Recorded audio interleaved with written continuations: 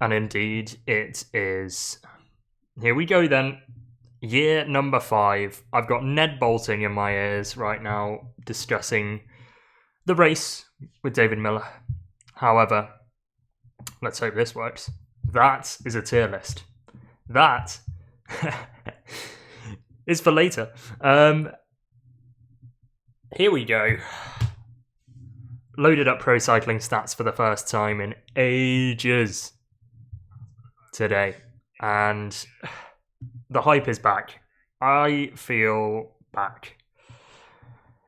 I can't believe it's been 5 years of doing this. Something that started off as a silly thing in COVID has now taken up my whole July. Albeit, I'm not doing tomorrow because I'm at work. So, couldn't even book the day off for the Tour de France, SMH. What am I even doing? Stage 1 of 21. We've got 7 kilometres left of rollout, which will be done in about 15 minutes. And then we begin. When the flag drops, I don't know what I'm doing. We will just talk for hours on end. It's going to be a long one, 184.9 kilometres. We'll talk through the stage at a later point in this race. However, how are we all? How are we all doing on this fine Saturday afternoon?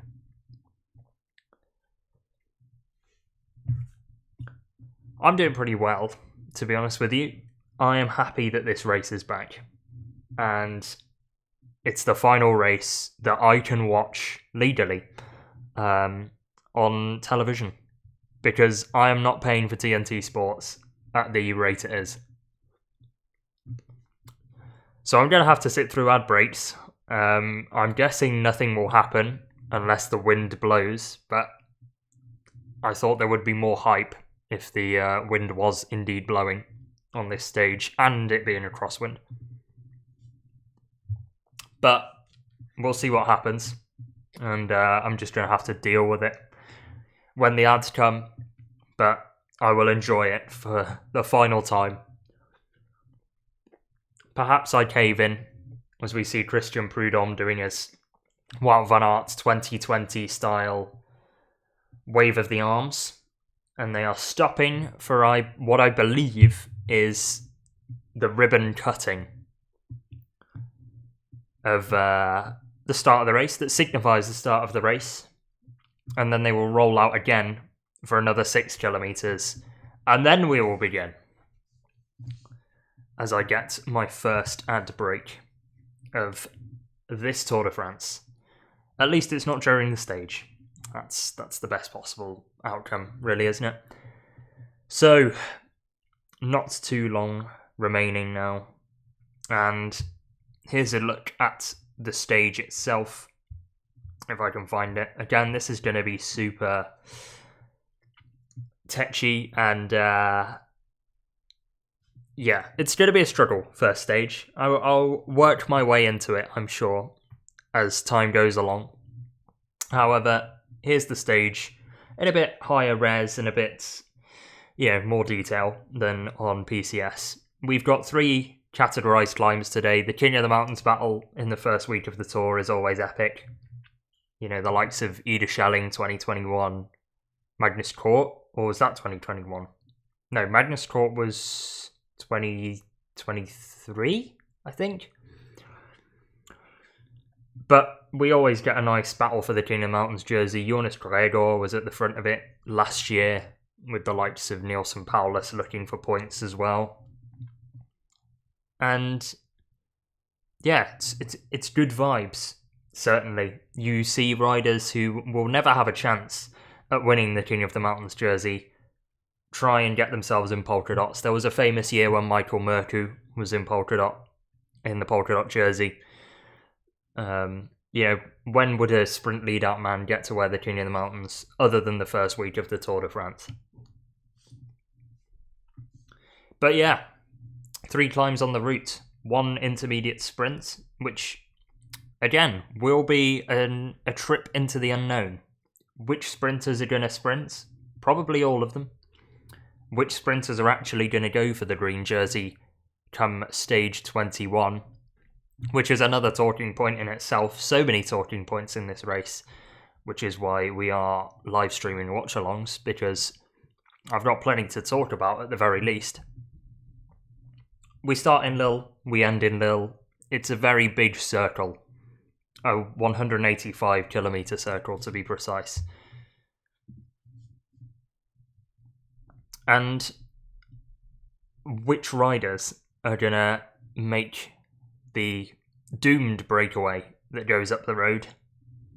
You've got to be looking at riders that live in the Lille area. Again, I've not really done that research.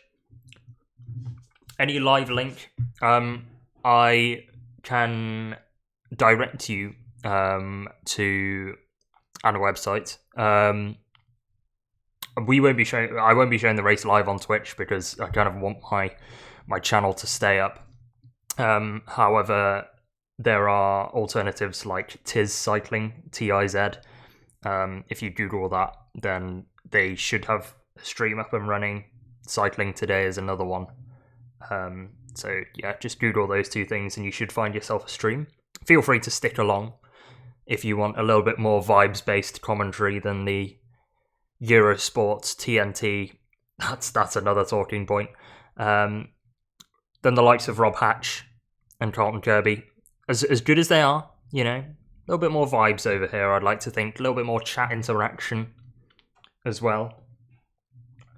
So yeah, that's where you need to go. I need some respect. And somebody who does need some respect is Jonathan Milan and Tim Merlier, because I think those two are going to be the two riders that will fight it out at the end of this stage.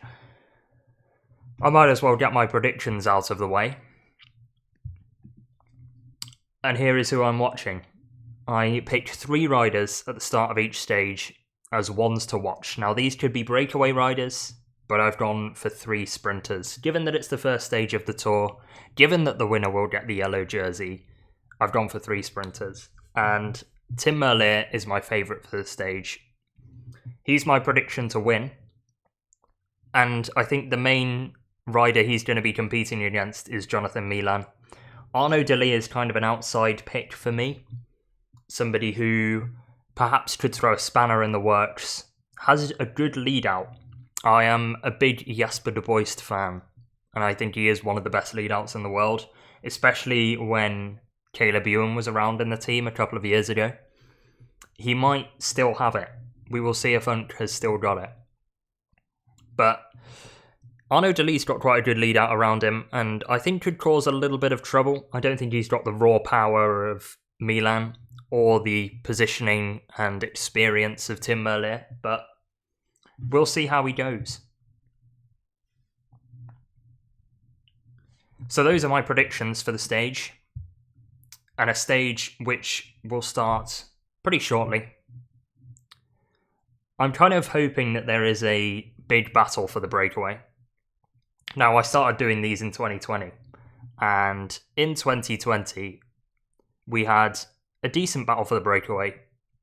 From what I remember, it was Michael Scher, now retired, of CCC, and I want to say Fabien Grelier of Total Energy at the time, or Total Direct Energy, and Grelier took the KOM jersey. So you get these kind of weird riders that come away with a Tour de France leader's jersey at the end of the day. And that is why I love a sprint stage, because you do get these weird instances that occur. And a sprint stage at the start of the Tour is pretty much guaranteed chaos. 2020 was the last sprint stage we had, or the stage that went to a mass sprint. And Alexander Kristoff won that. Mike Turnison won the year before, which was another sprint stage. As we have just under 8 kilometres to go on my stream until the start of this race. 7.9 in particular. I mean, if you want to sync up, it will go to 7.8 kilometres until the flag drop. Although, can you pause on Twitch? I don't actually know. I've missed the 7.8 kilometres to the flag drop, so I'll shout when it goes to 7.7. As they are interviewing Jake Stewart right now. Could be another rider that has a little bit of a dig today. 7.7 now, by the way. And I think they're just interviewing the Brits on my screen. Oscar Onley. Little bit of a road shout. He was looking at stage wins. Could be the type of guy to win a stage and accidentally propel himself up the general classification by being in a breakaway. But yeah, we've got a couple of teams here who've brought 2 sprinters. And one of them is Israel, and another one is DSM, formerly, now Picnic PostNL, who have Pavel Bittner and Tobias Lund Andersen. Just looking at the interview with Oscar Onley reminded me. Bittner, the Czech rider, by what is being said on social media, which you can never trust, is going to be their main sprinter for this first stage. They're going to see how it goes with Pavel Bittner, and Tobias Lund Andersen is waiting in the wings if Bittner has a shocker. However, if we think about last year, Intermarché's lead sprinter was supposedly going to be Tyson, and Biniam Girmay ended up winning 4 stages for that team in sprints. So what can you trust, really, when it comes to what a team has as their preferred sprinter? Especially if they take 2, or maybe even 3 in the case of Astana to the race.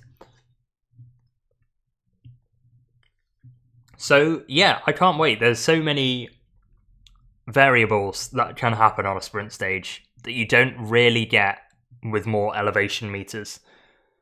I've got to be honest. And, that's why I enjoy a first stage being a sprint more than a mountain stage. That's a hot take from me.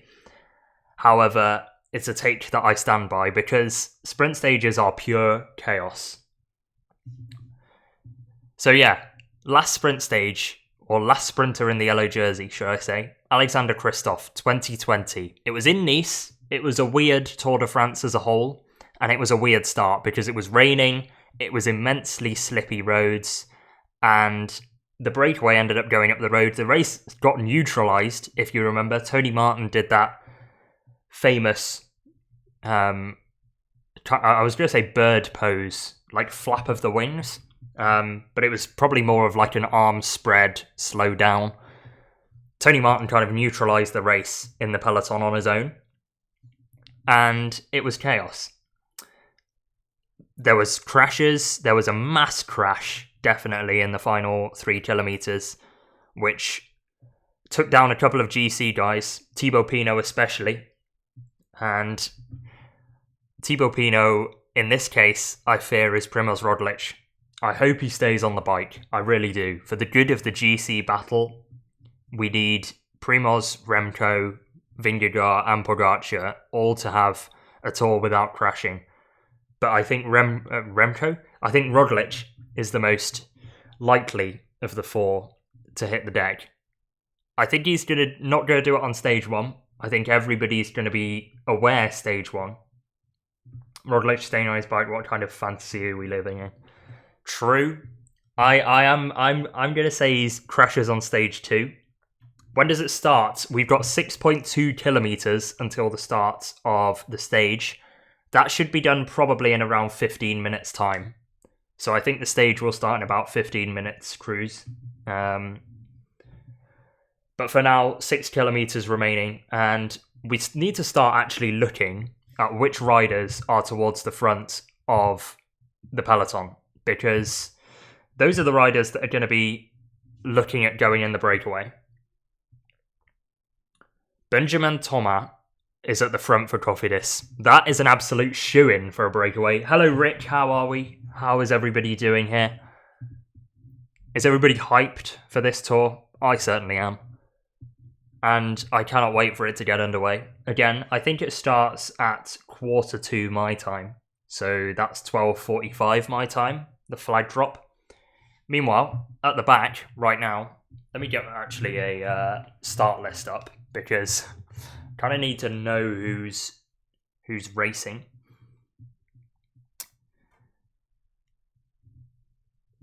Three riders were at the back of the peloton. One Bahrain jersey, one Visma Lease-A-Bike jersey. And again, if you're going to be at the back of the peloton, Matteo Jorgensen it is.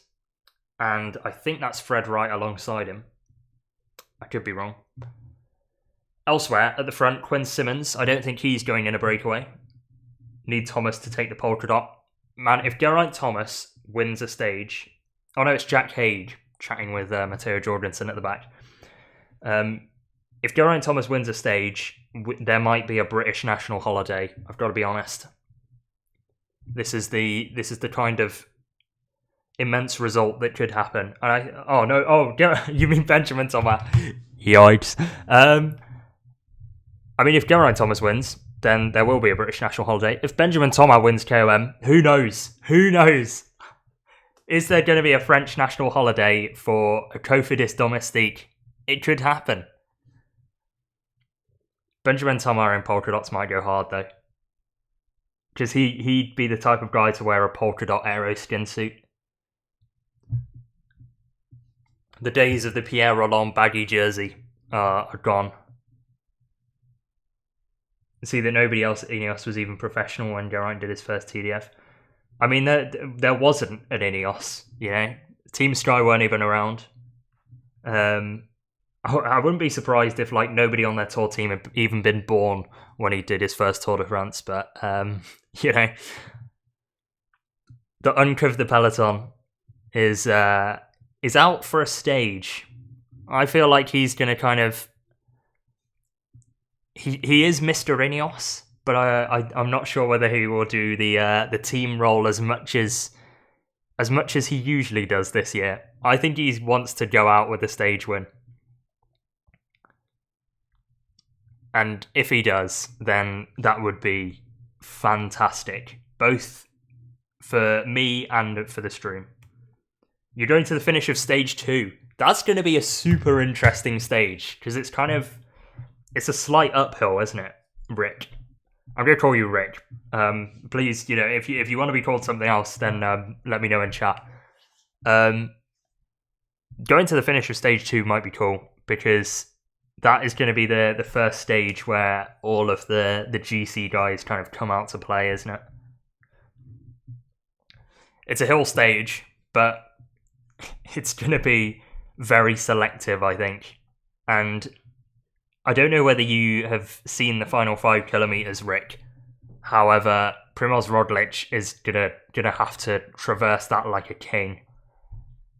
So many speed bumps, so many potential hazards for Primož Roglič to hit. It was a hay bale last time, wasn't it? Pogacar is going to want to make a statement tomorrow. Pogacar is going to want to make a statement. Jonas is going to want to make a statement. Van der Poel's probably going to want to get a stage win in the bag. Thibaut Nace is going to want to prove himself. Remco might even have a crack to see and test himself against the other two. Honestly, I am so hyped for this tour. I think the GC battle is kind of the same hype as last year, but I think there's more interest for me in the sprints now. The sprint field is stacked this year. Your Velo Games has Wout van Aert, Van der Poel, Pogacar and Girmay. If you don't have the stage 2 winner, you'd be amazed. I think my Velo Games has Pogacar, Vingegaard, Merlier, and then a bunch of 4 guys. I could probably pull it up on stream. What are my predictions for the jerseys? I am glad you asked, Rick, because I have been cooking up some graphics. First of all, let's try and find these. Here's my predictions for the stage win. I've got 3 riders that I'm watching. Each stage, we do a once to watch. We pick out 3 riders. Now, usually, they're kind of like breakaway guys. However, because it's a sprint stage and it's the yellow jersey, I thought, let's pick 3 sprinters. Let's actually go for the stage win here, rather than which riders I'm looking to get in the breakaway. Tim Merlier is my favourite for the stage. Definitely not because he's in my fantasy team. It's definitely because Soudal Quick-Step have Bert van Lerberger, and for some reason, Van Lerberger and Merlier are the new Mercu and Cavendish, or Viviani and Richesi, you know. Milan is my second pick. I think it's going to be a battle between Merlier and Milan. And Deli ? Is exactly what I'm thinking. If there's one person to throw a spanner in the works for this sprint, I think it's Arnaud Deli. I think Lotto have a good lead out. I don't think he's favourite for the win, definitely. However, I would like to see where he's at, and that's why I'm watching him. I'm not necessarily watching him because I think he's going to win the stage. I'm kind of watching him to go, okay, this is how he stacks up against the rest of the sprint field, you know? And Jasper de Boist is one of my favourite riders of all time, and I will die on the hill that in the early 2020s, he was the best lead out. People will say Mercu.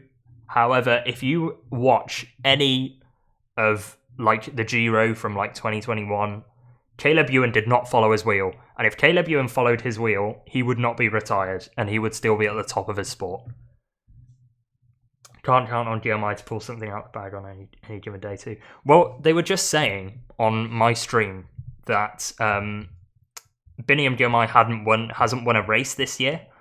However, last year, Biniam Girmay also hadn't won a race until the Tour de France.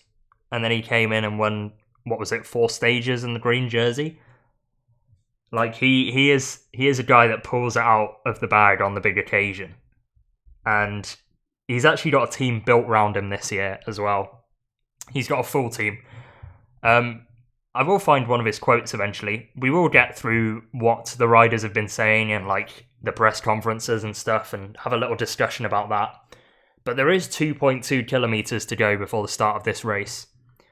And I've kind of got some lunch here. I'm not going to do some ASMR on stream. However, I'm just going to mute up and take a bite of my sandwich. So allow me for like 2 seconds.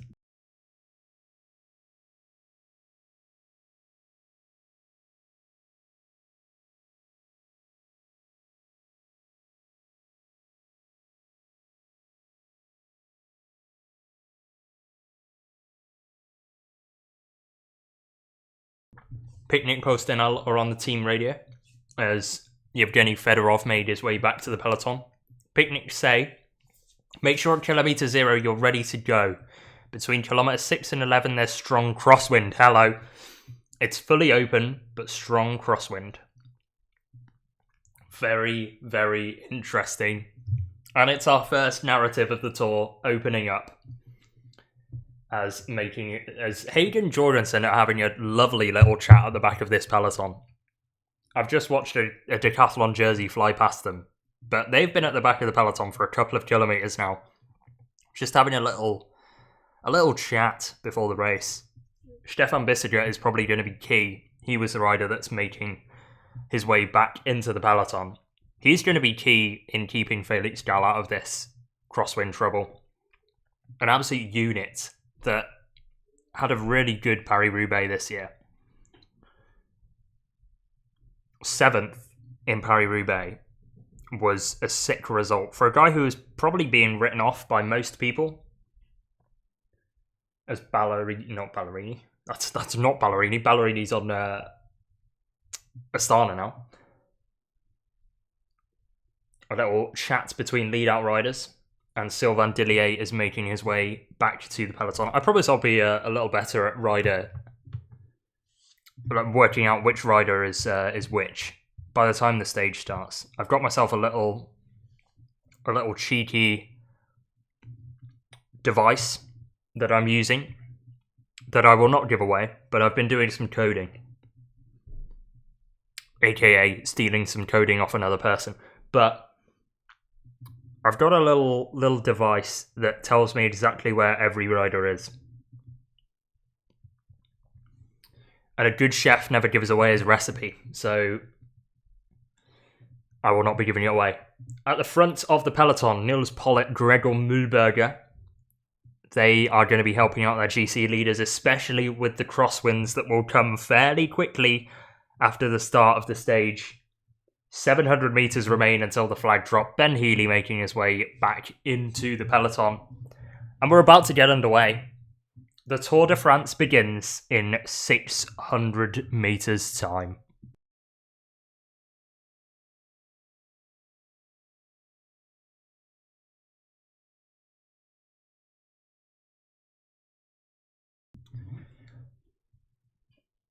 Christian Prudhomme is about to poke his head out of this car and wave the flag, and we are going crazy. It's going to go off immediately. Good to see my alert box isn't working as well, despite it being here. Oh well. Let's move this. Let's move this up there. That's probably why my alert box isn't working, actually. I've had it behind something the whole time. Never mind. Never mind. See, you can tell I'm out of the loop with this. Prudhomme's out the car, ladies and gentlemen. It's starting. The whistle is in his hand. Attached to quite a snazzy... Oh no, that's not a whistle, that's a radio. Or a mic. He's going to wait for everybody to be there. Everybody is there, and at kilometre 0 we're underway, and immediately Total Energy are on the attack. That's why I love this team. And that is why I did a save with them on Tour de France 2020. 3 riders go up the road. Total Energy, Decathlon Age Desert, and Intermarché Wanty. Then there's a 2-man Cofidis train that are trying to get up there. A little Cofidis chain gang, if you will, trying to make it up the road. And that's going to make a 5-rider group. Jonas Vingegaard is the Intermarché rider. You can tell because he's massive. Looks like... Is it Bruno Amirai, maybe? For Decathlon. I'm kind of trying to work it out by face right now. And it's not a 2-man Cofidis. It's a 2-man French team, at least. Cofidis and Arkea B&B Hotels. And, ladies and gentlemen, Benjamin Thomas is up the road. Rick is celebrating wildly wherever he's watching this stream. And he's going for Merlier in yellow, Merlier in green, Benjamin Thomas in polka dots, and Milan in white. I think that's very fair, especially with the Cofidis rider up the road right now. Ruch Lebert from Arkea, Bruno Amirai was from Decathlon Age Desert, and Matteo Verchet of Total Energy. You're going to be watching Total Energy be very vibrant at this Tour de France. They're going to be at front and centre at every possible opportunity, in every possible breakaway, because they are racing, really, for a contract and a sponsor for the team. Especially with Total moving to Ineos. It's not looking good for them, I'll say that.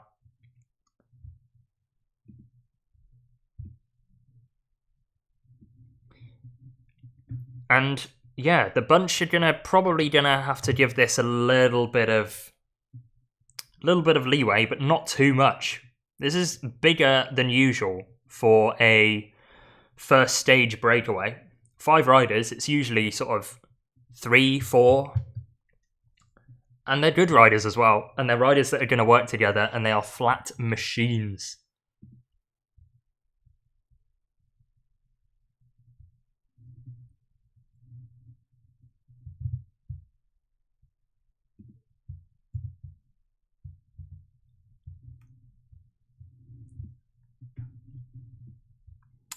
I think the breakaways just going to kind of get caught naturally by all of the GC teams, because everybody's going to start pacing in the crosswinds just to keep themselves out of trouble, and they kind of, quote-unquote, accidentally catch the breakaway in that regard. However, all of these guys, I'm guessing, are in here for the King of the Mountains jersey. Now, Mathis Lebert has history with the King of the Mountains jersey. In the Dauphiné, he wore the blue and white polka dot jersey alongside teammate Donovan Grondin. I'm going to move the chat box up. There we go. So we can see Rip's message, who says, at the end of the tour, Pogacar in yellow, Merlier in green, Lenny Martinez in polka dots, and Lipovitz in white. Do you know what? That's incredibly close to my picks. And I'll get them up on the next ad break that I get. My predictions for GC, my predictions for the points jersey. Mountains jersey and white jersey that I've made early this morning. And they've immediately got themselves a minute. The peloton going for nature breaks, peeing at the side of the road, basically, is what I mean by a nature break, is proof that they are letting the breakaway go, and that they are happy with this group of 5 that are up the road. Roglič, the only non-Frenchman, looking to spoil the party in their home Grand Tour. And Verschet also has some nice results at the Tour de France last year.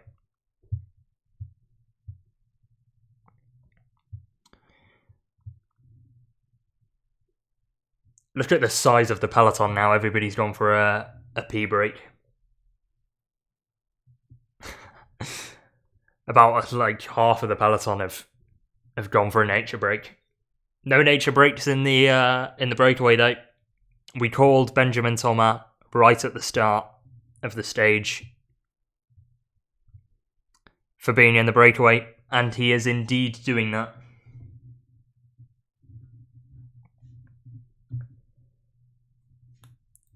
We will dig deep into who these guys are and what their history is, and who we think is going to win the King of the Mountains jersey at the end of today, and maybe the intermediate sprint, because of course prize money offered out, and a little bit of pride for the breakaway riders to compete for.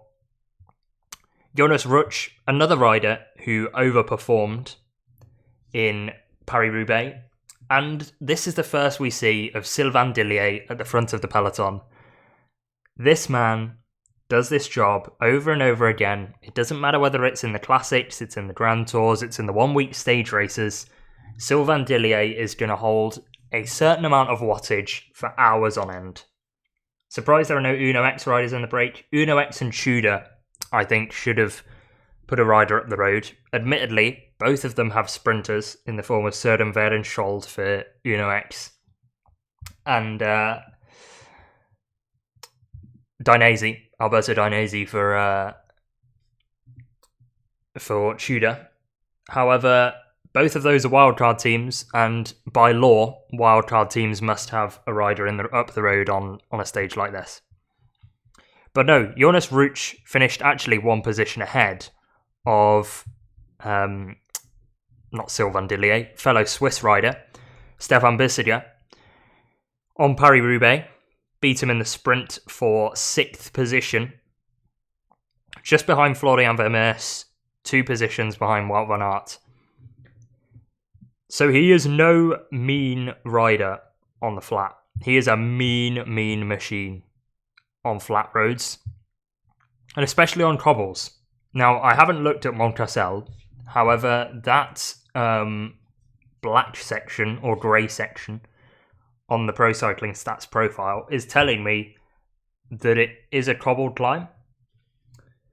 What are their sprinters going to do? Yeah, that's the point. Like, you're not Tim Merlier and Jonathan Milan, so why are you not getting a rider up the road?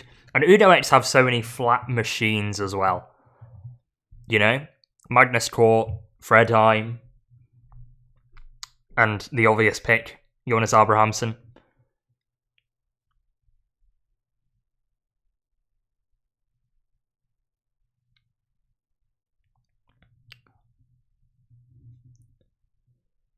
But yeah, these 5 riders have immediately got themselves a minute 40. But the peloton already are starting to position their domestiques, their main domestiques, to the front to try and chase this down. Or at least hold it at a allowable gap. Just over 40 kilometres into the stage is the first climb of the day. The Côte de Notre Dame de Lorette. 1 kilometre, 7.3%, category 4. 1 point will be given to the winner. So it is literally just whoever is first over the top of the climb is going to win. And you've got to be at the front for 2 of them to seal the jersey. I sound like Will Buxton on Drive to Survive when I say that, but that's all you need to know about the King of the Mountains. immediately Alpecin Deceuninck have decided that this is their race to ride. And I'm not surprised. Quinn Simmons has thrown himself in there in the American National Championships jersey for Little Trek to kind of help out, mediate a deal. But at the moment, I have not seen Sylvain Dillier flick his elbow for Quinn Simmons to pull through. And that's the Sylvain Dillier that I know and love.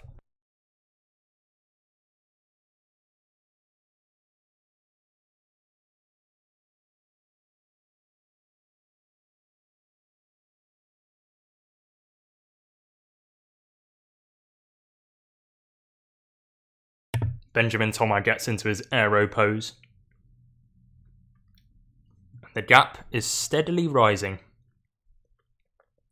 Nearly 2 minutes now. Verchet, no stranger to a Tour de France breakaway, also up the road. And former pink jersey, Bruno Amirai, is also there. Again, at the Tour de France, there are no bad riders. As a man that Benjamin Thomas could be working for in the future, in future stages, their sprinter, Biniam Girmay for Cofidis, had a puncture, just making his way back to the peloton with Simone Consonni of Little Trek.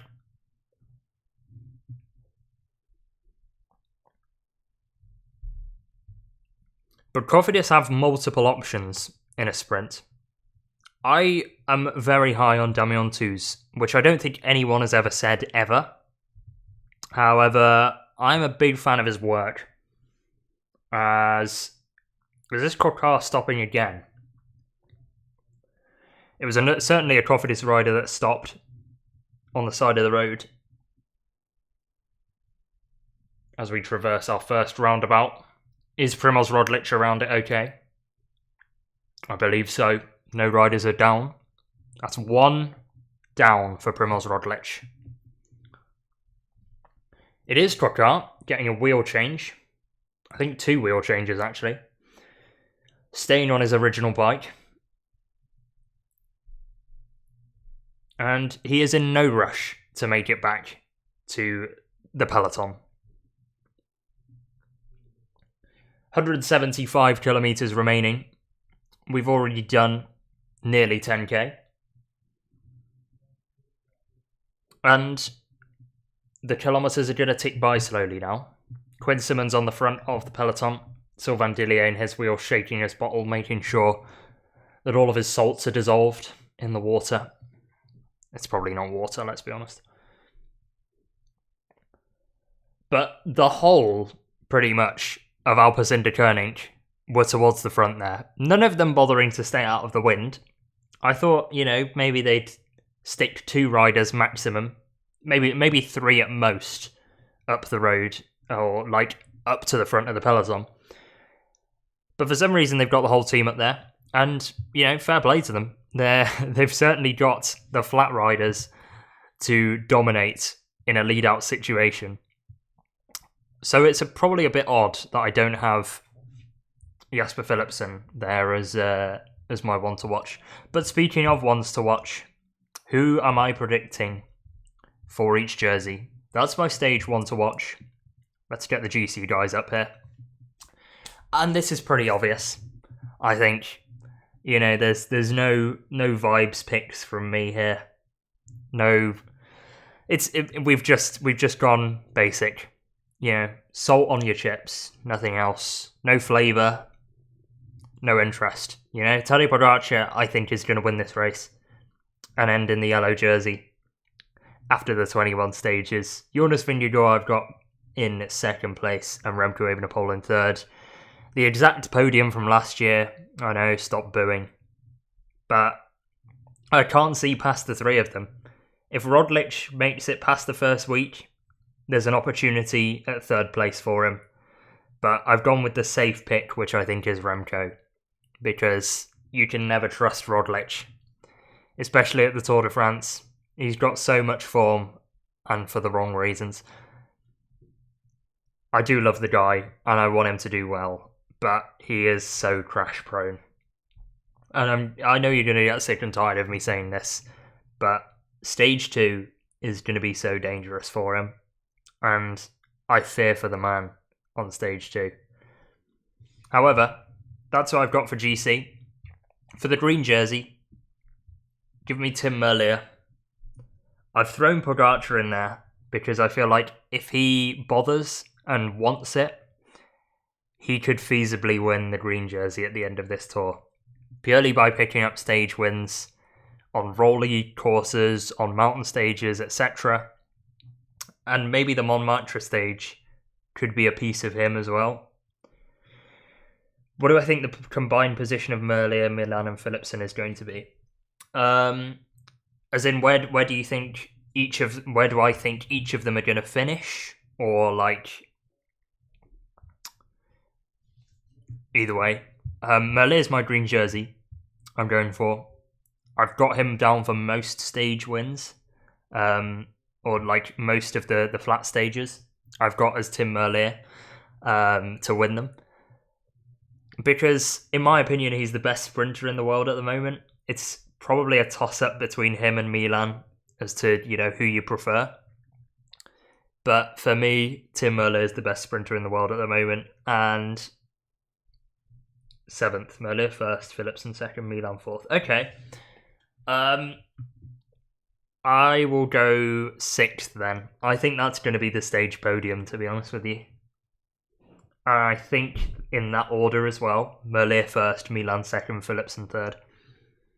I've thrown Brian Coquard in there for the green jersey because if we look at the classifications from last year, not the GC, Brian Coquard finished 3rd last year and was always in and around the intermediate sprints, looking to go up the road, maybe in the breakaway on mountain stages as well, just to pick up extra points here and there. And he has a green jersey gremlin, if you will. He does enjoy going for the green jersey. So that's why I've got him down as a potential for the top 3 of the green jersey this year. So we've got Brian Coquard in there as well for green jersey. Polka dots. This is a more open competition. This is harder to predict. However, I've gone for the big 2, but I've gone for Lenny Martinez to win the polka dot jersey. And again, I'm not making these as we go along. I'm making these before the stage. And Lenny Martinez is my pick for the King of the Mountains jersey at the end of this tour. Would be great to see a French rider win it. I believe the last French rider to win it would have been Bardet, I think. Is that 2019? I'm trying to think of all the King of the Mountains winners. But either way, another King of the Mountains winner was Tadej Pogacar, and Jonas Vingegaard has also won a polka dot jersey at the Tour de France before. So they are absolute shoo-ins for the King of the Mountains jersey at the end of this race. However, is it going to go to Lenny Martinez or is it going to go to the GC guys? I fear that it's going to go to Pogacar or Vingegaard, despite the efforts of Lenny. But I think if it's not going to go to either of those two, then Lenny Martinez is the favourite for the King of the Mountains jersey. For me, at least. Back we go then. 170 kilometres remaining of the stage on my screen. On my screen, I've got 170.7 left. So I don't know how far ahead or behind you guys are in chat. 2 minutes and 10 is the gap to the peloton from this 5-rider breakaway group. And there's a mix of experienced heads and inexperienced riders. Mathys Lebert at his first ever Tour de France, however, has been doing some tune-up races for this particular Grand Tour, such as the Tour de Suisse, and certainly last year, I believe he did the Dauphiné. He's also done Grand Tours before in his career, and he did do the Dauphiné. Finished 5th, actually, in the King of the Mountains classification, and I'm sure he wore it early on in the race. I have a distinct feeling that Mathys Lebert was the King of the Mountains jersey holder, at least, early on in that Dauphiné last year. But he's no stranger to a Grand Tour. You know, this is not his first rodeo. It rarely is the first rodeo for anybody. A Tour de France is their first Grand Tour. He's got 2 Vueltas in the bag in his career, 2023 and 2024, for Mathys Lebert. So yeah, this is not out of the ordinary for him to do 21 stages, finish both of them quite comfortably in the middle of the GC pack. And I don't mean the GC favourites, he finished like 70th, 60th to 70th. But the peloton are pootling away right now. We've got Jake Stewart up on an interview on my screen. I'm watching the ITV4 stream, for anyone wondering. I'm not watching the TNT stream because, quite frankly, can't afford it. It is too extortionately expensive. 2 minutes and 14, 169 kilometres to go. Jonas Vingegaard takes a pull out the front of this breakaway group right now. 2 big units in Jonas Vingegaard and Bruno Armirail. Lebert, Thomas and Verchet are more sort of aerodynamic little guys. Benjamin Thomas especially aerodynamic, coming from the track cycling background.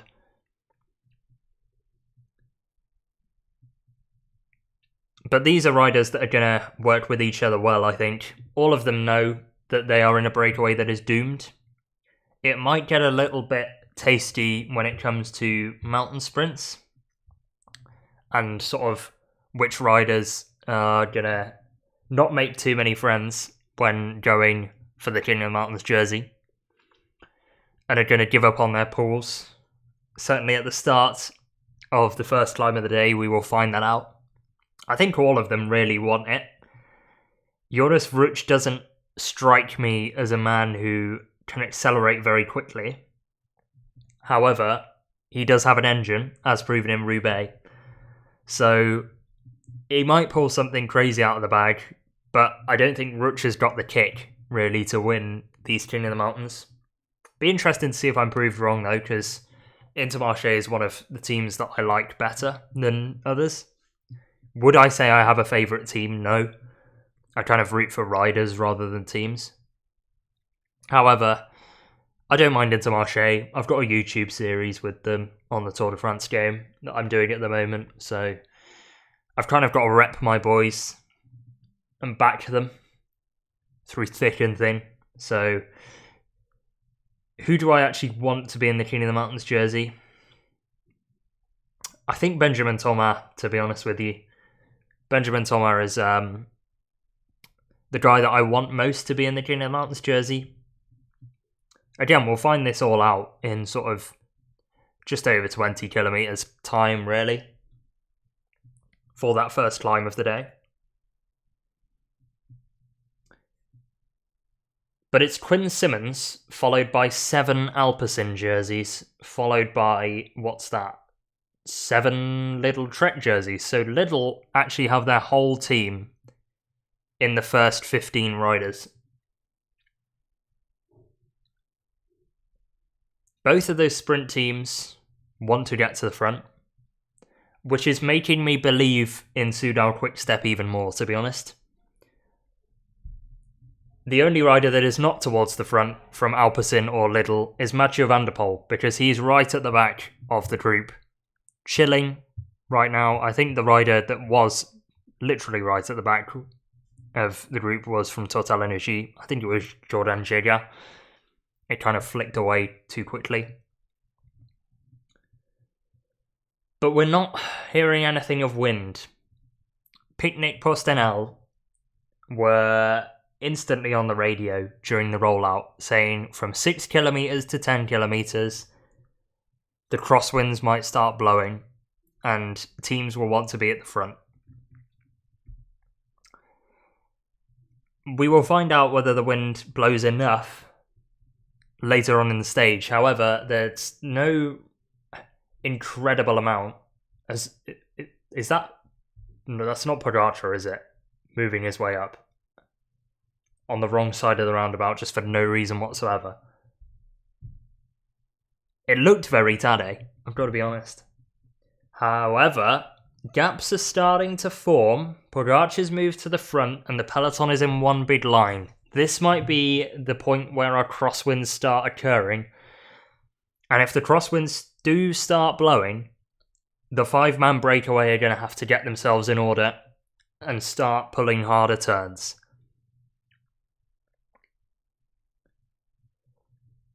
It looks to be pretty open terrain, especially in this first week, which is probably going to mean more carnage coming down to the finish line. And that constitutes crosswinds usually. It's clear to see that Christian Prudhomme, when making this route, and all the Tour de France organisers, want crosswinds. I think this is the only area where UAE Team Emirates have been consistently bad, is in the crosswinds. They do have these engines like Pollitt, Wellens, etc. But in the crosswinds last year, they were exposed by Visma Lease-A-Bike.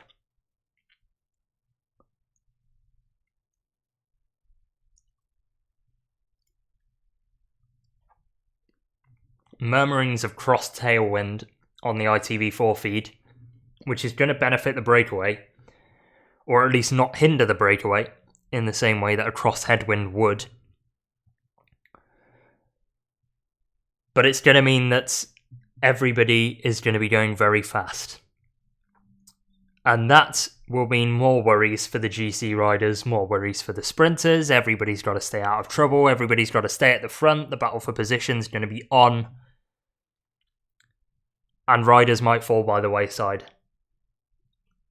I don't want it to happen, but I fear that it might, especially in these early couple of days when everybody's fighting for the yellow jersey and everybody wants a piece of the action.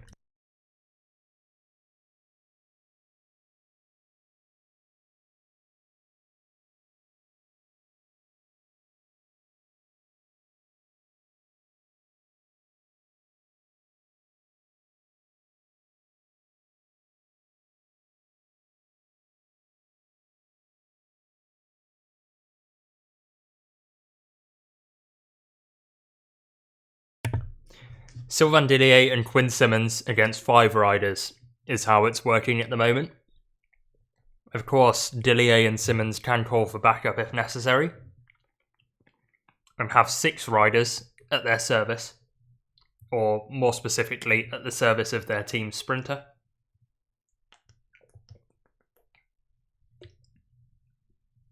Mauro Schmid towards the back. 1 Visma jersey there. And that Visma jersey is Sepp Kuss. Somebody who is going to be so key for Jonas Vingegaard's GC.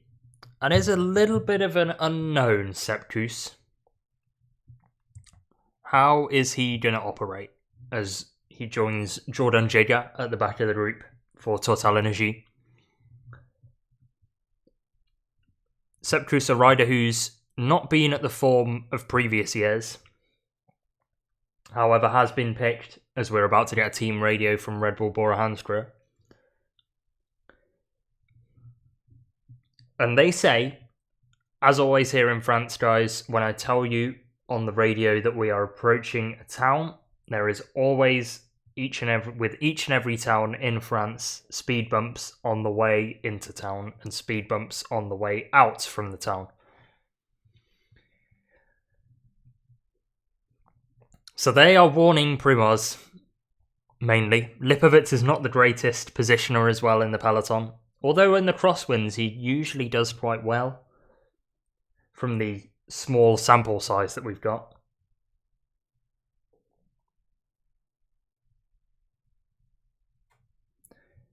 And that is going to be what it is for most of the day.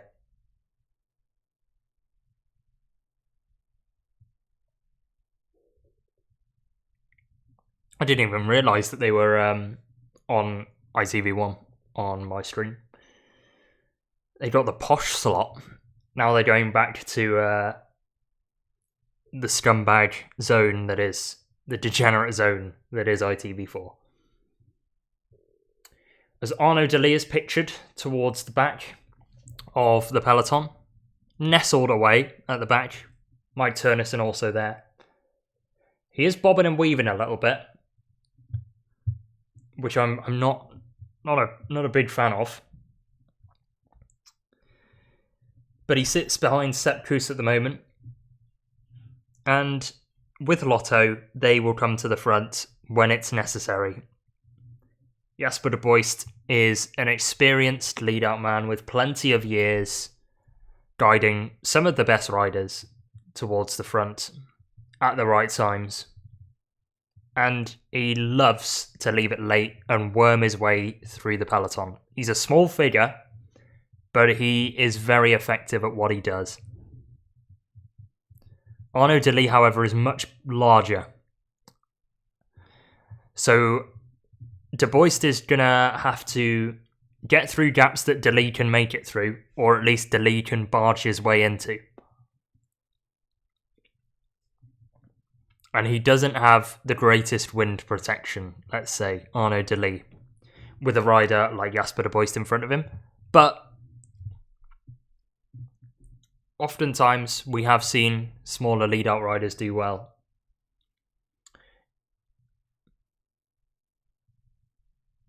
Mercu wasn't the biggest guy, from what I remember.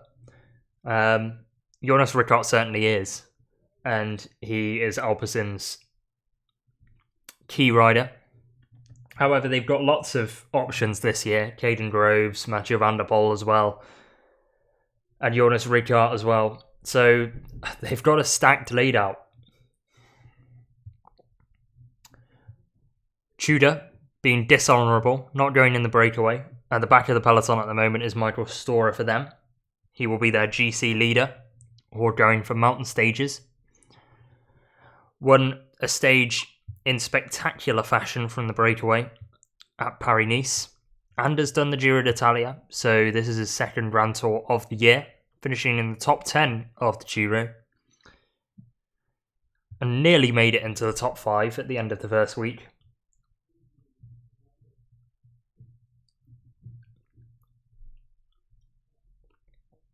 So we will see whether Storer has prioritised the Giro or the Tour as this race goes on.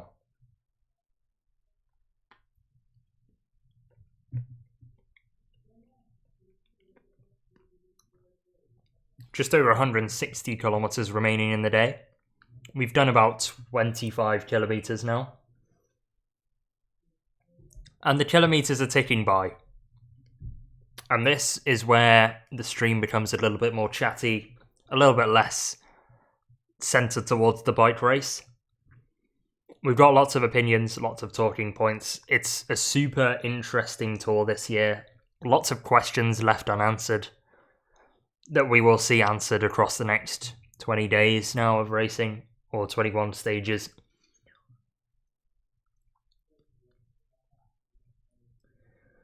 But the front five are moving, and they are cooperating well together. They understand probably that Dillier is at the front, and this is bread and butter for him. As Marc Soler goes and takes some bottles from the UAE team car. He will be playing a domestique role for Tadej Pogacar throughout this race. Questions over his selection, I've got to say. I'd have picked someone like Mikel Biel over Marc Soler as a bit more of an all-rounder pick. But Soler is a quality rider on his day.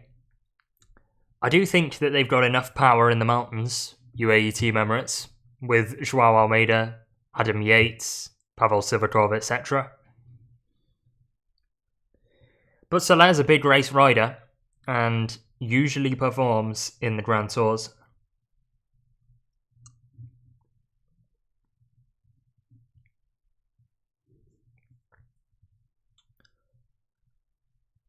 We've not had an ad break for ages on here, and I am enjoying it greatly because I am watching the back of Jonas Vingegaard, and I say that and we go to an ad break. Fantastic. First jinx of this Tour de France comes from me. But no, 5 riders up the road, and they are all shifting right now. Jonas Vingegaard, Mathis Lebert, Bruno Amirai, Benjamin Thomas, Matteo Verschet. 4 French riders, 4 French teams, 1 Belgian team with a German rider representing them. And that German rider is Jonas Vingegaard. Jonas Vingegaard, a man who was with EF and has been around World Tour for a while, since 2020, and has picked up some results along the way. 6th at Paris-Roubaix is probably his best ever performance. And last year at the Cadel Evans Overton Road Race, he was in the top 10, finishing 9th on, I believe, Marius Meyerhofer won that. Or was that the year before? That might have been the year before. No, Meyerhofer won 2023. Lawrence Pithy, I think, won 2024. But Vingegaard was in the top 10 of that as well. 8th at the German Road Race Nationals in the early part of this month, or the late stage of June. So he is a strong rider, and Mathis Lebert equally so, albeit a little more inexperienced than Jonas Vingegaard, Vingegaard being 27 years of age. Lebert, ever so slightly younger, the French rider, at 24. However, he's been in and around King in the Mountains classifications at big races. We've seen him do that before. Won the Tour of Normandy in 2022. That was in the jersey of a French club team. So, not really been a winner for Arkea. Been used more as a teammate for the last 3 years. But I'm sure he'll get chances throughout this tour to show himself. Will Mathis Lebert. And Bruno Amirai is a rider who has shown himself very well indeed. Most notably in the French Time Trial Championships, literally, a week ago, when he won the whole race. Bruno Amirai is the French National Time Trial Champion, beat Kevin Vauquelin, Paul Seychelles as well on that stage, and has won the Mountains jersey at the Critérium du Dauphiné this year, ahead of Tadej Pogacar. So, by technicality, he has beaten Tadej Pogacar. He's also won the King in the Mountains jersey at the the Basque Country, mixing up my Spanish races. So this is a man, at least this year, with a very good track record of being in the King of the Mountains jersey. He successfully defended the Time Trial Championships of France as well, and has become a 3-time winner of that, winning in 2022, 2024 and 2025. And is most well known probably for being a loyal servant to FDJ since 2017, when he joined there as a trainee in the late part of that season, and winning the best rider in the general classification at the Giro d'Italia in the early stages of the race. Took the jersey for 2 days. Actually, it was in the middle of the race, looking at it now. Stage 14 and stage 15. Held the jersey for 2 days. Finished in the end 16th overall. So ended up fading in the final stages of the Giro that year. But again, this is a good rider to have at the front of the race. None of these riders at the Tour are bad. Neither is Benjamin Thomas. And speaking of Giro d'Italias, this man has won a stage of the Giro. It was a road stage, and it was from a breakaway. So he has a track record, excuse the pun, with him being a former track cyclist, of doing this before. Stage 5 of the Giro it was, where he won in a sprint. So he does have a kick on him, beating Michael Valgren, I remember, in that group, and just about holding off Jonathan Milan leading the peloton in towards the line. As we're averaging out at about 44 kilometers an hour at the moment. 2 minutes 15 is the gap to the 5-man breakaway. That includes Benjamin Thomas, a 2-time French time trial champion as well. And probably had his best year in 2022, winning the Boucle de la Mayenne and Étoile de Bessèges as well at the start of the season. So he is very good in French races in his home turf.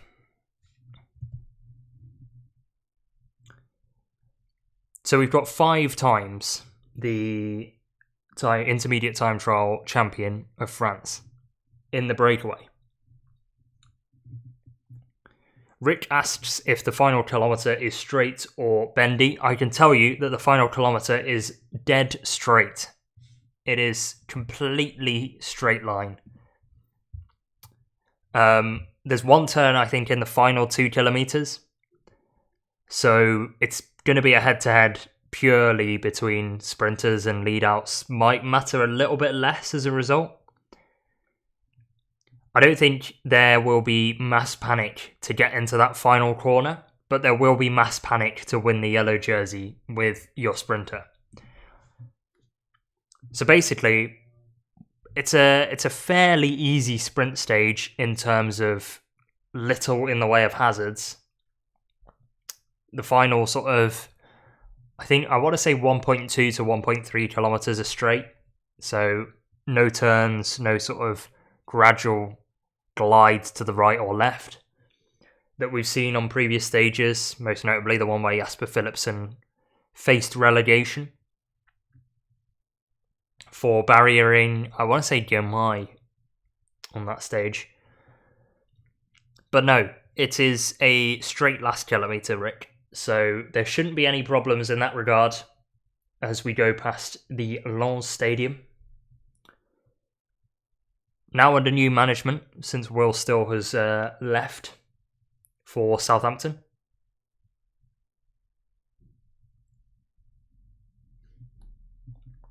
Are they in the Champions League this year as well?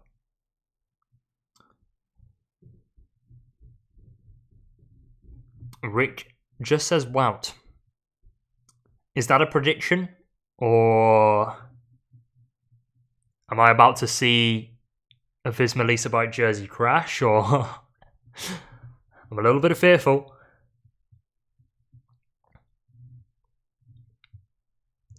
But I feel a bit bad for not mentioning our 5th and final breakaway rider before coverage came back to me. So Matteo Verchet, another 24-year-old, similar to Mathis Lebert, and has raced the Tour de France before in his career. It was last year, and it was his first tour, or Grand Tour, should I say. And he put on quite a good showing. He is a rider that I remember, very much so, for finishing second on stage 18, vividly in the memory, out-sprinting Michał Kwiatkowski on a stage that I thought he was a lock to win. But Victor Campenaerts won that day. Matteo Verchet was second and took what was a massive result for Total Energy in what was a very good tour. Getting a stage win with Anthony Turgis on the gravel stage and taking second with Matteo Verchet. So I'd say that's probably the peak result of his career so far. And it's a young career that could go many ways, depending on how he performs. But no, Verchet completes our 5-rider breakaway and has results this year as well, does Matteo Verchet. There is a French classic called the Tour de Doubs, which takes place in April, and Verchet won that ahead of Unibet Titema Rockets rider Adrien Marais. And he won that in a 3-man sprint. 4-man sprint, should I say. Jonas Vingegaard was also there, but was cooked in that sprint.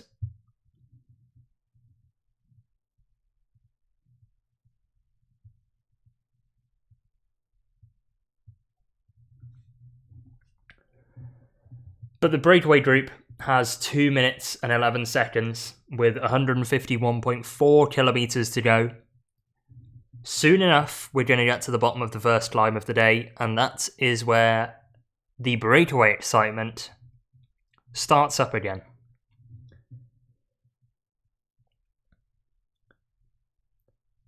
Will it be Roglič? Will it be Lebert? Will it be serial king of the mountains contender Bruno Amirai? Will it be Rick's pick, Benjamin Thomas?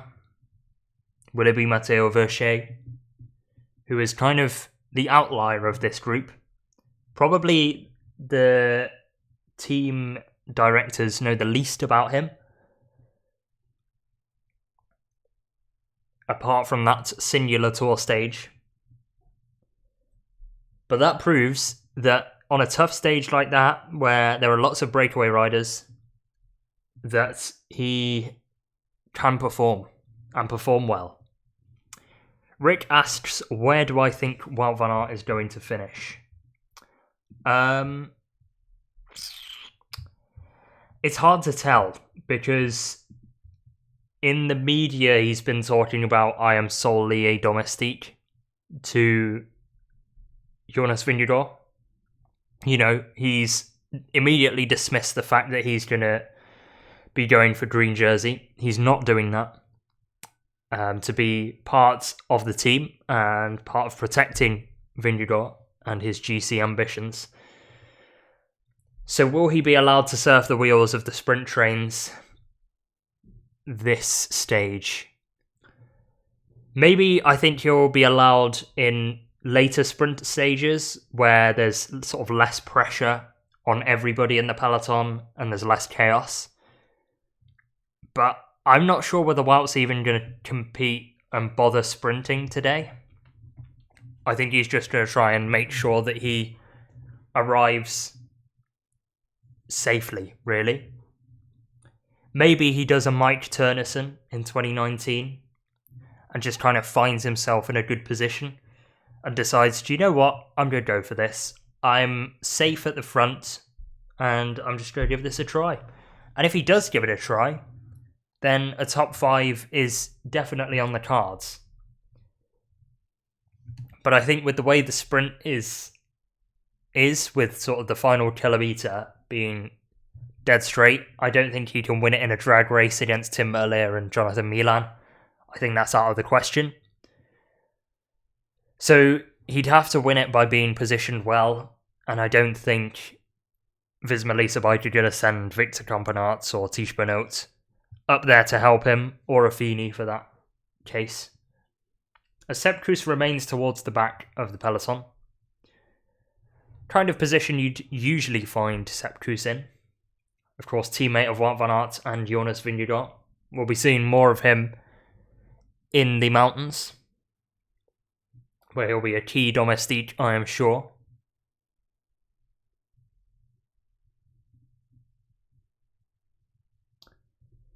As the commentary in my ears are saying that Mark Cavendish is present at this race, and that is true because I've seen a picture of him. And we've got the drummers on the side of the road. Very nice. The Ring camera as well. You know, you've got to film it, otherwise it didn't happen.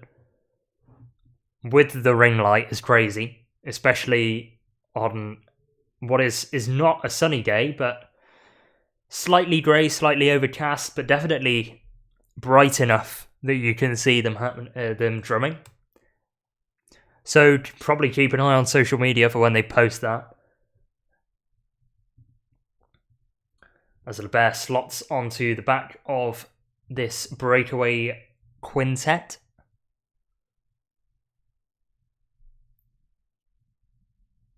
Onto the wheel of Matteo Versche goes the Arkea B&B rider. And the next rider to pull off at the front will be Benjamin Thomas,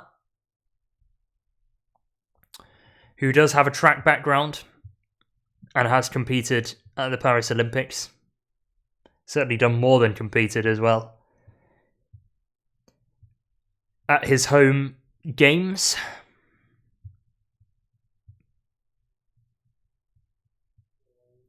because in 2024 he took the gold medal in the Omnium, which is one of the key track events for road riders.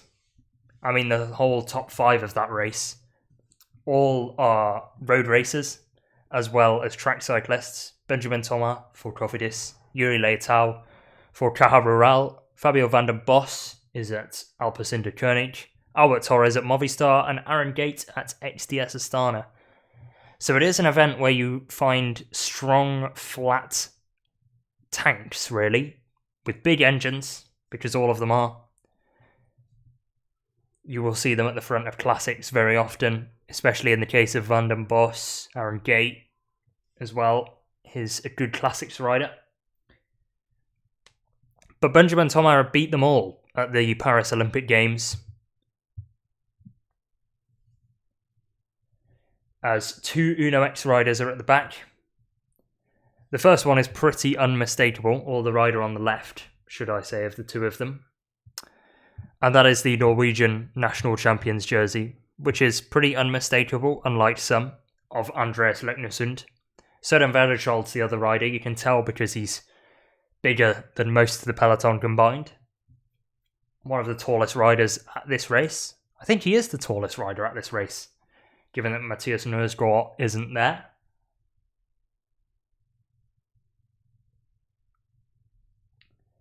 But Mauro Schmid is at the rear of the peloton now for Jacob Alula in the Swiss national champions jersey. Still getting used to all of the different national champions on the road at the moment. It's because there are so many races in such a short period, everything changes so quickly. One thing I do know, though, is that the German national champions jersey sucks.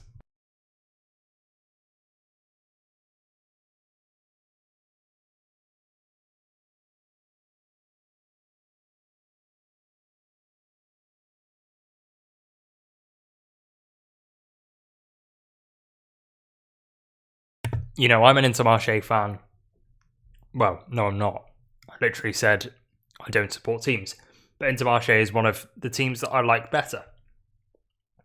And that German National Championships jersey, I'm hoping Georg Zimmermann just sits in the peloton the whole of this Tour de France and never gets seen on camera. Because the jersey is terrible. It's a disgrace. Compared to the last one, Marco Brenner was the last German national champion. Tudor did a good job with that jersey. But there are so many sponsors on Intermarché's jersey that the German flag is so small. It just looks like a basic white jersey. It is a pretty awful design.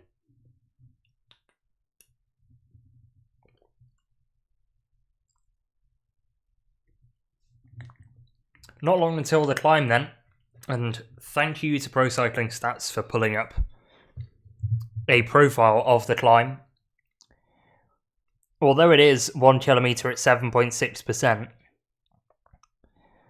the final 800 metres are sort of 8 to 9% average gradient, but it peaks at the end. Final 200 metres, 10.6% average. You're going to be seeing riders probably wanting to go late. It will be interesting to see if somebody like Jonas Vingegaard tries a flyer before the climb, to see whether the rest of the breakaway look at each other. Because it feels like the lighter riders are going to profit, as Mathis Lebert misses a turn in the breakaway, shapes his legs, and is getting ready for the climb. This is the first we are seeing of a missed turn. Lebert wants this, and he wants this badly. At the Dauphiné last year, he was in a 2-man breakaway with Mark Donovan, or those two were the only ones fighting for King of the Mountain points. And he was second of those two. He was the loser. So I think he wants some revenge. Let's see if he's learnt from that experience. He did hold the King of the Mountains jersey at the race. So he won the war, but not the battle of the first stage. And the climb is hit now. Bruno Armirail, looking to get to the back of the group, has opened up a small gap that Matteo Verchet has to close. Armirail also now has to sprint back to the wheel of Mathys Lebert, as we are getting onto the steep percentages from this point onwards, and there goes Bruno Armirail from the back. He wanted to run at this. Lebert is going to try and follow. He is instantly reacting. Benjamin Thomas, Jonas Vingegaard, and Matteo Verchet are not instantly going to the wheel. They're looking to pace themselves up the climb. Jonas Vingegaard tries to get across and bridge the gap as Benjamin Thomas goes to the back of the group. Matteo Verchet trying to bridge to the German. But this is the kind of drama that I like from the breakaway. Vingegaard makes his way all the way across, and it could be back to status quo as Benjamin Thomas sits on the back of this group now. Led by Bruno Armirail, Jonas Vingegaard takes over, looking to keep the pace high. He's got the most weight probably to get up this climb. He's a big, big rider. And I'm not sure whether Vingegaard is overtly interested by the way he's pacing. Armirail is also looking to set a decent tempo as Verchet gets out the saddle, Lebert as well. Everybody is fighting to get up this climb as quick as possible. And with 300 metres to go, who has the energy for a second attack? Benjamin Thomas sits on the back. I think he's favourite based on the way he's ridden this climb so far. He's been wily, he's been experienced, and there's the kick on the left-hand side. Pulls up alongside Lebert, then alongside Bruno Armirail, flies past Armirail as the legs start to seize up for the decathlon rider. Verchet's going to try and make this across with Mathys Lebert in the wheel. Jonas Vingegaard calls it quits and sits with Bruno Armirail right now. We kind of need to get the camera motorbike through here. Verchet now joins Benjamin Thomas. It's going to be a 2-up sprint between those two, but I think Thomas has too much of a gap and can hold off the Total Energy rider. Benjamin Thomas takes the first King of the Mountains points of the race. Verchet second, but will not get any points for that. Neither will Lebert, Armirail, or Jonas Vingegaard. So Thomas takes first blood for Cofidis. And that is a lesson in how to win a King of the Mountains sprint from Benjamin Thomas. That was textbook stuff. Sit on the back, let everybody attack each other. Let everybody follow the attacks. Make sure nobody goes too far up the road. Sit in protected from the wind. And then you take control when it matters. Flat front tyre for Simone Velasco of XDS Astana as the peloton makes their way up the Côte de Notre-Dame de Lorette. And the first persistent rise of the day. They've got 2 more of them before a 40-kilometre run, flat run to the finish. And the Shimano neutral service car has a French flag stuck to it that has been ripped off. That's a fan that's got a little bit too close to the car convoy. But Quinn Simmons is on the front of the peloton. Good puncher on his day. And is in very good form. Has taken some big wins in his career. Including the American National Championships. And he wears the stars and stripes in the little Trek jersey. American rider, American team. So you know they had to go big for the American jersey. Over the top of the climb they will go pretty shortly.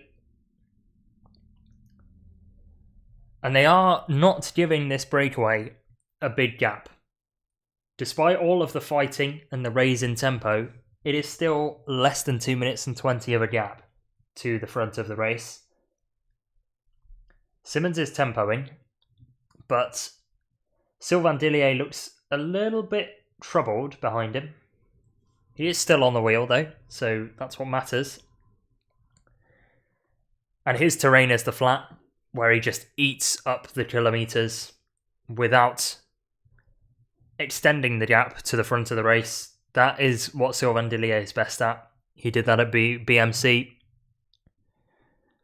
And he is doing that at Alpecin Deceuninck too. As I've just gone for an ad break. So during ad breaks, usually, we have a look at what the riders have been saying ahead of the stage.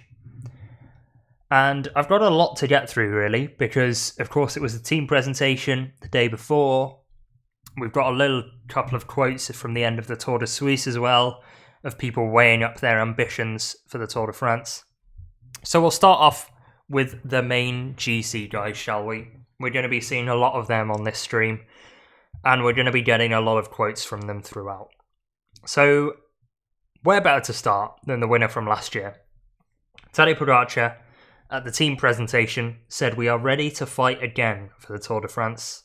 To win 100 races in a career is a very big number, and if I can achieve it at the Tour, it's going to be amazing." Now, Pogacar is pretty stacked on his wins. If he gets to 100 at the Tour, then that is no mean feat. However, he's got plenty of riders that he has to beat to get to three figures. I mean, if he does get to three figures at 26 years of age, that is crazy. He's on 99, so he only needs one. And surely he gets that, right? He's one away from 100, and the Tour de France gives you 21 opportunities. I've got him down for a couple of stage wins, so getting to 100 stage wins for Pogacar should be pretty simple. Here's his main rival then for the general classification, Jonas Vingegaard, who says, "It's been a bit of a weird season so far for me, but it only gives me more motivation to do well here. We have a strong team, we're all ready for it, and we'll do everything we can. I've done some training since the Dauphiné, and hopefully I can be even better than I was then, but I guess that time will tell." So that was Vingegaard during the team presentation. And there is one more rider that made his feelings known, at least in English, in the team presentation, which was Primož Roglič of the GC Contenders. And he said, "We are here with a strong Red Bull Bora-Hansgrohe team. I have strong guys around me. I hope that we can show off some nice racing and some big fights for the fans to enjoy." I'm hoping that as well, certainly as somebody who is literally watching this from start to finish of most stages. So yeah, please, Primož, if you're listening, do some long range attacks. Let's have some vibes. Let's have some rivalry, and let's have some good racing. His teammate Vlasov at the end of the Tour de Suisse is going to be a key rider, and at the end of Suisse he said that the team have Primož Roglič and Florian Lipovic, so we've got a strong lineup for the general classification and for mountain support, and we will give it our all. Fairly standard quotes that you will find at the start of this tour. They get a little bit more exciting generally as the race goes along, and a little bit more spiky, let's say. Remco Evenepoel was guilty of that last year. I say guilty as if it's a bad thing. It's certainly not a bad thing. The more spicy the quotes, the better, I say. However, the phrasing of that, with Roglič being leader and Lipovic being mountain support, is what is being echoed by the Red Bull Bora-Hansgrohe team bosses, who have said that Florian Lipovic is here to be a domestique for Primož Roglič. Now, whether you can believe that, I am not sure. But that's what they're saying. So if he is doing well in GC, then Ralph Denk is a liar, you know? So Lipovic for white might be off the cards, based on what Bora team bosses are saying. And what else is off the cards is a breakaway win. Because the gap is now 1 minute 53. And once we're over this next hill, it is a very exposed flat section. You can see on the Pro Cycling Stats profile that it goes slightly downhill and then it is flat for about 50 kilometers until the foot of the Mont Cassel climb, where it goes uphill again.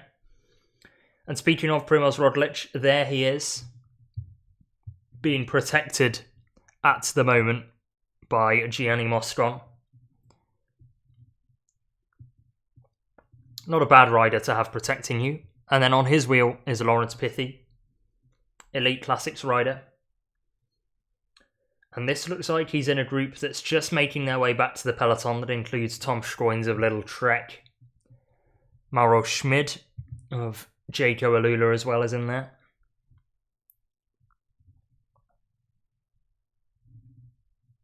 So Roglič trying to stay out of trouble to the maximum degree, which I think is a good idea if you're Primož Roglič. You've got that reputation. Let's not worsen it this year.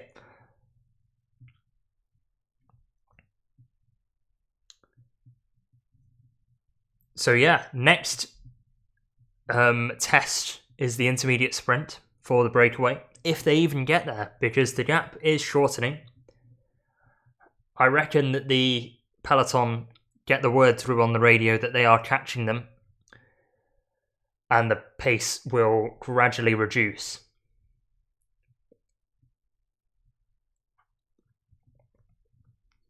And they will let them have a little bit more time.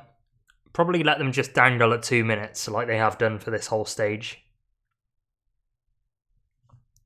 But throughout this race, riders will be going back to team cars, collecting bottles, collecting information, passing it up through the peloton to their teammates.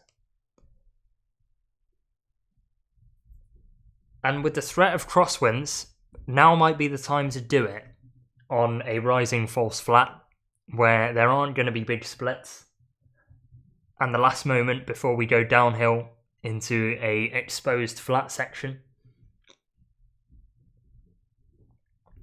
as Jonas Vingegaard continues his conquest at the front of this race. Benjamin Thomas next in line, Verchet, Lebert and Bruno Mirai, your front 5 riders. And Thomas getting some words of encouragement from the Cofidis car. At the moment, your virtual polka dot jersey after winning the first climb of the day. In pretty convincing and tactically astute fashion. The 2 youngest riders in the group were the most combative in Lebert and Verchet. And Benjamin Thomas just said, "Thank you very much, I will time my attack." And timed it to perfection, riding away from everybody in the breakaway and across the line. And considering Bruno Amirai won the King of the Mountains jersey at the Critérium du Dauphiné, that wasn't the most tactically aware ride from him, although maybe that was the only way that he could win, in his mind, the first climb of the day, by attacking early and trying to hold them off.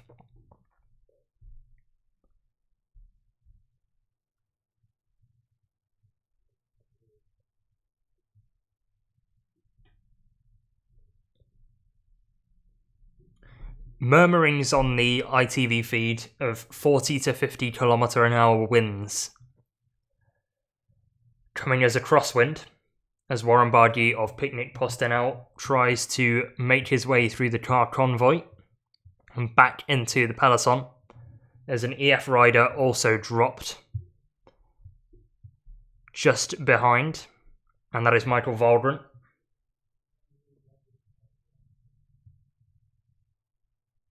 Barguil, of course, a polka dot jersey winner at the Tour. Benjamin Thomas currently favourite to wear the polka dot jersey at this year's race after stage 1. He's put himself in the driving seat at least, and the gap to this breakaway is 1 minute and 22 seconds. Will they even make it to the intermediate sprint? I fear that the peloton know that there's crosswinds. And I think the breakaway also fear that, because the gap is not rising and it is quite drastically getting shorter and shorter.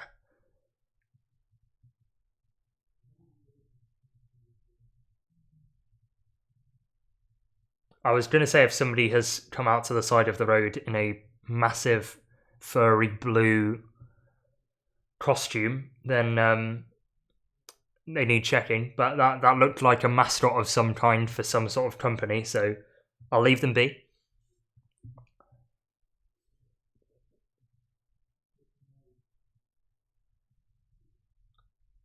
$134.3 to go, and quite frankly, it could be goners for the breakaway very early on. If we do get a peloton bunch going to the intermediate sprint, that could be drama-filled, to say the least. And the whole peloton battling in crosswinds could also cause chaos. So buckle yourselves in, because the stage might start getting serious again in a short while.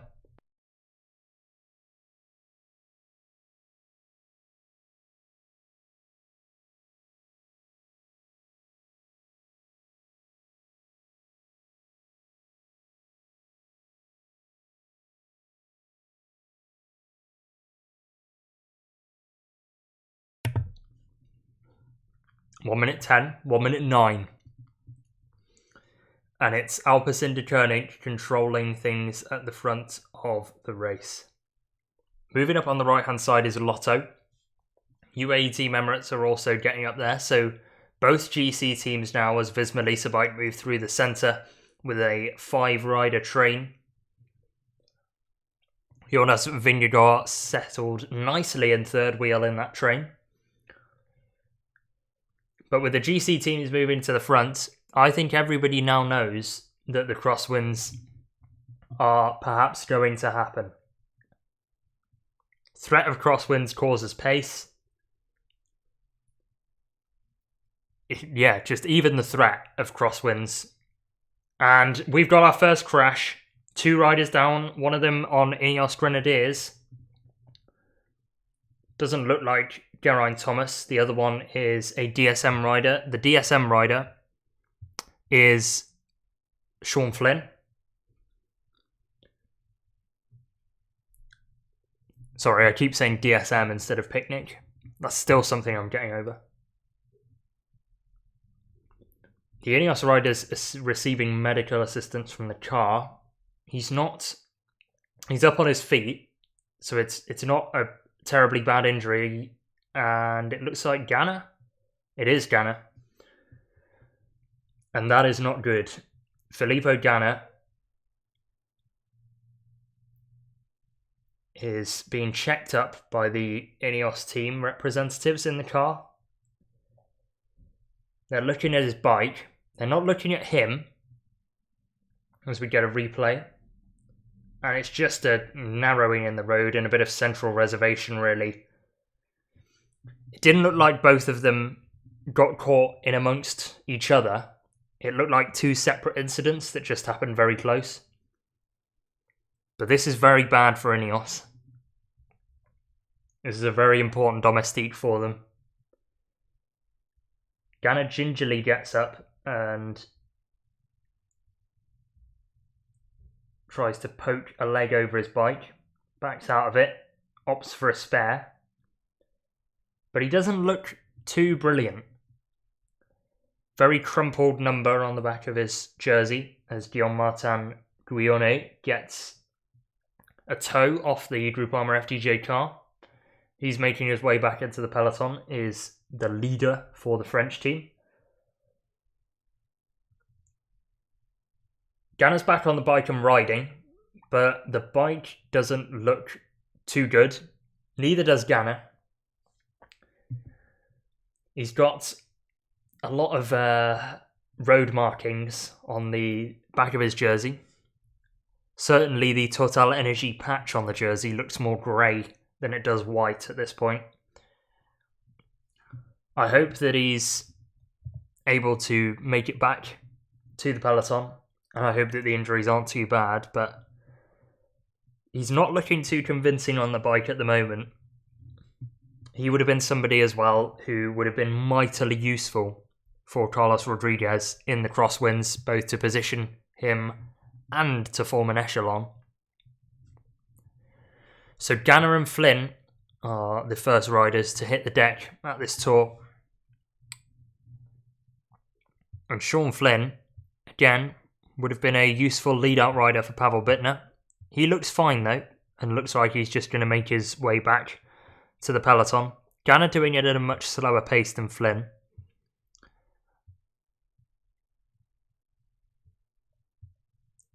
But Flynn's not too bad of a sprinter himself, prefers the hillier terrain, as was proven with his third place at the Tour of Oman Stage 2. But will find himself in that Picnic Postenel lead-out that would include the likes of Tobias Lund Andersen, Nicholas Merkel, Tim Naberman probably to set it all up, Frank Vandenbroek as well as a decent engine on the flat if necessary. And I wouldn't be surprised if Warren Barguil gets himself involved as well.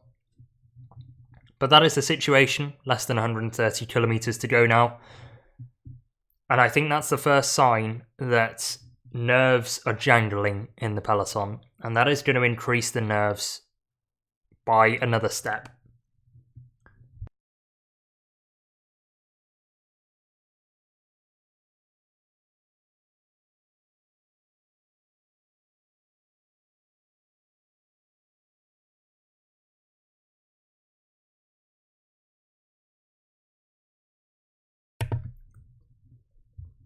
So what have the other potential riders that are probably going for stage wins rather than GC, what have they been saying ahead of this Tour de France? I will start with a rider in his last year of racing and one of Filippo Ganna's teammates.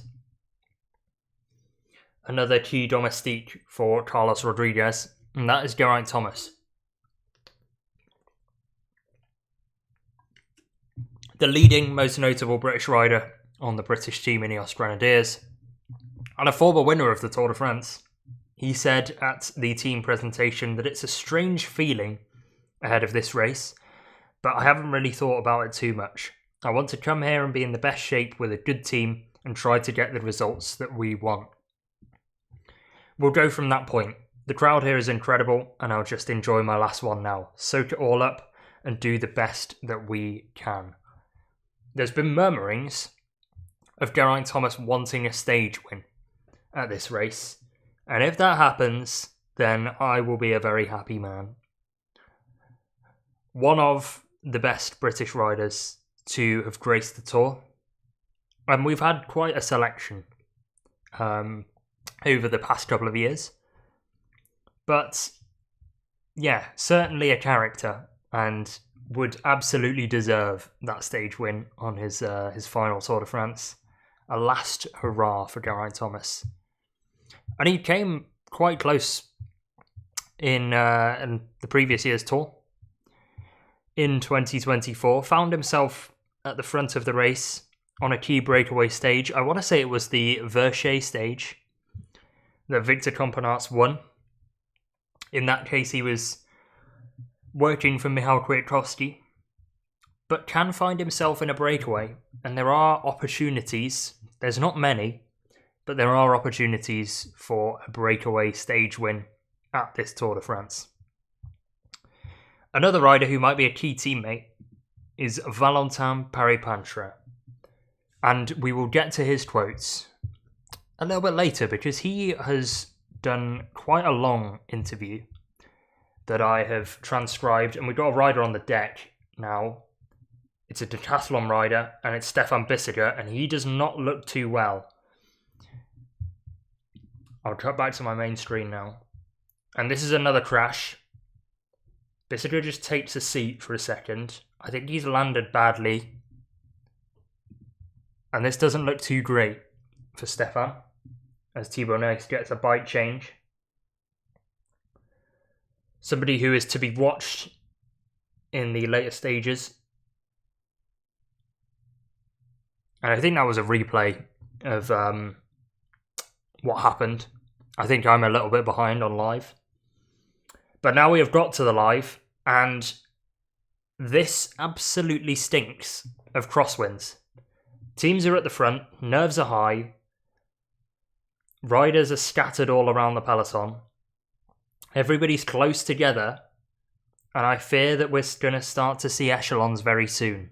Or is it just general peloton nervousness, as proven by the crashes of Ganna, Flynn and Bissiger? No matter what it is, the gap to the breakaway is 1 minute and 17 seconds. And it's a breakaway that is going to be watching with plenty of disappointment. I'm sure they were expecting it to go a little bit further, and they were crossing their fingers and hoping that the wind would not blow too heavily and in the right direction in the peloton's case. But it is doing just that. So they're just going to look to hold out for as long as possible, especially if you're Benjamin Thomas. If you come away from the end of this stage with only one King of the Mountains point, then that's not going to look too good. And I think the rest of the breakaway riders want the King of the Mountains jersey as well, based on how they raced up that first line. Everybody had a different strategy. Benjamin Thomas proved to be the best, which was why he won.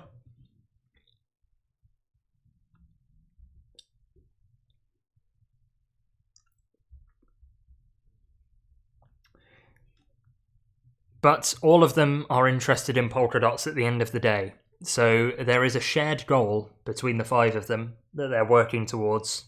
And I think that point, just before 140 kilometres into the stage,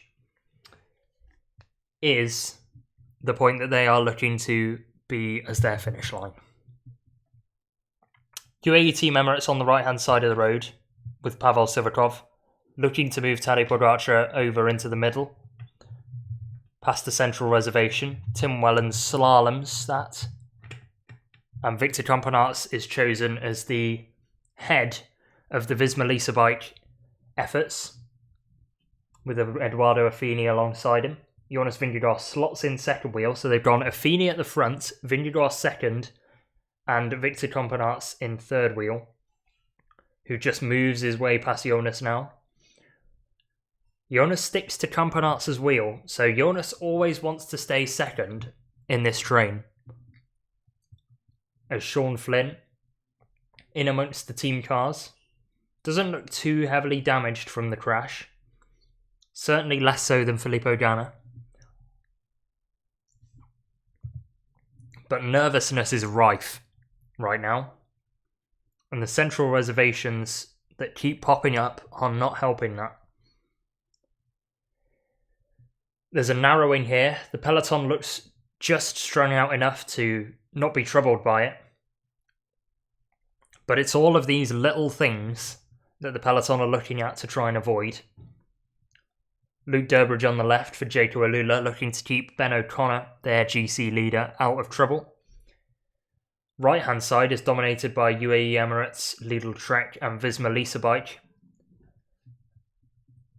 as Israel Premier Tech move themselves towards the front with two riders, of course in their new kit for this Tour de France.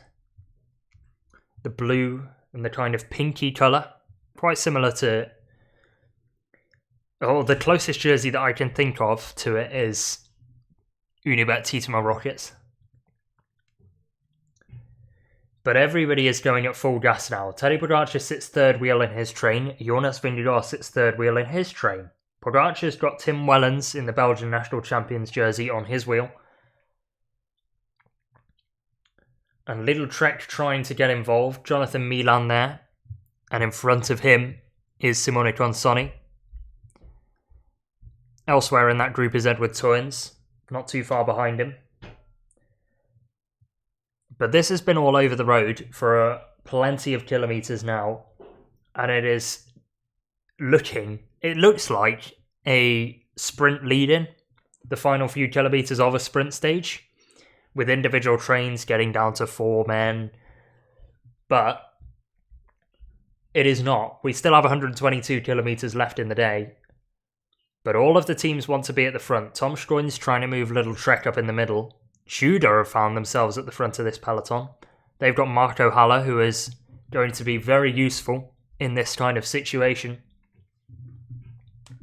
And riders are being caught if you are at the back of this race. And one of those riders is Felix Gall. He's got Callum Scottson with him as a teammate. But Gall, trying to keep out of trouble at the back, is running the risk of the race going up the road at the front. Bold decision from Gall. We'll see if it pays off. But at the front, it is UAE Team Emirates that are controlling this. Right-hand side of the road.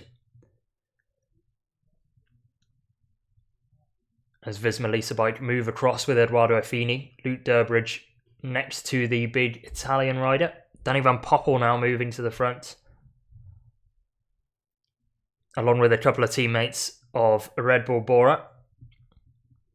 So that must mean that Primož Roglič is electing to take this one up from the front.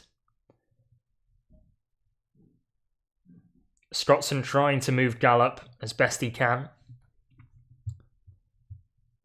And various domestiques are littered throughout this group. Tiemann Arendsman in the middle third of the peloton. Towards the rear of the middle third, I'd say.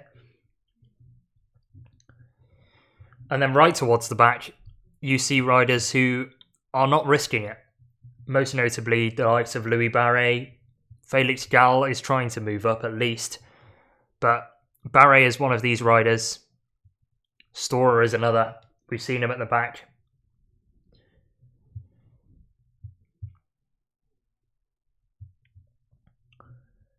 Simona Velasco has had a mechanical before and has been towards the back of the peloton. But here's a key pinch point that probably a lot of the teams were looking at. It's a roundabout and it gets narrow before widening again. So we'll see what sort of damage that does. It will certainly have strung the peloton out, as flying past everybody is Sean Flynn, who has made it back to the peloton after his crash. And this is why everybody wants to be at the front. This is narrow roads, this is cobbled streets. Not crazy cobbles, but the breakaway are traversing it now. And it's narrow, it's twisty, and it's knobbly. 52 seconds now, the gap to the peloton. We are under a minute between the front two groups, with 120 kilometres remaining. The gap has never really been higher than sort of 2.5 minutes. They have not been given much leeway at all, but that gap has closed drastically in the last 10 to 20 kilometres.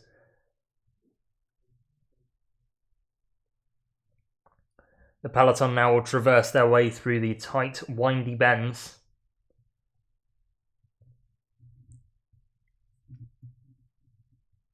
Of the city centre that they're going through right now. And it is heavily strung out as they set off some fireworks. That was nice. Or some, like, you know, an aperitif, if you will.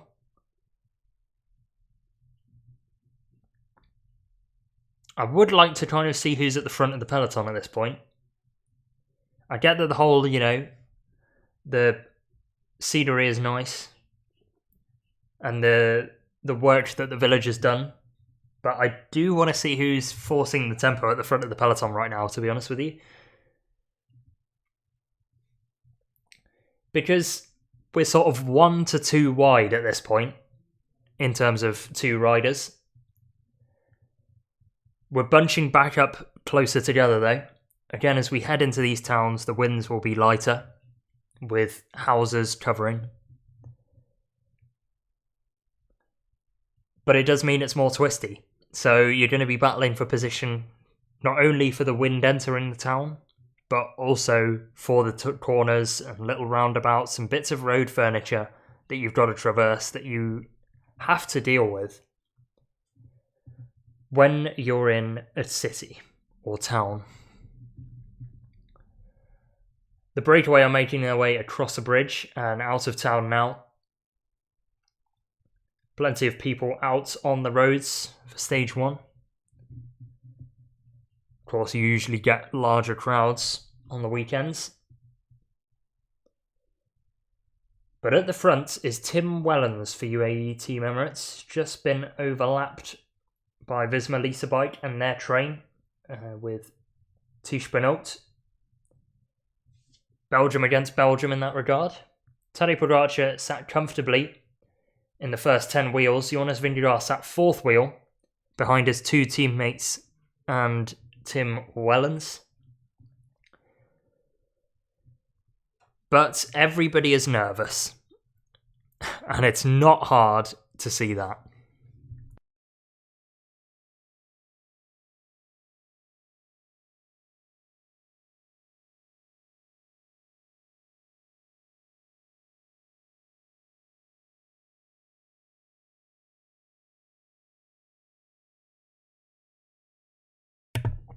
Everyone makes it safely through.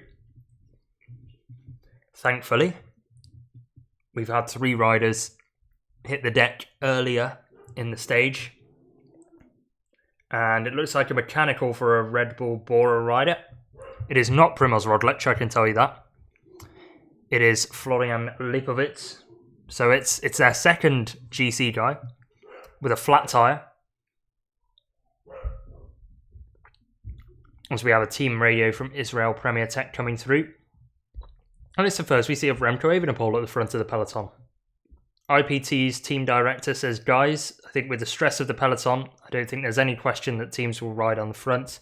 There will be splits just because of the pressure that the guys are putting on the front to stay out of trouble. So let's be vigilant, stay in a good place and stay cool. And we did see a couple of Israel Premier Tech riders get towards the front. So that must have been just after they got the call through. But it is Soudal Quick-Step who have sent 4 riders up with Remco Evenepoel.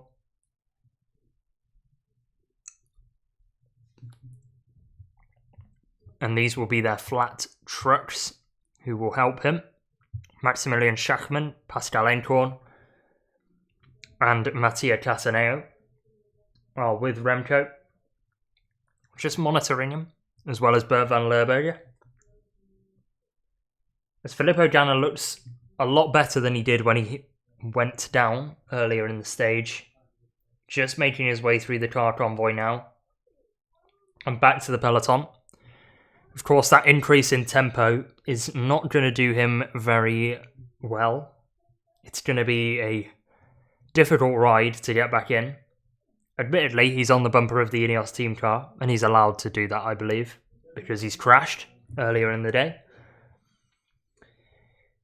But everybody wants to be at the front at the moment, and it is causing major problems. Uno X putting a jersey up there.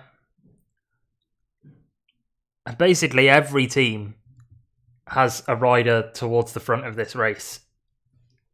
And there is potential here for absolute carnage.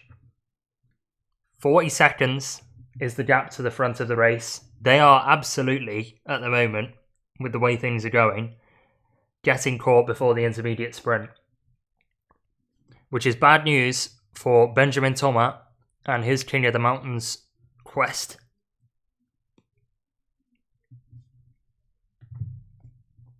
And I think there will be 5 very unhappy breakaway riders as they get reeled in.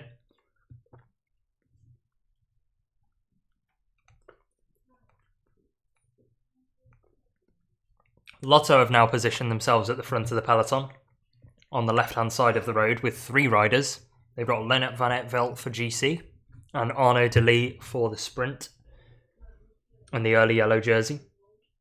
As Florian Lipovic is making his way through the car convoy now. We'll probably find Filippo Ganna somewhere in this as well, which would not be a bad wheel to follow.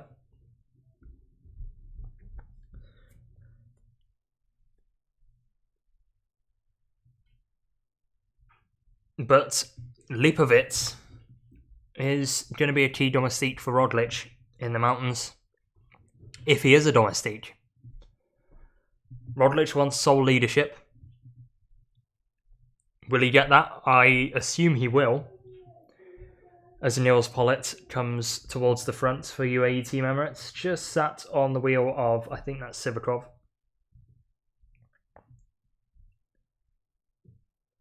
Who looks around his left shoulder. 2 Movistar riders up there as well, showing themselves. First we've seen of Movistar at this tour. And Uno X have sent 3 riders to the front of the peloton. Picnic Postenel with a couple of jerseys up there as well for Oscar Onley, who will be hunting stage wins, as we will find out shortly. But Filippo Ganna, with a very ripped up back of his jersey and numbers flapping all over the place, is just making his way back on. Mauro Schmid's been detached from the back of the peloton, perhaps going back for bottles. It's not the greatest time to go back for bottles now, as one of the Tudor riders is battling to try and stay in contact with the rear of the peloton. Michael Storer has been at the back for a lot of this race, so I wouldn't be surprised if it was Storer. But this is a worrying sign for some riders at the rear of the peloton. And this is our first split we have. 2 Jayco Alula riders have been caught behind. One of them is the Swiss national champion. That is Mauro Schmid. The other one is Lucas Plapp. Also there in this small group is Lenny Martinez, who is going to find these flat stages and crosswinds super difficult. A light climber like him, featherweight, is going to find this troubling. And we're going to get to a point soon where the sprinters teams are going to start taking an interest in the intermediate sprint, especially with the peloton as close to the breakaway as they are. They are soon going to be able to see the 5 riders at the front of the race, because the gap is below 30 seconds now, with approaching 75 kilometres completed in the race. I'll finish off my predictions then, given that we were discussing the polka dot jersey and Lenny Martinez being dropped on the flat. He can afford to be dropped on the flat. He cannot afford to be dropped in the mountain stages, because I've got him down to win the King of the Mountains jersey. And the only jersey that we've not discussed for predictions is the white jersey. And here are my 3 favourites, I think, for that. And what I think the podium is going to be for the white jersey. Remco Evenepoel, I think, will win. I've also got him down for 3rd overall, so that adds up. Carlos Rodriguez, I think, will finish 2nd for Ineos. And Lennart van Eetveld, I have down as 3rd for Lotto. I would not be surprised if Florian Lipovic mixes it with these guys, especially if Roglič does crash early on, which I don't want to happen. But I will keep emphasising that this is the worst possible set of first stages for Roglič. You know, this is the worst possible first week for him. It's going to be chaotic, lots of problems, lots of potential hazards. It just doesn't look like it would be a good place for Roglič to be. He's got to traverse it with as little difficulty as possible. And if he does, then I think Lipovic will be chained into a domestique role that will not allow him to go for the white jersey. So I think Remco is going to win it. Carlos Rodriguez is Ineos' leader. I think it might be a co-leadership role with Timo Arensman, but I suspect with the way he's performed at the Tour in the past, and still at a very young age, you know, he's competed for a long time. Lipovic better get his ass back, I swear. Hello, Lucas. How are we? Yeah, Carlos Rodriguez has history in this race, and always seems to perform when it's the Tour. Gets his best results often at the Tour de France, 5th in 2023, 7th in 2024, and has won a stage at the race before as well. So is no stranger to a big performance on the Tour. Also finished in the top 10 of the Vuelta a España in 2022 and won a stage of the Dauphiné last year. But his big moment came on stage 14 of the 2023 Tour de France, where he quite frankly robbed Tadej Pogacar and Jonas Vingegaard in that distinct stage. Good, a little bit break before going back to editing. Nice. What sort of videos and stuff are you clipping up at the moment?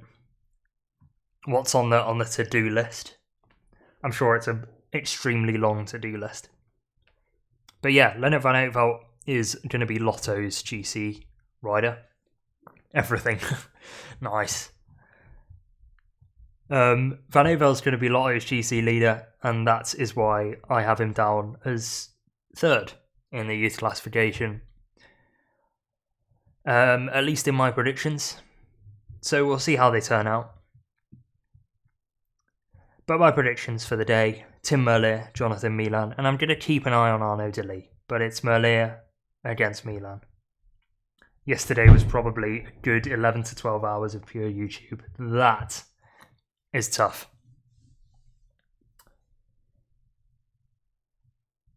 109 kilometres remaining then. I've got my stream back.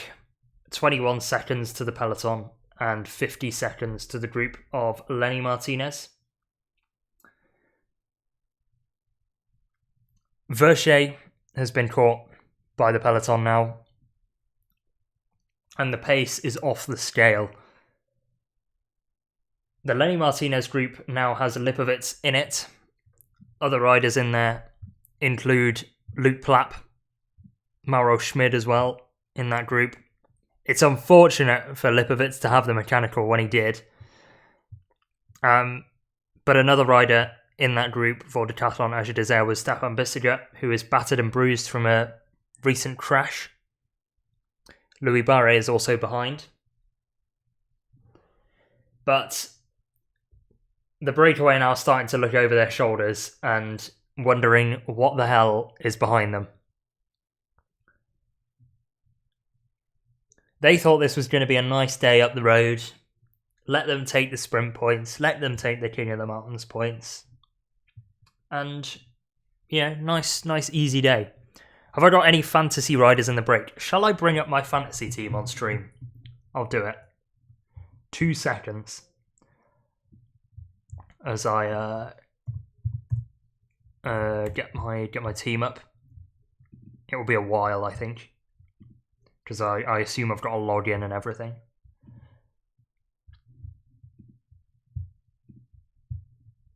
Good, that's not showing any of my personal details. We behoove. Always nice not to dox myself. Fantasy.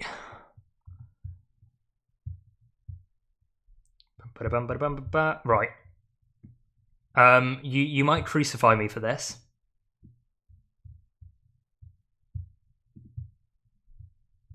And then if I do that, there we are. Also, the big Danish YouTuber played TDF again. He put Jonas in the break again.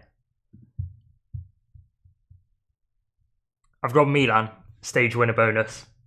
Arnaud Delis, Pavel Bittner is my other sprinter. Velasco might go for it as well. I expect the whole Astana team to give it a crack. A Julien Alaphilippe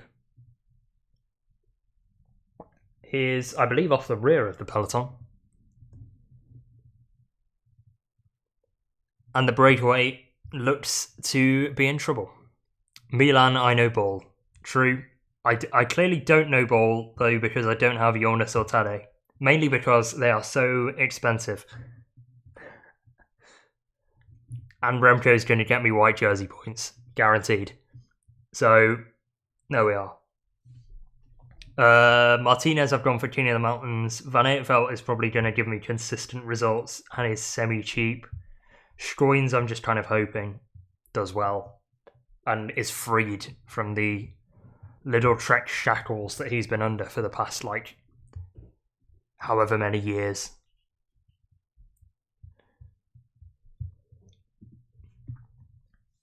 Either way, the peloton have now reeled in the breakaway, and it's getting serious. It's a shake of the head at the rear of the peloton from Sergio Higuita. He is struggling to hold this pace. Is the Colombian climber. Oh, you had Armirai in the break. Nice. 76 points, yeah. Because of his King of the Mountains escapade. He didn't win it. Quite frankly, it's probably a good pick, actually, because we were talking about him earlier in the stream, and he's won the King of the Mountains jersey at the Dauphiné this year. He's also won the King of the Mountains at, I think it was the Itzulia Basque Country this year. So he's won 2 King of the Mountains jerseys this year alone. So yeah, maybe 1 point per kilometre. Oh, I didn't know that. I didn't realise that was that must be a new rule they've put in. Which probably is gonna put my team in trouble. I mean, Schoins and Velasco are probably the only guys who are gonna actually go in the break. Read the rules like a nerd. Boring. As Van Aert stuffs a load of bottles down his back.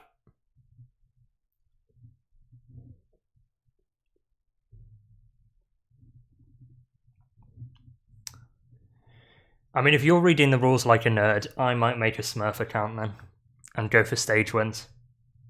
Just like pick a full mountain team or a full sprint team.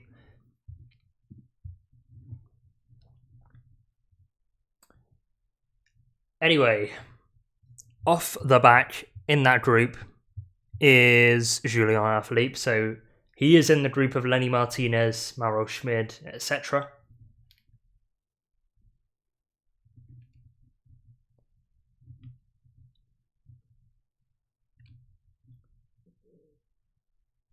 And it feels like now that the breakaway have been caught, there is slightly less impetus in this peloton. Everybody's kind of looking across at each other, wondering what's about to happen. So there is still pace, as we see the first of Tim Merlier, the European champion,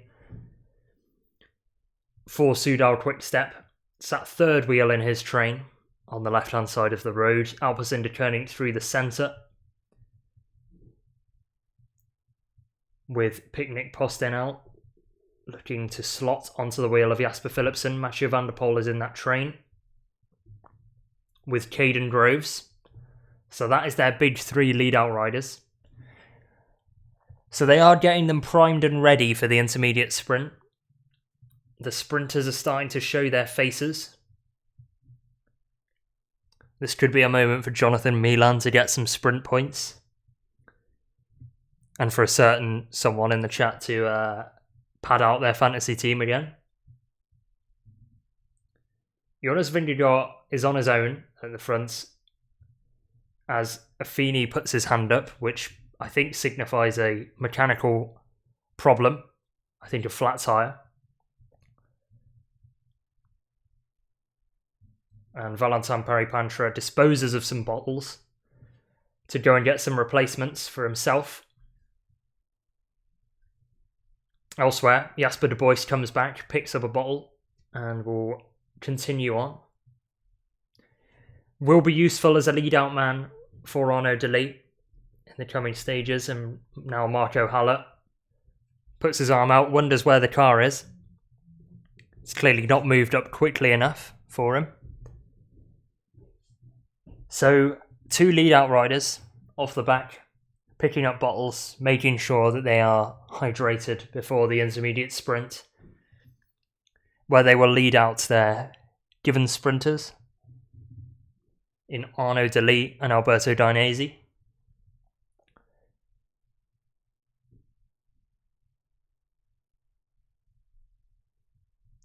And this could be an interesting one. Which sprinters are going to take this incredibly seriously? Which sprinters are just going to sit in the wheel and wait for something to happen? And just pick up the minor placings without expending too much energy?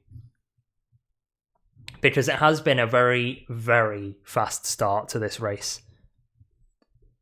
I would not be surprised if we are in the earlier point of the timetable, as Quinn Simmons is on the front for Little Trek at the moment, 2 to 3 riders on his wheel. Perhaps one of them is Jonathan Milan. It would make sense with less than 4 kilometres until the intermediate sprint, and we are soon going to be into 2-figure kilometres remaining. 100.4 to go, 36 seconds to the group behind that includes Lenny Martinez. Another rider off the back, incidentally, from Uno X is Søren Verdejol, so he will not be taking part in the intermediate sprint. Perhaps then Stian Fredheim is the Uno X sprinter. Because Verdejol has been competitive in sprints, but so has Stian Fredheim. They tested them both out at the Dauphiné. But Verdejol is caught behind, and he is not going to be competing for any points at the intermediate sprint, guaranteed, because he's got 30 seconds to close to a peloton that are continuing to up the tempo more and more. Quinn Simmons, who's been a feature at the front of the peloton throughout, is on the front at the moment, and that is Jonathan Milan sat 4th wheel, just behind Simone Consoni. Remco gets on the radio, barks some orders down the microphone. On the wheel of Mattia Cataneo at the moment. Sat 2nd wheel on the left-hand side. Ben O'Connor also up there for Jayco. Latching onto the back of the Soudal Quick-Step train, or GC train should I call it. Tim Merlier doesn't look like he's too involved in this intermediate sprint. We saw a brief glimpse of the Intermarché Wanty train and Biniam Girmay at the back of it. But they have nestled themselves back in the peloton now, as Luke Plapp and Lenny Martinez are now off the back of a dropped group. So Martinez struggling, Plapp struggling as well. Plapp might be more of a illness or other issue. With Martinez, I think it's more of a skill and wattage issue. And, lack of weight. EF have a 5-man train. Marijn van den Berg will be their sprinter. And he looks to be taking an interest in this intermediate sprint, as does Jonathan Milan, who orders Quinn Simmons to up the tempo now. As we have this group that were off the back, pootling their way back on to the peloton.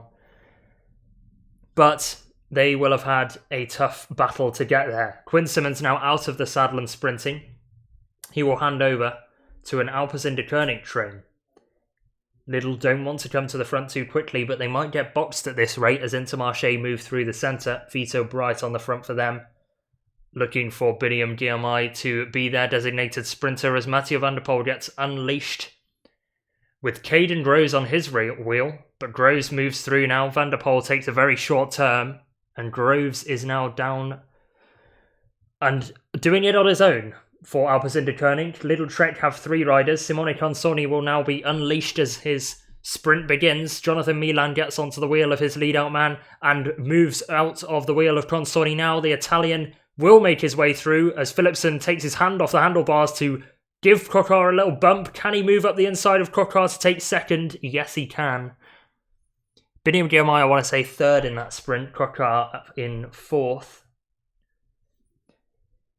But the 4 protagonists then for the sprint jersey are Jasper Philipsen, Jonathan Milan, Biniam Girmay and Brian Coquard. Anthony Turgis taking some minor placings there. But Milan through the centre. Philipsen takes his hands off the bars because he was being squeezed between a backtracking Simone Consoni and Brian Coquard. And I think, actually, Biniam Girmay takes second in the centre. Philipsen third, I believe. Although it was very close between him and Coquard.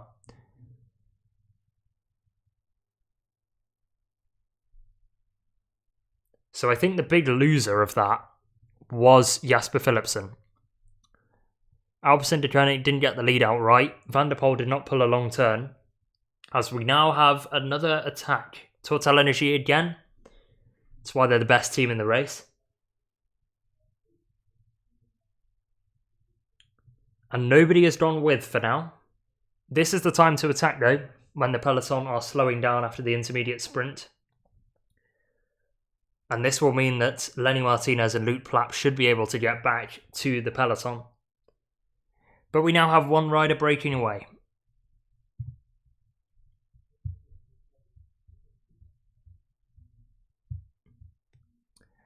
And it is Verchet again. Not giving up after his previous breakaway escapade. And at the moment is the only rider to take it up at the front of the race. So Verchet settles in for what might be a solo effort at this point, with 95.6 kilometres of the day remaining. Tough day for him to be at the front of the peloton now. But he's going to have to hold out for another couple of hours in the saddle. Leknesund stacks his Norwegian champions jersey full of bottles, as does the Cofidis jersey just behind him of Dylan Teuns. Plenty of riders now looking for assistance from cars with the slower pace. And now we cut to ads in my case.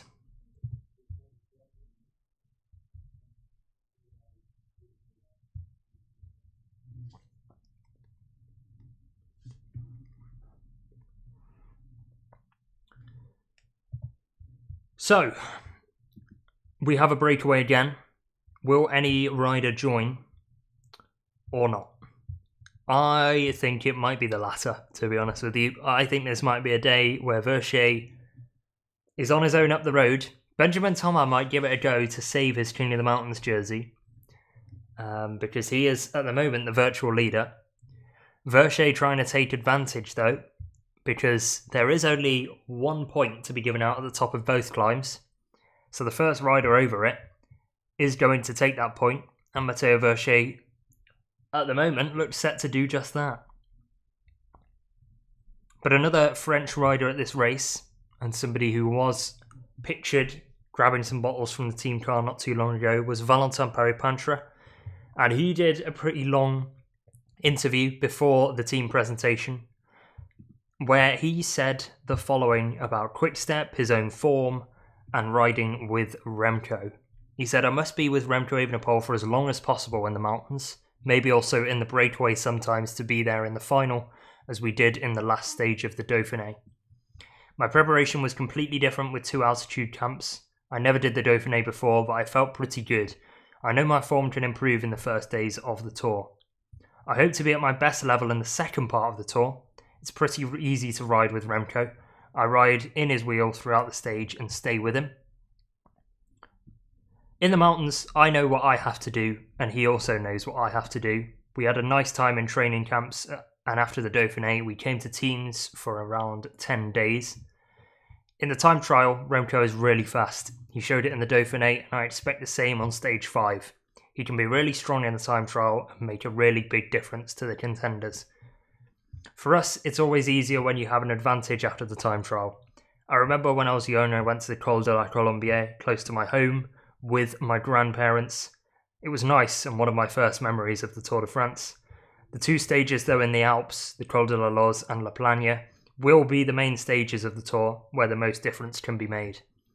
I'm looking forward to being there. It's in my home area, so I'm pretty excited. I don't have the level of João Almeida or Matteo Jorgensen or the Yates brothers, so I think I will drop before them.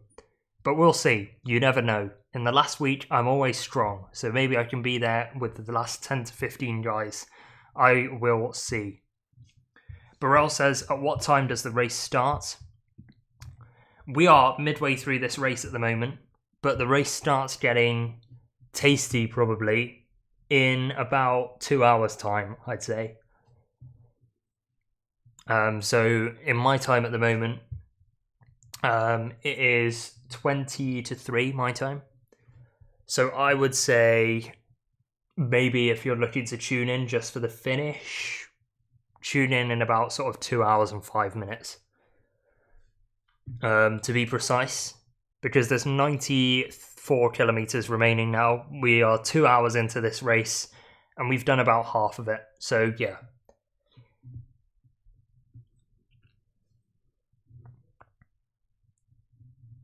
The next climb of the day, though, is the Mont Cassel, 1.8 kilometers at 3.8% average.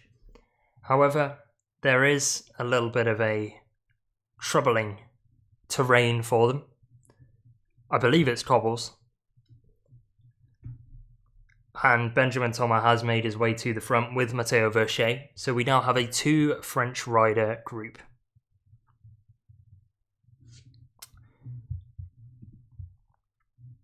Hello, Koenig. For the purposes of this channel staying up, there will be no footage of the race in particular. This is purely just a watch along. Yeah, I'm going to stay on the side of caution.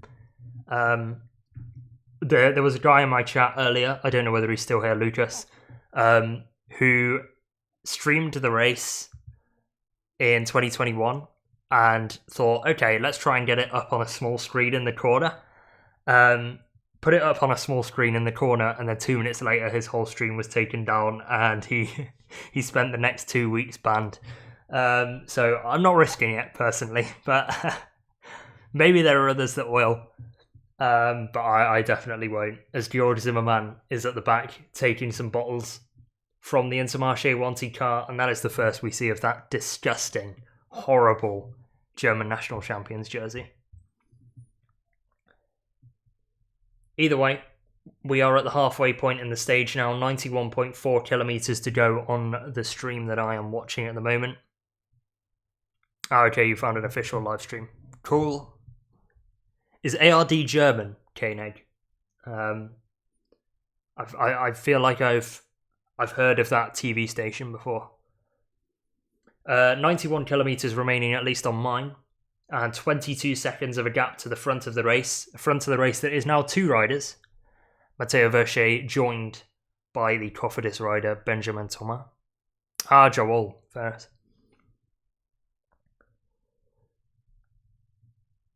And we've got 4 teams, never mind, 5, at the front of the peloton. Visma Lease-A-Bike, UAE Team Emirates, Alpecin Deceuninck, EF, Easy Post, and Soudal Quick-Step. EF, the outliers in that. Not got a sprinter, not got a GC rider to protect, but they're just up there for vibes by the looks of things. As Red Bull Bora try and force their way through the right-hand side. Intermarché say no thank you though, and close that gap. And the peloton bunches up ahead of a sharp right turn. Everybody stays on their bike seemingly. One of the Bahrain riders unclips. Gets into a little bit of trouble but doesn't crash, so that's always positive.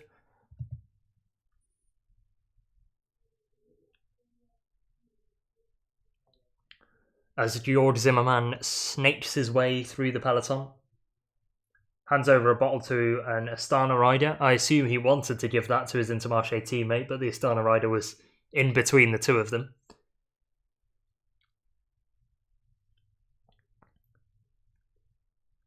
But everybody that was off the back is now back in the peloton, with the slight lessening in pace at the front after the intermediate sprint.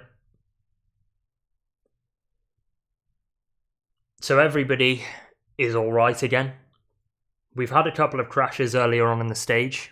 Stefan Bissegger's gone down for Decathlon Escher Desert. We've also seen Filippo Ganna hit the deck for Ineos, and Sean Flynn crash for Picnic PostNL, as we're about to have a team radio from Visma Lease-A-Bike. And they are saying in the car, okay guys, for now I think it's important we are right at the front. We don't want to split it. We also don't want to spend all our energy. Make sure we're right in front and we don't have to ride faster than the others. And at the moment, they're doing that with Victor Campenaerts, who once again is without glasses. And that is why he is so distinct at the front of the peloton. Harry Sweeney next to him for EF Easy Post, just getting in the way of Mathieu van der Poel and Caden Groves. Biniam Girmay towards the front as well for Intermarché. And it might be important to be at the front for the Montcassel climb because of the cobbles that approach. Like any cobble section, you know, we've seen at Paris-Roubaix, etc., and all the classics. You've got to be at the front ahead of the cobble section and be in the lead of the race to avoid splits. And that is exactly what Visma Lease-A-Bike are getting across, I think, in that radio message.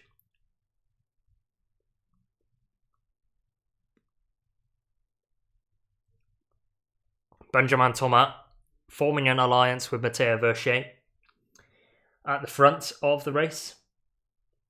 Perhaps they strike a deal where Thomas wins the climbs and then lets Verchet go off the front to claim the most combative rider prize and take the, let's say, the prize money from that. But Thomas continues at the front.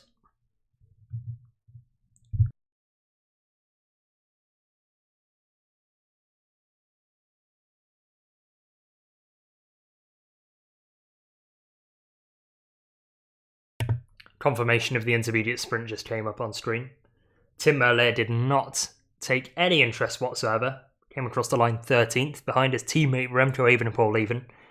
So I think that is a distinct sign that Tim Merlier is not going for the green jersey, which is already putting one of my predictions in trouble. I'm sure if he wins the stage, maybe then he'll take part in the occasional intermediate sprint. As Filippo Ganna is having a long chat with the team car, and this is never a good sign for a rider that's crashed. It could be one to watch then. Keep an eye on the Ineos social media pages after the stage for an update on the condition of Ganna, because that might be the first withdrawal of the Tour. I'm sure he'll do the rest of the stage, see how he's going, and then take it from there. But for now, not a good sign for Filippo Ganna, who just had a very long discussion.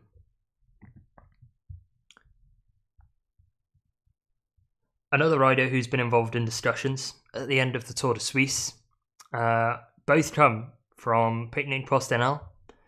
And I've got a little bit of a transcription of what they were saying. First of all, it's Frank van den Broek.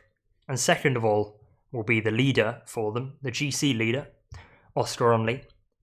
But van den Broek first, he says at the end of the Tour de Suisse, I expect a more hectic start of the Tour de France this year with a sprint for the yellow jersey. And then I think my aim will be to help Oscar Onley get in the right breakaways. Hopefully I can go for a stage win as well. There's not so many stages for a rider like myself, so I hope to take my chance in the breakaway stages that are there. So he will be in the service of Oscar Onley, the British GC rider, who had a good Tour de Suisse, and after the Tour de Suisse he said the plan should be for me to try and hunt stages. I think that's a good first step to learning the Tour, and then I've still got plenty of time to come back and try a GC in the future. I'll probably start trying GC, however, in another Grand Tour first, because the Tour is another level up.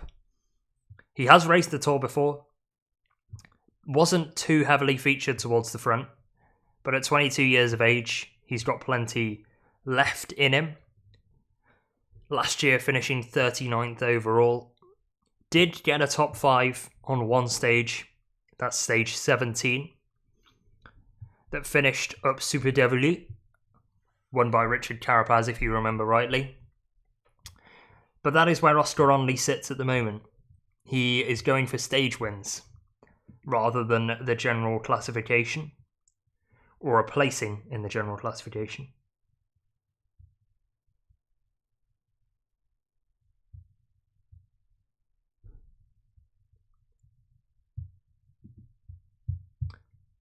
Almost got up my Twitch page there. 30 seconds to the front of the race then. Benjamin Thomas, Matteo Verchet will battle it out. By the looks of things, they have enough of a gap to get to Montcassel and have an all-out scrap for the first position over the top of that climb. If Benjamin Thomas wins, then he seals the King of the Mountains jersey. He is the current virtual leader of the polka dot classification. If Verchet wins it, then that throws everything up in the air for a final battle on Mont Noir. And if not, then we could have a completely different King of the Mountains jersey winner at the end of stage 1. So I don't know what you hope for here. One of my chat predicted Benjamin Thomas at the start of the stage to be in the King of the Mountains jersey. So I'm sure he'll be hoping, Rick, that Benjamin Thomas can deliver. We'll see whether that happens though as we approach Montcassel. It's not a hard climb at all. The percentages are pretty easy. It's just the cobbled road that provides the trouble. Does get to 6.2% in the final 200 metres, but 3.8% average should be fairly easy, even for the breakaway riders, and certainly so for the peloton. And a peloton that is giving the breakaway more and more time. So, positive signs for Verchet and Benjamin Thomas up the road. We will do a tier list shortly of what I think of each of the jerseys and have a brief discussion. But I will wait until the King of the Mountains classification has been decided, and then we can start looking at that afterwards. But 83.4 kilometers to go, 58 seconds is the gap to the front of the race of Benjamin Thomas and Matteo Verchet.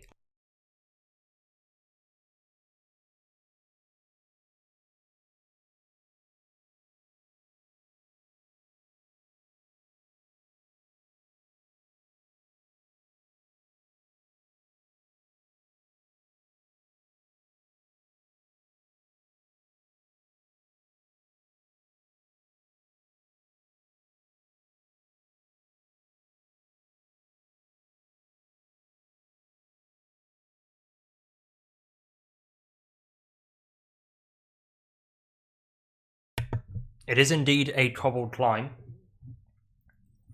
but it shouldn't make too much of a difference because it's kind of flat anyway. So it's just going to kind of go down to who's the punchier rider and who's got more of an engine, which to me screams out Benjamin Thomas. But Verchet's not averse to a good result in the Tour de France. Has top 3'd a stage last year in his first attempt at a Grand Tour. And it was in the final week, which proves he does have the capability to race 3 weeks very well.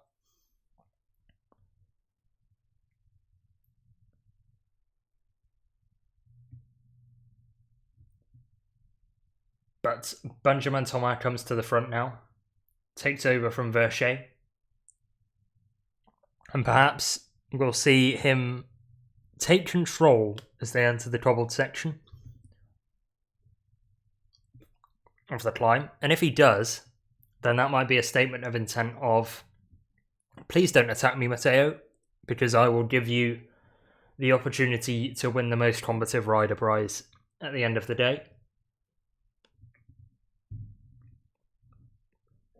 Sort of a you scratch my back, I'll scratch yours scenario, where he will do the pacing over the top of the climb, give him maybe a couple of kilometres of pull, and then set him free at the front of the race But Verchet pulls through, and a little look over the shoulder indicates to me that Matteo Verchet might want to win this climb.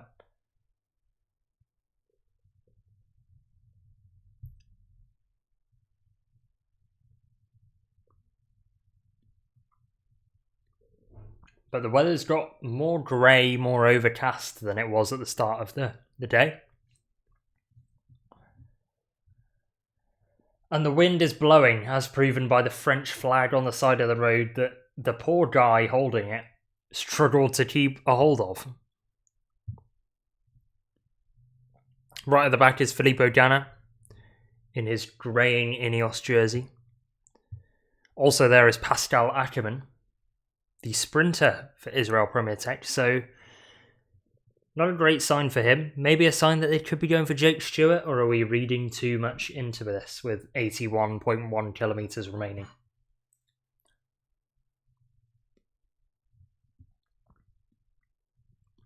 The start of the climb will start soon though, and the breakaway has just over a minute.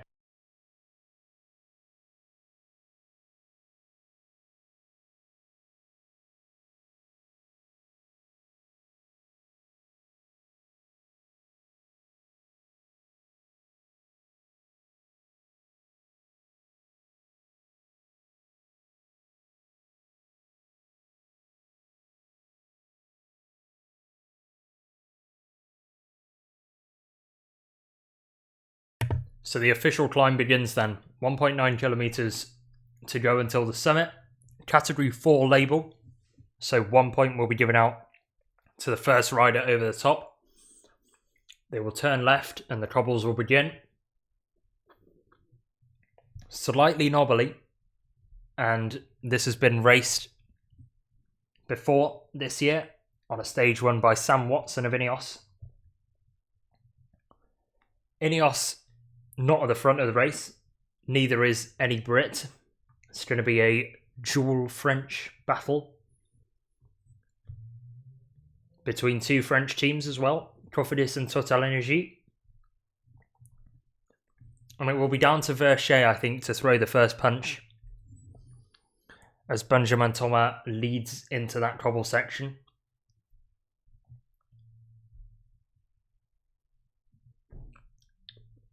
With a 5-rider breakaway, the battle for the first climb was very entertaining.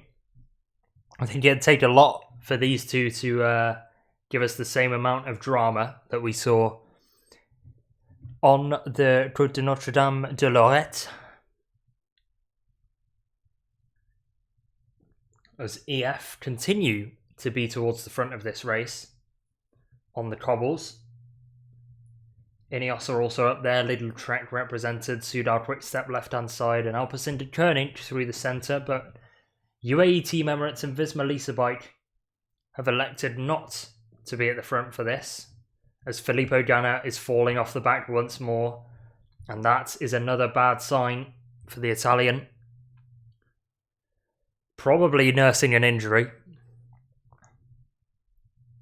And I do worry that this might be his first and last day of the Tour de France 2025.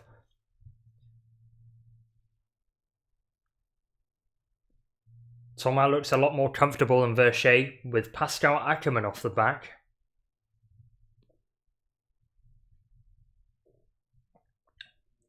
So again, a worry in this case now for Israel Premier Tech. And that might mean then Jake Stewart gets freed as sprinter.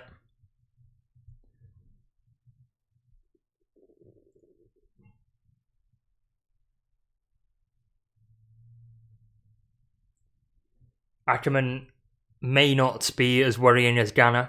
Ganna I am worried about. Ackermann I assume will make it back on in quick time.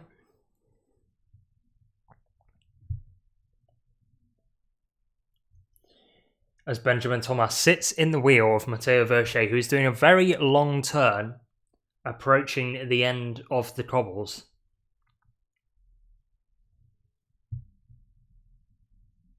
But it is more difficult than I'd imagined. I thought they'd be like typical city centre cobbles that aren't too vicious.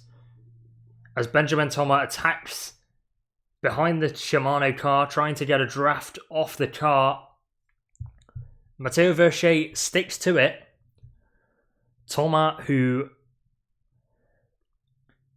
sat on at the first climb, this time instigates the attack. Verschet follows, but was put into the red by that acceleration. Thomas looks over his shoulder, the track rider, used to doing that as Verschet makes his move. Thomas presses him towards the fans. Verschet gets in front, closes Thomas towards the barriers as his back wheel skids and slides over the cobbles, but Verschet might just get there unless Thomas has anything to say about it, and on the bike throw, crosses the line, crashes, takes out Matteo Verschet, and he will come away with the Mountains jersey.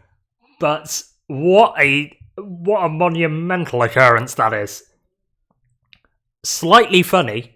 However, if one of them is injured, then that is rather embarrassing. We saw Verschet's back tyre go out multiple times, fishtail, but Benjamin Thomas gets across the line, desperate bike throw to make sure that he wins. I'm going to get a slow-mo replay of this. Pulls up towards the left-hand side of Matteo Verschet, over the line. Both of them look pretty out of control. Across the line, Benjamin Thomas completely stacks it on the bike throw. And Verschet, just a passenger, throws up the arms, and that's the end of the breakaway in pretty comedic fashion.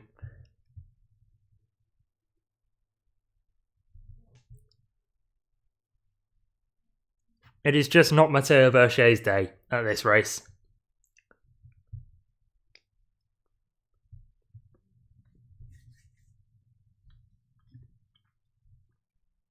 Lenny Martinez at the back. Another rider that's not doing well.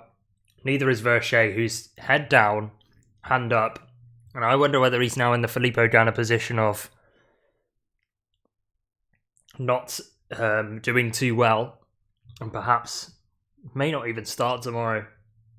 It'd be a really bad moment for Verschet if that's the case, especially in the fashion he was taken down.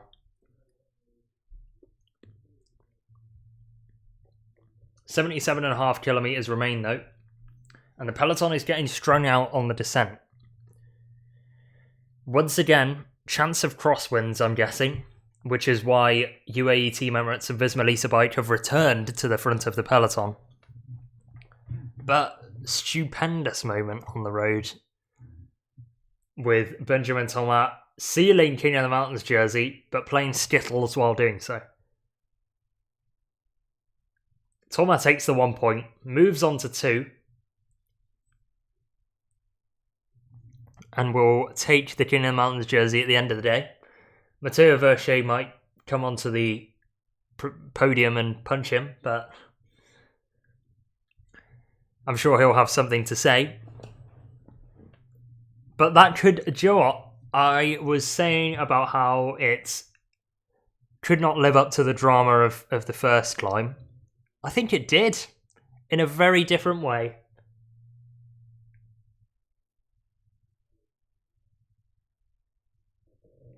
But I think it'd be harsh to give Thomas a yellow card in that sense, because course design have had a King of the Mountain sprint on a cobbled section, and the echelons are forming, so indeed we've got crosswinds.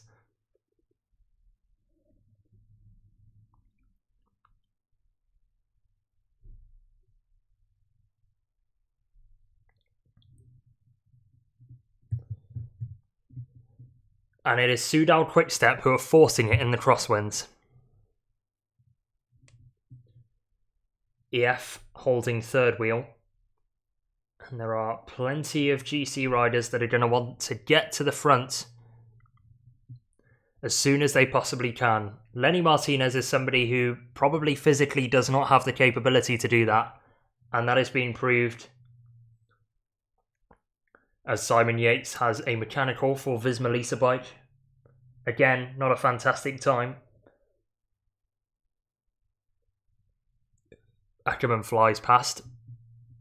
Lenny Martinez and Visma Lease-A-Bike fly to the front of this race, with Jonas Vingegaard leading the way, poking his nose in the wind.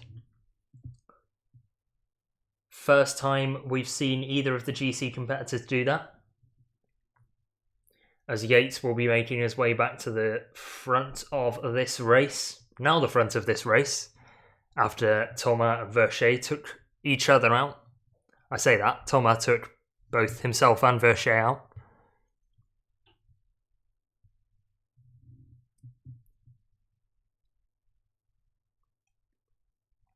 Alpecin Deceuninck, however, come towards the front again. They've been ever present at the front of this race, with Mathieu van der Poel and Jasper Philipsen.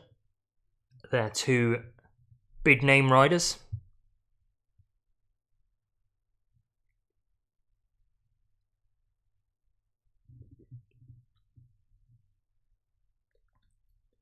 And they are flying well over 60 kilometres an hour.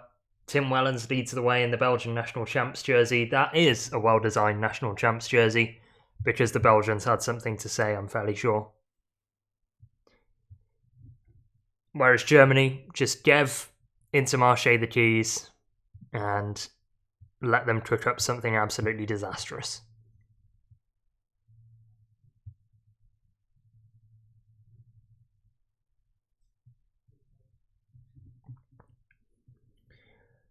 The trees blowing in the background signify how much wind is hitting the peloton.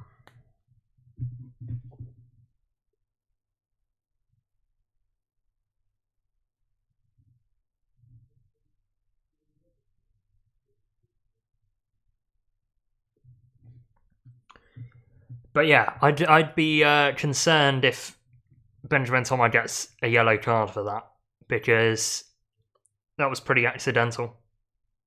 Because, and as well, Verchet did not look in control on that cobble section. That back wheel was flying around the place. All over the road. As Lenny Martinez has spent half of this race in the cars, I feel very bad for him. And it's going to be so much of a struggle in this first week of racing, because it's all designed for crosswinds, and once again the echelons are starting to form. Once again, an Israel rider is caught behind. This time it's Guillaume Boivin, not Pascal Ackermann. But riders are finding it so difficult to hang on. Sergio Higuita is one of those, and another one of those for Total Energy is Mathieu Bourgadeau. In amongst the convoy now. Plenty more riders struggling to stay on the back of this group. Max Schachmann, who we've seen doing a job for Remco Evenepoel at the start of this day. It's also towards the back, and Jörg Zimmermann having a mechanical problem right now. Gets the bike change, moves from the German national champs white cube to a red and black traditional Intermarché Wanty liveried cube. So Zimmermann gets the bike change. And once again, we see that awful German national champs jersey. A former German national champion is Nils Pollitt, who I'm wondering might have a bike problem. He's with Zimmermann now.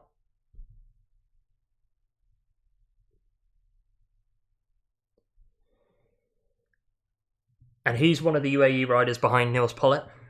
And he's got a Visma Lease-A-Bike rider with him now, because Simon Yates just comes past after collecting a gel from the car. Lenny Martinez slots himself onto the wheel of Pollitt. We've got more riders with trouble. Picnic Postenel this time represented. And Mathieu Bourgadeau is joining the Pollitt group. This time Ineos have a mechanical. This is a real test of trying to work out which rider's which. Tiemann Ahrensman is the Ineos rider.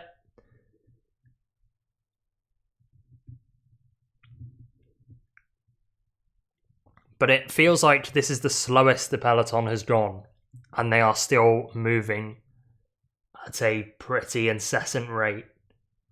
The race has barely stopped since the flag drop about 2.5 hours ago now.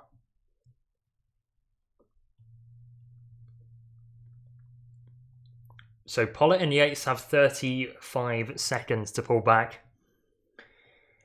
And despite there being a crosswind proven by the flags flapping in the distance, there's kind of a mutual agreement, at least between Visma and UAE Team Emirates, to not pace, and the sprinter teams are just going along with it. I bet they contest the sprint for that block. I wouldn't be surprised if TotalEnergies try and argue it. I think it would be harsh, personally, because like both of them looked pretty out of control. To me, it looked like a racing incident, and if anything, it's the Commissaire's fault for having a King of the Mountains point at the top of a cobbled section on stage 1 as well. But you know, let's not blame the race organisers for every single rider error. But I think if it is a rider error, then the one at the line before the counter-attack, that is true. That is something that's probably more heinous than the bike throw. I agree with that. Missed. And also, welcome to the stream, by the way. First time chatter. Yeah, because Thomas did close him to the barriers, and then like closed him to the crowd as well, which was arguably more dangerous. Like, it was a very track rider move from a guy who has raced track and has raced track very well. But yeah, I can see why Total and Matteo Verchet will be tough. Yeah, I can see that, and that's a great point. That is a great point to bring up. But like, I mean, what would they get from it? Like, they probably get Thomas' points removed, but would they get Verchet a King of the Mountains point? Like,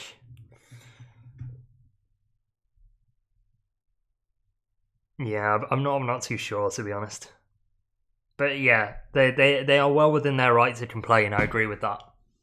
I don't know how they'd sort it out, but I do agree that complaints will be made.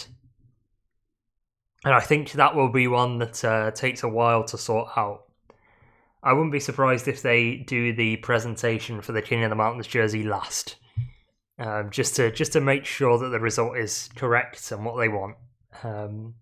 Yeah, I reckon they'll do yellow jersey, then they'll do green jersey, then they'll do white jersey, and then they'll do King of the Mountains. Just so they've got a bit more time to work out whether Benjamin Thomas is in the wrong.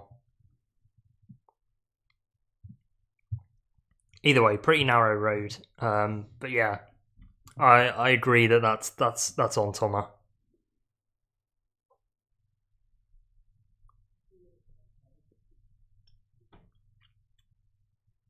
Are we also bringing up Philipsen taking his hand off the handlebars during a sprint for a yellow card? I reckon that might be, which is already going to put him in trouble. Certainly.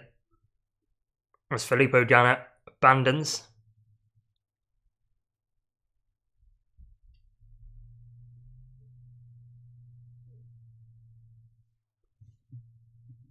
But yeah, I wouldn't be surprised at all if Thomas gets in trouble at least.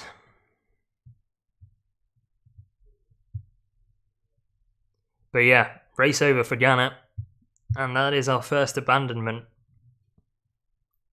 Cobbles had the kind of slippy, glossy look. Yeah, it's true, because like, it wasn't just Thomas. Like, in the sprint, Verchet's back wheel was like sliding out constantly. So yeah, I can see why it can become tricky for both of them. But yeah, Ganna becomes the first abandonment of the race, and that is bad for Ineos. And that is also bad for me, because I picked him for the time trial stage. So yeah, not too brilliant for both me and Filippo Ganna, but I'm sure Ganna's not thinking about this stream as he gets off his bike. Let's take a look back actually at the team presentation, because we're going to get close to the sprint soon and the sprinters being interviewed. But Neilson Powless had this to say during the team presentation. He will be leading out Marijn van den Berg, or in the lead-out train for Van den Berg, at the end of the day. Powless said, "Every year just reminds you of how special this sport is, how far the Tour de France reaches. I'm super grateful that I can be at the start of my 6th. The plan is to win something. Sprint stages, possibly fight for the polka dots at some point as well, with myself or someone else. To hold the jersey for a day has a massive impact, so we'll be looking for every opportunity we can get." So they want Van den Berg to win this sprint stage. And if you're an EF fan, you also want Van den Berg to win the sprint. As a group off the back of the peloton are just making their way back on, we're debriefing the nonsense that happened at the second King of the Mountains point. Once again, the tin pottery of Tour de France coming to the forefront and showing us why it is such an elite sport, because that was sporting comedy at its finest, as long as everybody is alright. Which I think they are. I think just a couple of bruised egos in that breakaway. But everybody's back in the peloton and doing fine, apart from Filippo Ganna, who has abandoned the race for the Ineos Grenadiers.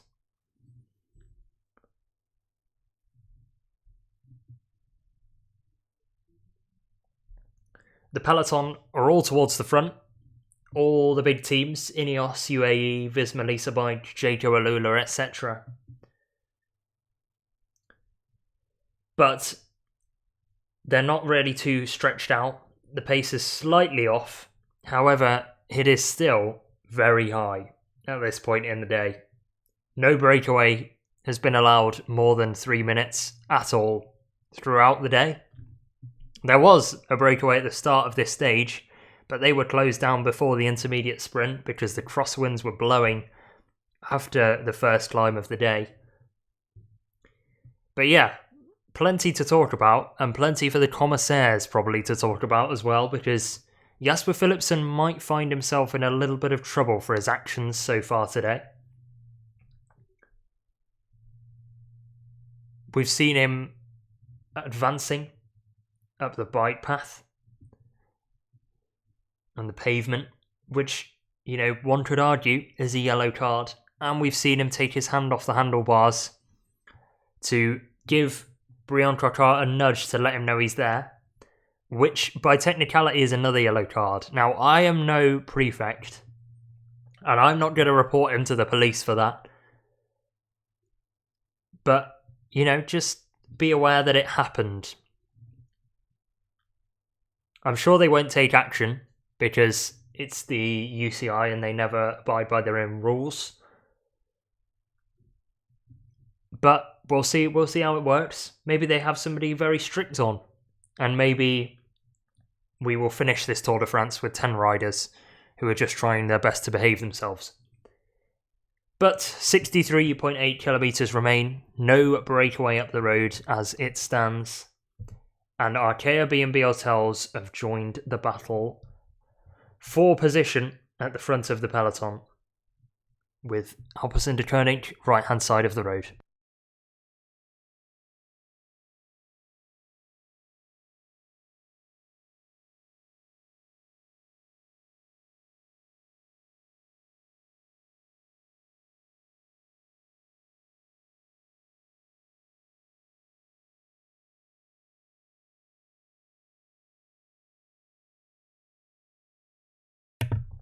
Benjamin Thomas at the back of the group. I wonder whether he's having a word with the commissaire's car.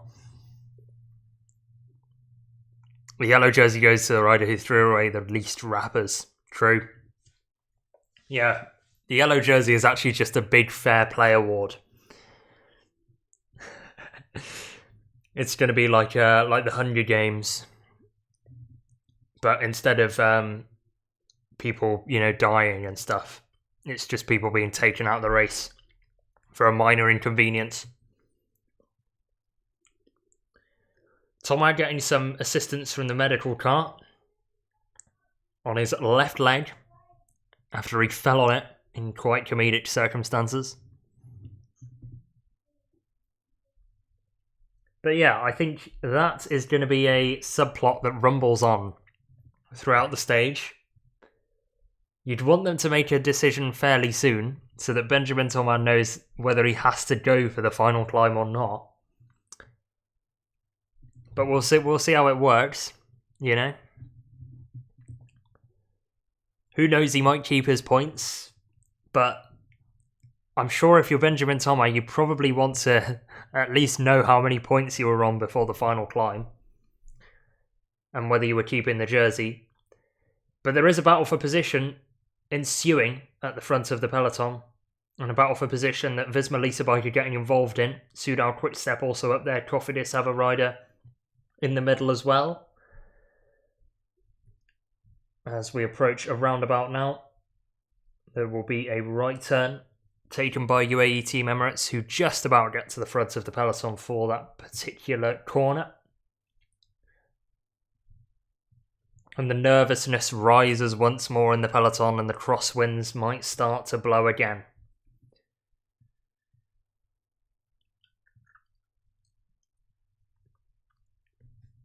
Off the back of the peloton at the moment and just handing over bottles to the team car. Ewan Costu, the little red truck from France.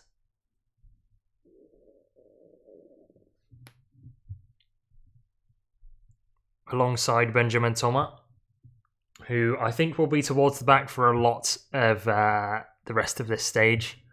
Possibly to try and hide from Matteo Verchet, but almost definitely because he's been in the breakaway twice now, and neither of them have come to fruition. George Zimmerman grabs a bottle from the Intermarché team car. And I'm surprised that there is this much calm at the back of the race, just grabbing individual bottles, because at the front, it looks like there is a major battle for position. Admittedly now, it's slowed down, but UAE Team Emirates and Visma Lease-A-Bike are continuing to be at the front as Jonas Vingegaard engages in a bit of conversation with Tim Wellens. But Quinn Simmons is fighting to stay on now. He's been doing a lot of pacing at the front of the race with Sylvain Dillier, so no surprise that he's struggling. The American national champion for Lidl Trek, with the new bike that they've got, or the new bike livery, should I say. And he wants a little bit of assistance from the team car, and gets it in the form of a bottle and a gel. Ball goes into the Trek bike, takes another as well. But it looks like the peloton is going out of, or the pace is going out of the front of the peloton, should I say.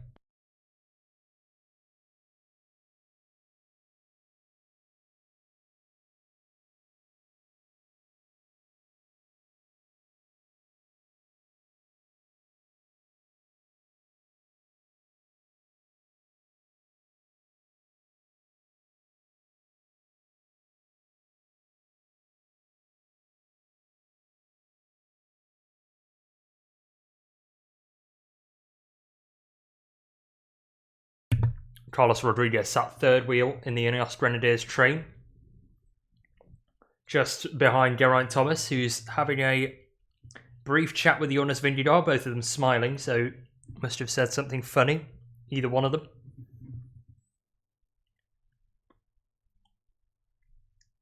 Bold decision for Visma Lease-A-Bike to go with the black jerseys, although I don't think they'll be overheating in this weather.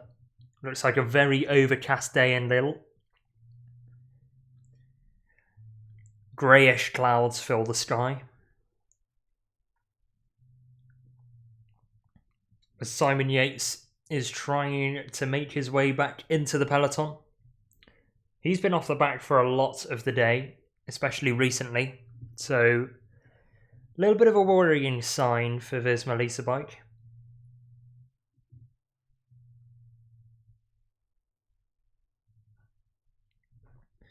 But I wouldn't be surprised if some riders are just not interested in being in the peloton at this point.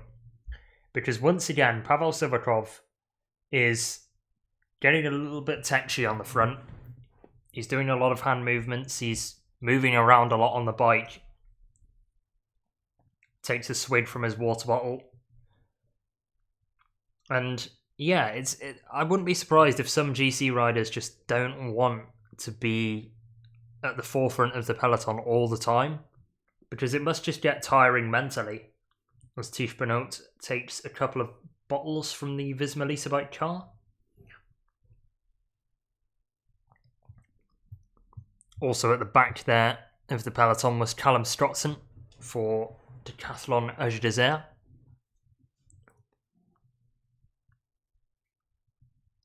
But for now, we might make it before 5:30. I think that's my time. I would assume that that's my time.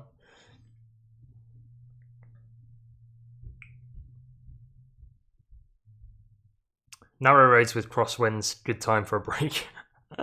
Nice. Yeah. What stream are you watching on, Mist? Yeah, where is your stream from? We've had a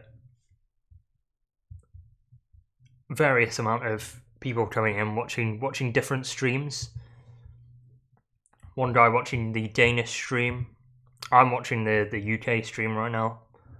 The one with ads, not the one without, because I can't afford it.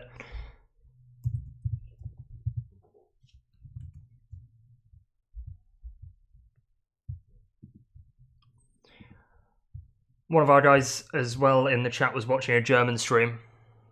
Peacock, unfortunately. Are you American then? One of my favourite riders of all time is Joe Dombrowski. Don't ask.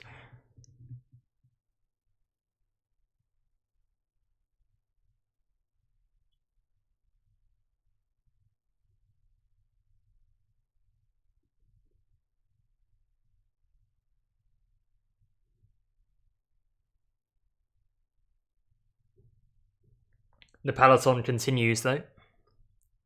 The coverage gets worse every year. That's what I've been hearing from Peacock viewers. Do you have Bob Roll and Phil Liggett, or do you have the option to pick the World Feed commentary? Because as somebody who listened to Phil Liggett in the early part of my time, when he was good, he was very good, but you could start to see the cracks showing as he aged. And I think the feed that I'm watching right now were right to get rid of him.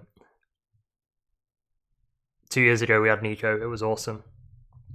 Yeah. I mean, I'm going to name drop here. So I have chatted with Ant, who is the World Feed commentator for this.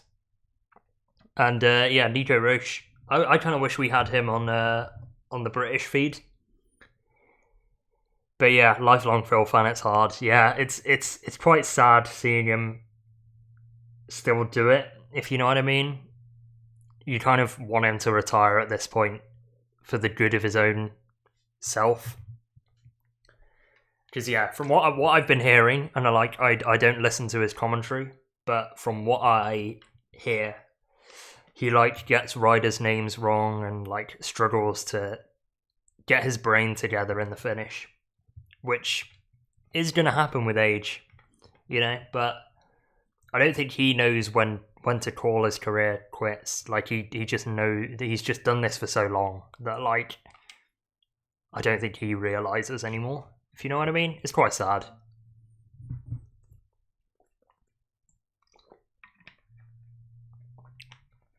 Bob Roll can't fill in. Interesting. who are your guys as experts as well? You used to have Van Garderen and who's Brent Bookwalter, from what I remember.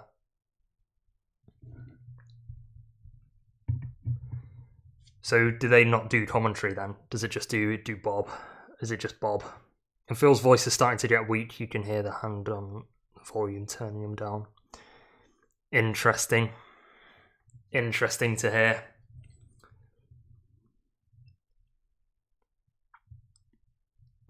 Either way, we're approaching 50 kilometres to go. This race is passing by very quickly, which is quite nice actually. We've not really had long periods with nothing to talk about, which has been good. But yeah, that's the situation at the moment. No breakaway. Once again, I can't believe I'm saying no breakaway with 55 kilometres remaining on stage 1, despite there being 2 attempts. Let's have a look at how the classifications were last year then. This is the points, but let's bring GC up. And what I didn't realise was that bar the big 3, the gap from 1st to 4th was 19 minutes. Crazy business. Pogacar first in GC last year, of course, winning the yellow jersey by 6 minutes 17 from Jonas Vingegaard. Remco Evenepoel third on 9:18. Joao Almeida, UAE Team Emirates 4th on 19 minutes and 3, with Mikel Landa 5th on 20 minutes 6th. Yates is in 6th on UAE Team Emirates on 24 minutes and 7. So actually, the first non-Visma, Soudal or UAE rider was 25 minutes behind. And that's Carlos Rodriguez of the Ineos Grenadiers. Then comes Jorgensen in 8th on 26 minutes 34. Derek G, not here this year for Israel Premier Tech on 27 minutes 21, but did have a very good Giro d'Italia. And Santiago Buitrago rounded out the top 10 last year on 29 minutes and 3. So just within the half an hour mark to Tadej Pogacar. Which, I mean, to the average person, if you're saying I was within half an hour of the Tour de France winner, they would kind of shrug their shoulders and go, oh well. But to anybody that knows cycling, they know that that is an incredible feat. So many ads I've seen about 1 minute of racing during this chat. That's tough. And there are American ads as well. American ads are much more of a difficulty to watch, I'll say that, than UK ads. So, that's GC. Sprint classification. Biniam Girmay was the winner in pretty stylish fashion, I've got to say. 33 points ahead of Jasper Philipsen. In the end, for Alpecin Deceuninck, he had to settle for second. And it was basically just a battle between those two throughout the Tour de France. Brian Coquart, my pick, or one of my 3 picks for the green jersey this year, was third on 208 and had to do it in a more extravagant fashion, going in the breakaways, taking intermediate sprint points. And he had to do a little bit more than Biniam Girmay and Jasper Philipsen to make up that gap. Tadej Pogacar 4th on 196, Anthony Turgi 5th for Total Energy on 180. And then come the sort of miscellaneous sprinters and GC riders. Jonas Vingegaard ended in the top 10, as did Remco Evenepoel, with De Lee and Wout van Aert, fellow Belgians, 6th and 8th, and Jonas Abrahamsen, a breakaway rider for Uno X Mobility, racking up the intermediate sprint points and coming home 9th at the end of 2024. But 52 kilometres to go. Once again, riders all over the place. This time Matteo Verchet and Clément Rousseau making his way through the cars for Groupama FDJ right now. Lots of riders being spat out. Raul Garcia as well. Arkea B&B Hotels struggling to hang on to the back of this peloton. But riders are just all over the road, man. It's very difficult to keep track of especially given that the piece of software that I use to track riders, I accidentally hit X out of, and I don't really want to stop yapping to like spend 2 minutes putting it back together. And it's a sprint stage anyway, we don't need to work out time gaps on a day like this, right? It's not like there's going to be any crashes and difficulty in the final few kilometres.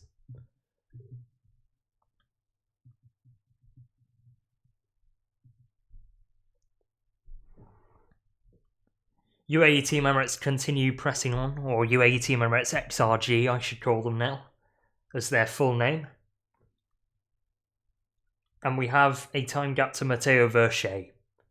Not necessarily because he's at the front of the race and the peloton's at the back, but because Matteo Versche is caught behind.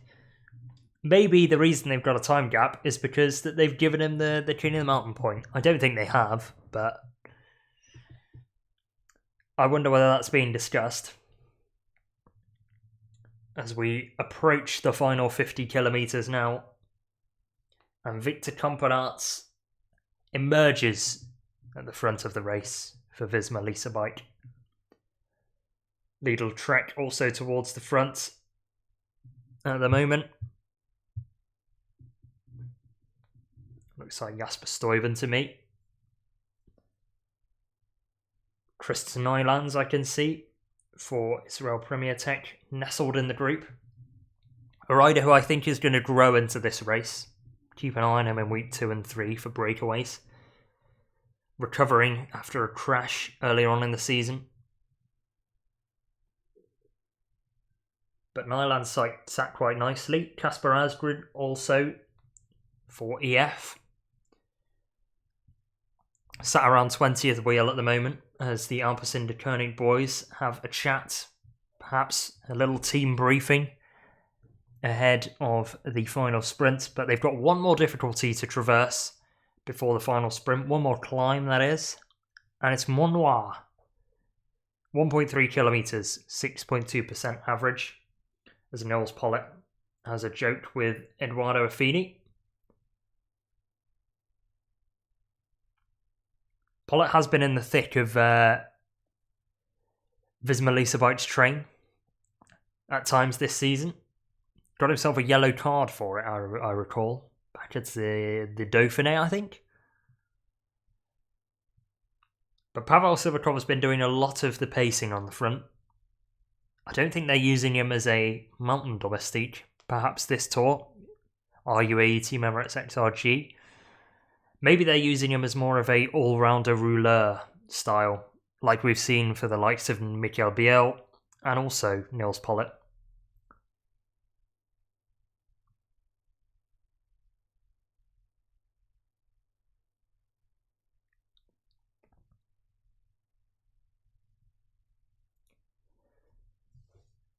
But Victor Kampenaerts has done this role over and over again, especially in the jersey of Visma Lease-A-Bike. He's done it at times before for the likes of Lotto Soudal. That was usually, though, for a sprinter rather than a GC rider to keep them out of trouble. Just holding the breakaway so that the likes of Caleb Ewan or Viviani could give it a try.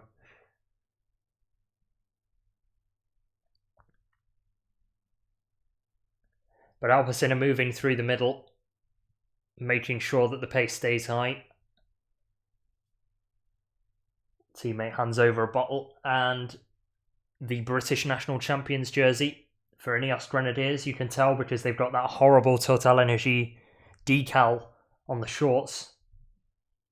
Sam Watson, a rider who's had history on the Mont Cassel. I think history has been made for a different reason this time between Benjamin Thomas and Matteo Versche. But he's won at the top of that climb. I don't think he will be getting involved in the sprint, but maybe he will, trying to avenge himself. He would have had a nice lead out if so from Filippo Ganna, who is not at this race. As Luke Durbridge pulls the pin, that might be the end of his day because he's been focusing on keeping Ben O'Connor at the front of the peloton for a lot of this race. Might just be going for a bottle. because the peloton is still quite large and Durbridge is a good engine on the flat. Plenty of stamina.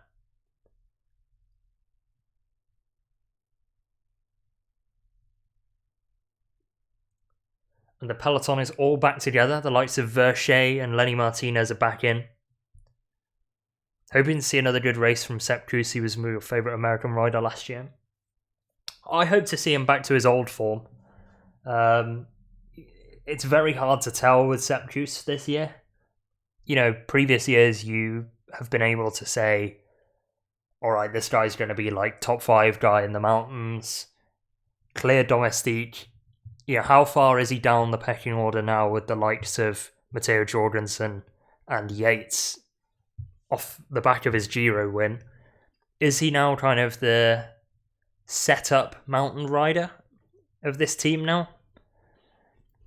And then we'll hand over to Jorgensen and Yates for more serious happenings. But if he gets to the form he has been on in previous years, he is only 30, and he did have a good result in the Dauphiné. So we might be seeing Sepp Kuss back to his best at this Tour de France. And I would be very much down for it.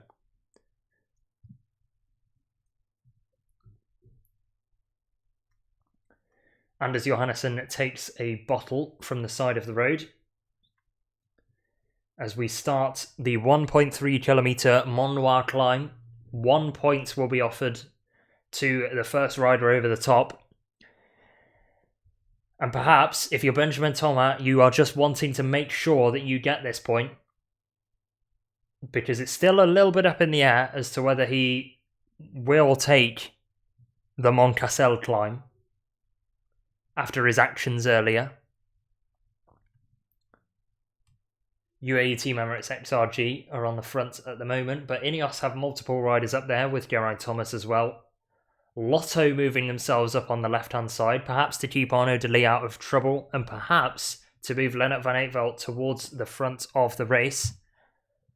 Just falling off the back at the moment there for Jaco Alula was Elmar Reinders. Key lead-out man, actually, for Dylan Groenewegen. Will be the third man in that train. Luka Mezgec, the main lead-out rider for Dylan Groenewegen we've seen across this year.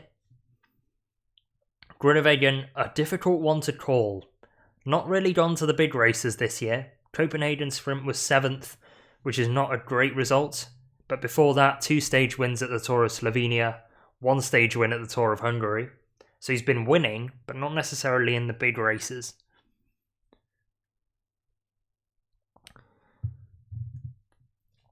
As the crowds narrow the roads, which is going to make it more difficult if you're Benjamin Thomas, and towards the back to get to the front.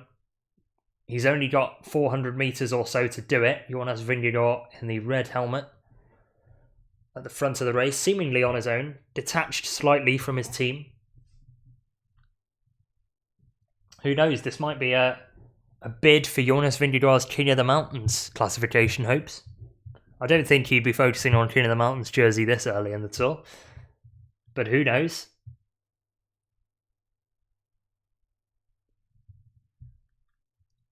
Pavel Sivakov, centre of the road for UAE Team Emirates XRG. Right hand side of the road is, I think, Emil Verstringer for Alpecin Deceuninck. Getting words of encouragement in his ear. But Jonas Vingegaard crosses the King of the Mountains line in the lead, puts his nose in the wind to make sure that he takes a point over the Mont Noir. Interesting manoeuvre from Jonas. 6.2% average, 1.3 kilometres. Jonas Vingegaard goes over the top. Kind of looked across as well, as if to say, hopefully nobody challenges me. One look to the left, one look to the right, another look to the left. And says, thank you very much, I'll have the point. I'm not sure what he was thinking would happen there. But there we are. A little bit weird. Whatever. He'd have been Septrius would have been such a good setup rider. It's hard to imagine they would change much protect and attack. That was weird. Like, it was weird. I am confused. As Stefan Bissegger becomes the second abandonment, he did look worse for wear after his crash. Keep an eye on AG2R's social channels for his condition, especially at the end of the stage. So that's two very important riders for the first week for two GC contenders. As Elmar Reinders does not take the best line through that corner. Did have a bike change.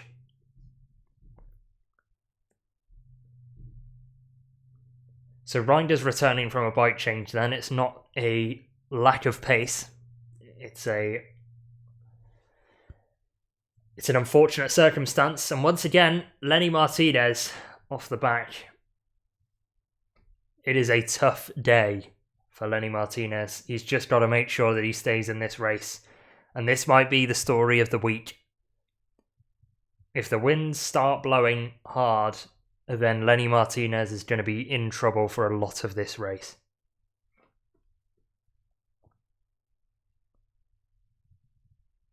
The mountains are his preferred terrain, but he is often put into difficulty on flat terrain because of the sheer size. Like, he is one of the lightest riders in the Pro Peloton and can't put down the same amount of pure wattage that most of the rest of the peloton can. Especially the team in red on the left-hand side of the road, right-hand side of picture as I'm seeing it. Lotto, I was going to say Soudal, and then I was going to say Destiny, but it's just Lotto.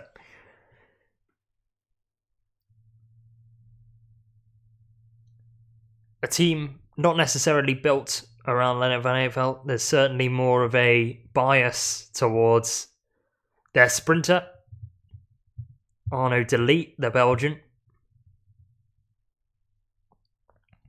They do have mountain domestiques though. Eduardo Sepulveda especially is probably there to pilot Lennart van Eetvelt on the mountain stages. See how good of a GC result that their young climber can get.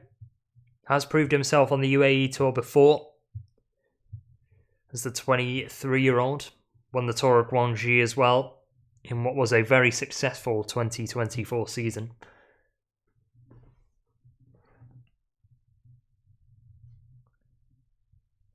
But now we're over the Mont Noir, it is time to start discussing, I think, a little bit of something different. I'm just going to go to my Be Right Back screen because by the time I come back, get rid of that. Bang. Okay. Now, somebody has made a tier list. Not me, but somebody. Of the jerseys. And I thought I'd give them a little bit of a ranking during this race. Especially during a quiet moment, which is probably going to happen. I've just gone to commercials, so yeah. I kind of hope that the wind isn't blowing. However, Alpecin Deceuninck preferred the blue. And in all honesty, do we edit these? I quite actually like the default ones that this guy's set up. I don't really like these at the same corner of shame. I'm going to change that to burn it. And we're going to go first with Alpecin Deceuninck. It's far from fashion icons. Weirdly, I quite like the grey because it sticks out, but I prefer their previous designs, especially 2021, when they had the purple and yellow jersey. I really liked that one in particular. So, Alpecin Deceuninck, I'm not too sure where I stand with this particular jersey. I think I'm going to throw it in. That's all right. It's nothing special. Arkea B&B Hotels, black sleeves, I'm not sure about it personally. I prefer a full red kit. But yeah, it's kind of another meh one, to be honest with you.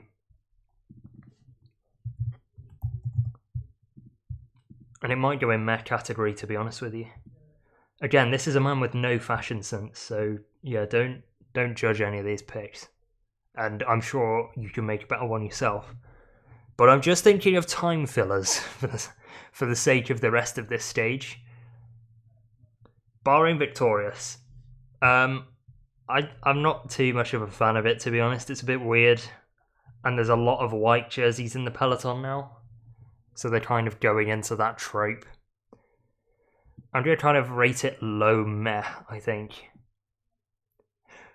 Cofidis. This looks better on the riders and in real life than in the picture here.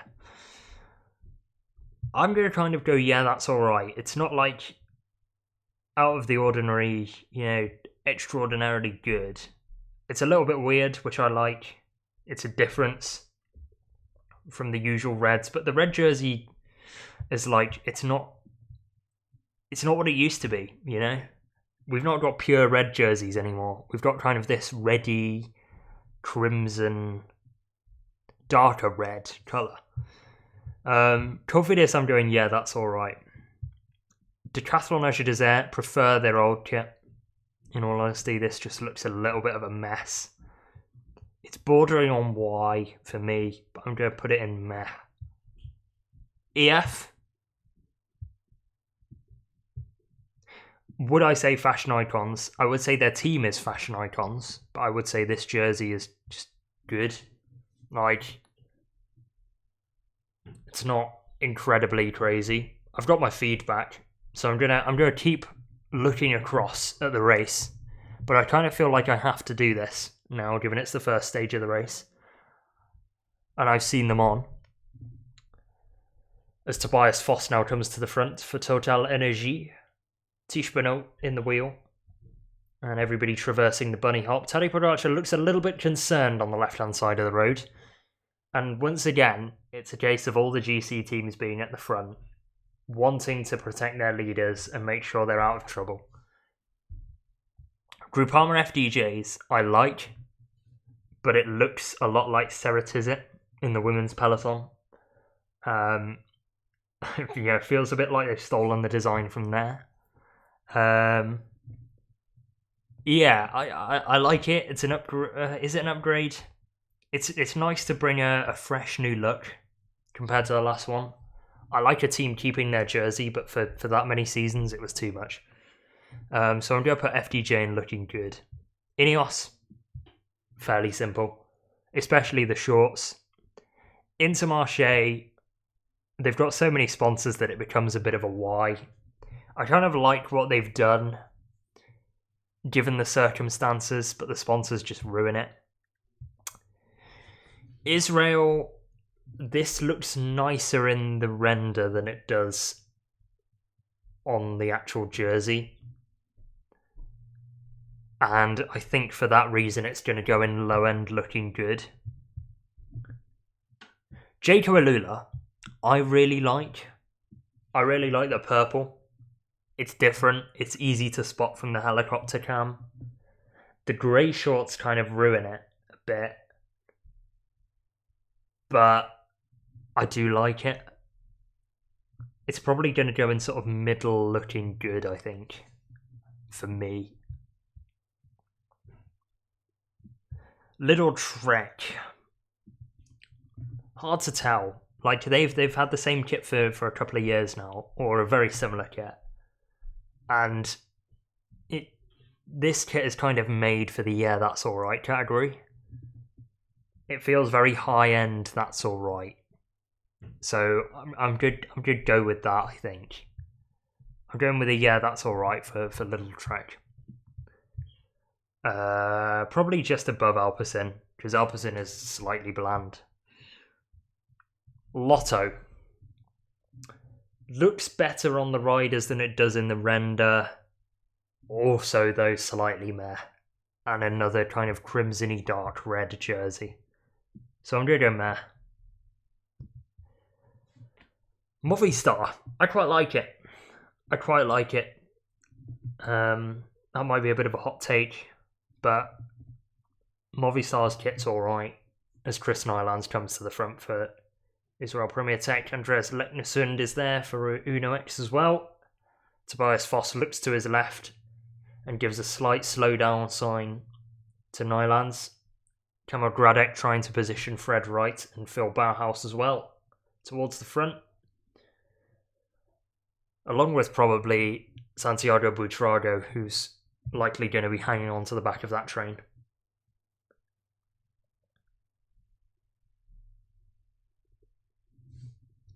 Movistar then. If we're talking about fashion, I can't stand long socks. What is the point? Keep your ankles on. I mean, the alleged thing is aero, but yeah, I don't know. I'm not a fashion icon as it is. Movistar kind of going in alright, I think. I feel like this is the only time to do it. I know there's 34 kilometers remaining, but the whole rest of the stage has been like very important to watch. Whereas this point, it feels like everybody's taking a bit of a rest break before the sprints can launch. So I'm gonna do this now. I'm gonna try and make sure it's quick. Movistar is going in. It's borderline looking good, you know. I'm putting it in looking good. Picnic Post NL. It's a nice jersey, but it's a bit bland. The orange is cool, but I wish it popped out a bit more. It kind of just looks like a bland blue jersey, so it's kind of, yeah, that's alright. Probably below Little Trek. Red Bull Bora looks really nice on. Let me find the Primož Roglič picture.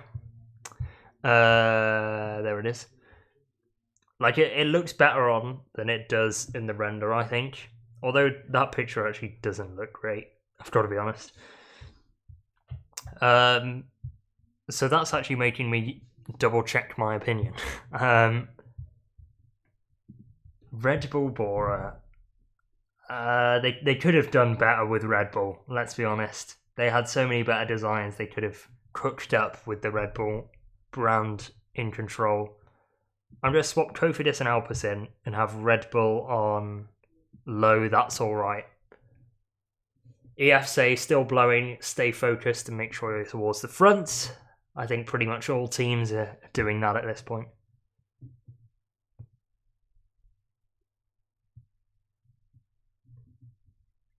Soudal Quick-Step. Is this the real Soudal Quick-Step jersey? I think it is. But a lot of the peloton are blue, and it kind of goes in with the rest of the peloton.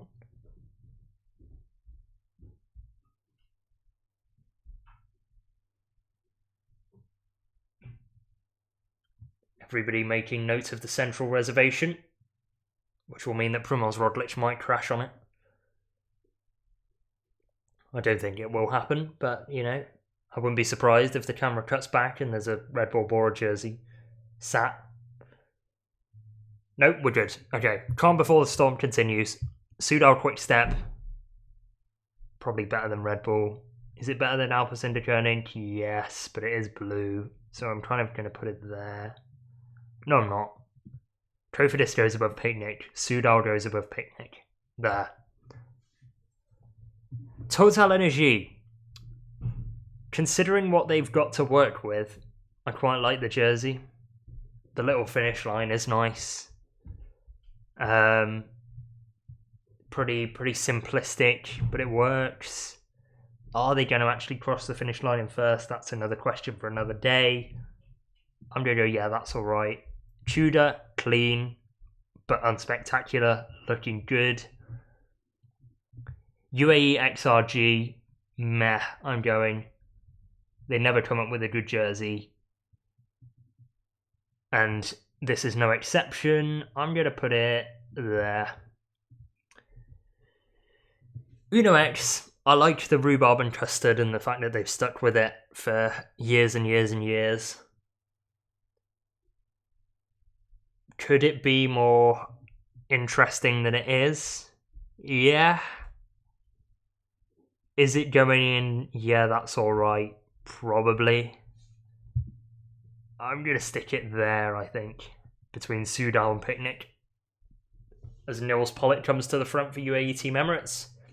Israel Premier Tech also organising their train. Nyland sat second wheel.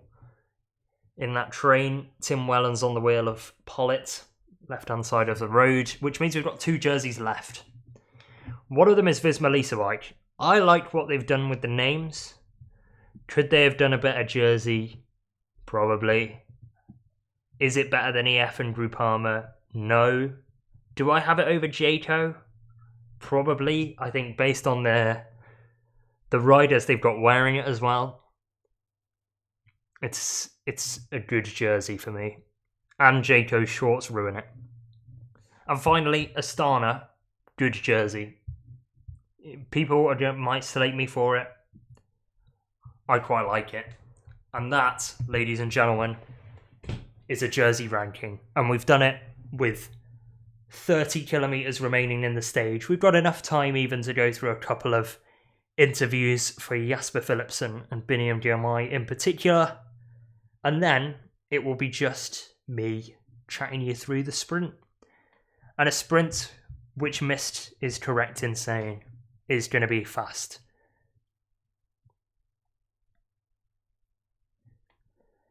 It's going to be fast, it's going to be hectic. Luckily, the final 1.2 kilometres are straight, so we're not going to be seeing any incredible battles for corners per se. You've got to be at the front for the final left-hander, but it's not imperative that you're in the first couple of wheels, unlike some stages it is critical to be in the first 10 riders around the final turn. You've still got enough time on this stage for a lead-out rider to pull you towards the front of the group.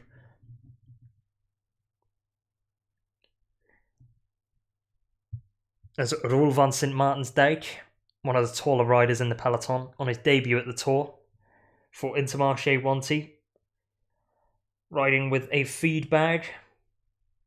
The return of the Musette. First one I've actually seen. And you are right, they do look nervous, and they have looked nervous for a lot of this stage. Everybody's worried. Everybody's worried that the wind's going to blow. It's pretty open area as well, not too many mountains around. So there is a possibility for wind. And that's why the nervousness comes. And with the nervousness comes more nervousness, and it's just a cycle that ends up with drama. And it's why I like a sprint stage, especially on this first day of the Tour. Admittedly, we've seen Filippo Ganna and Stefan Bissegger crash out of the race, which is never a good sign on a sprint stage. However, I do enjoy sprint stages, especially on the first day. It's a chance for a sprinter to wear the yellow jersey, which is nice and something that they don't usually get to do. You forgot it's the first stage, of course they're nervous. Yeah, it's just going to ramp up the tension, and it's going to make it more and more difficult. For everybody, really. GC riders are going to have to stay alert, sprinters are going to have to stay towards the front, lead-out riders are going to have to make sure that they're clear, and everybody's just going to be battling for the same bit of road. And at the end of the day, the whole peloton can't go into one. So we're going to go through a couple of the final quotes that I've got prepared, and it's finally a chance to get a look at what the sprinters have been saying ahead of this race and before they go to battle and skirmish in the final of this stage. We'll start off with Jasper Philipsen, who has already got himself in a little bit of trouble at the intermediate sprint, at least in my eyes, but not necessarily in the commissaire's eyes, so he's gotten away with that. Philipsen is 1 win away from number 10 at the Tour. Is that true? Is that actually true? Or is that a Grand Tour win number 10? I think it's a Tour de France win 10, How many stages has he won? Yeah, he's won 9 stages of the Tour. So he is one away from the 10th victory at the Tour de France. And he says win number 10 would be a big dream, of course. It's a milestone, so hopefully we can achieve it this year. There are lots of nice opportunities in the next 3 weeks, so the team is ready. We're in good shape, so let's kick it off. And he kicked it off by not doing too brilliantly in the intermediate sprint.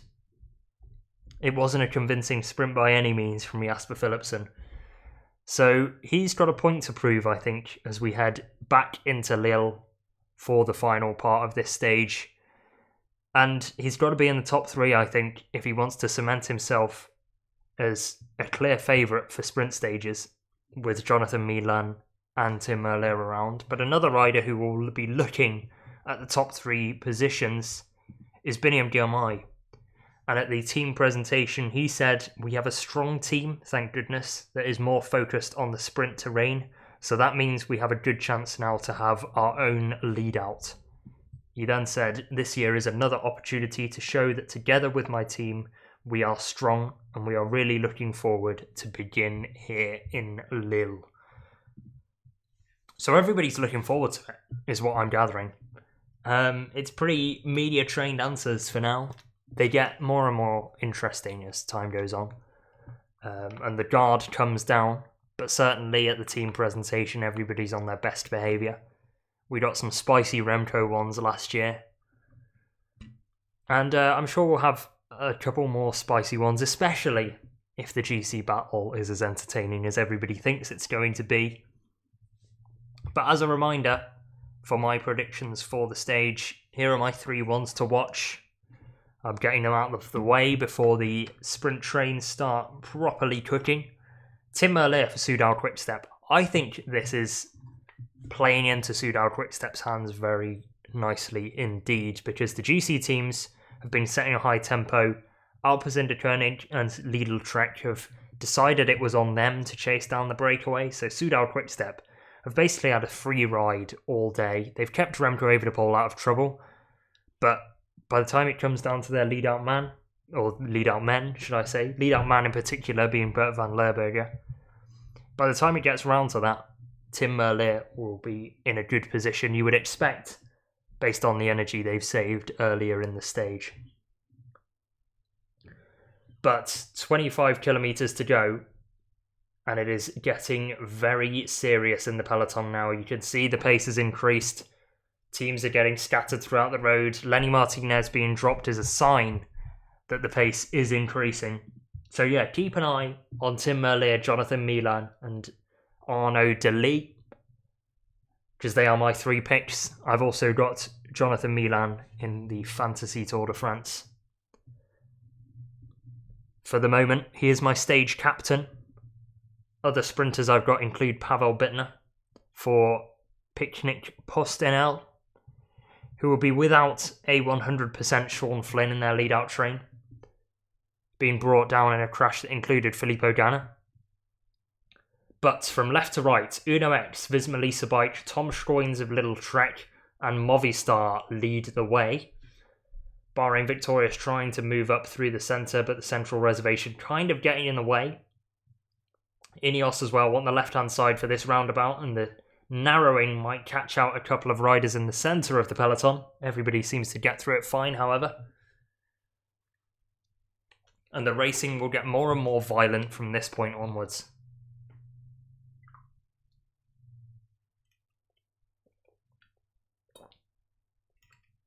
That is a chain well and truly gone for Groupama FDJ and Lewis Askey. Clear mechanical, that will be a spare bike for the Brit, and a tough task to get back up to the front of the race.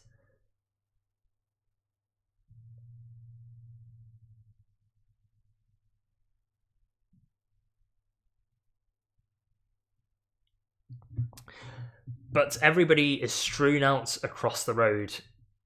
2-lane road, but with what looks to be some sort of hard shoulder on the side, so it's kind of 3 to 4 lanes at this point, and everybody had a little look at that little straight portion. Tim Merlier dousing himself in some water, preparing himself for the sprint. So the current status, Kenzo, we have had a breakaway go up the road, 5 riders. It was Jonas Vingegaard and 4 of the sort of miscellaneous French guys, one of which was Benjamin Thomas. He took the first climb of the day. Then the breakaway were caught because of crosswinds before the intermediate sprint by the peloton. Thomas and Matteo Verchet, who was in the original breakaway, then went up the road after the intermediate sprint, which was won by Jonathan Milan. And on the Mont Cassel climb, as he was throwing his bike to cross the line, Benjamin Thomas went out of control and took out Matteo Verchet. So that was the second breakaway over because they both crashed each other, or Benjamin Thomas crashed both of them. And for some reason on the final climb, Jonas Vingegaard went to the front and took it. It was very weird, and I don't understand what was going on. We've had 2 abandonments, one of them being Filippo Ganna, and the other one being Stefan Bissegger, who were both involved in crashes. The other guy that's crashed today is Sean Flynn of Picnic Postenel, but other than that, everybody stayed on the bike, despite it being a super hectic day. So we've got 21.5 kilometres now left to go in the race. Ivan Romeo has been dropped, and Lenny Martinez has also been dropped throughout the day, and seems to be struggling, especially on this flat terrain. So Martinez has been the key rider that's been in trouble, really, and 2 abandonments. But other than that, we look set for a sprint.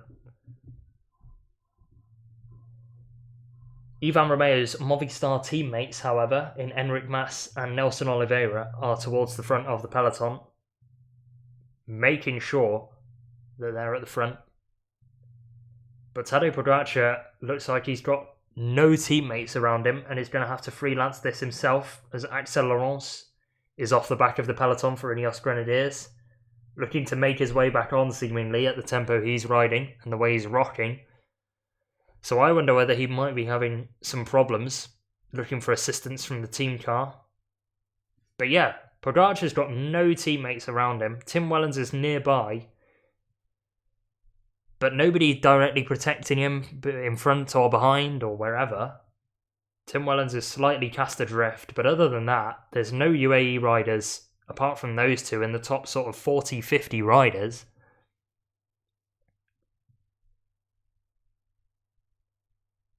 Oliveira on the front though for Movistar centre of the road. EF Education Easy Post are also up there.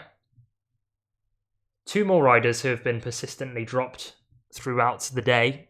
One of them Simon Yates for Visma Lease-A-Bike. The other one Matteo Verchet, part of that breakaway.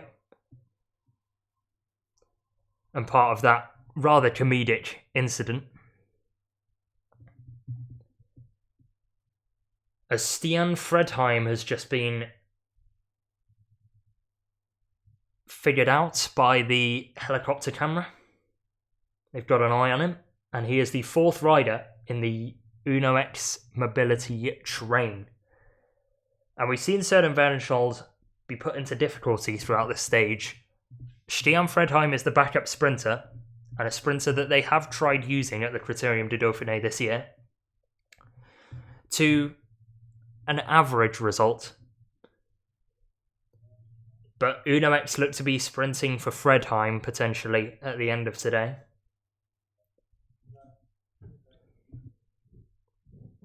But the peloton is very much strung out now. Visma Lease-A-Bike on one side of the road, Uno X on the other side of the divider in the centre of the road. And Visma Lease-A-Bike win that battle. Jonas Vingegaard has been sat second wheel for a lot of this stage, and right now is no exception, as Thibaut Nace is off the back. Verchet wins the combativity prize in the Total Energy white jersey that is being coloured in a greyish brown colour based on his fall in the cobbled climb of the Mont Cassel.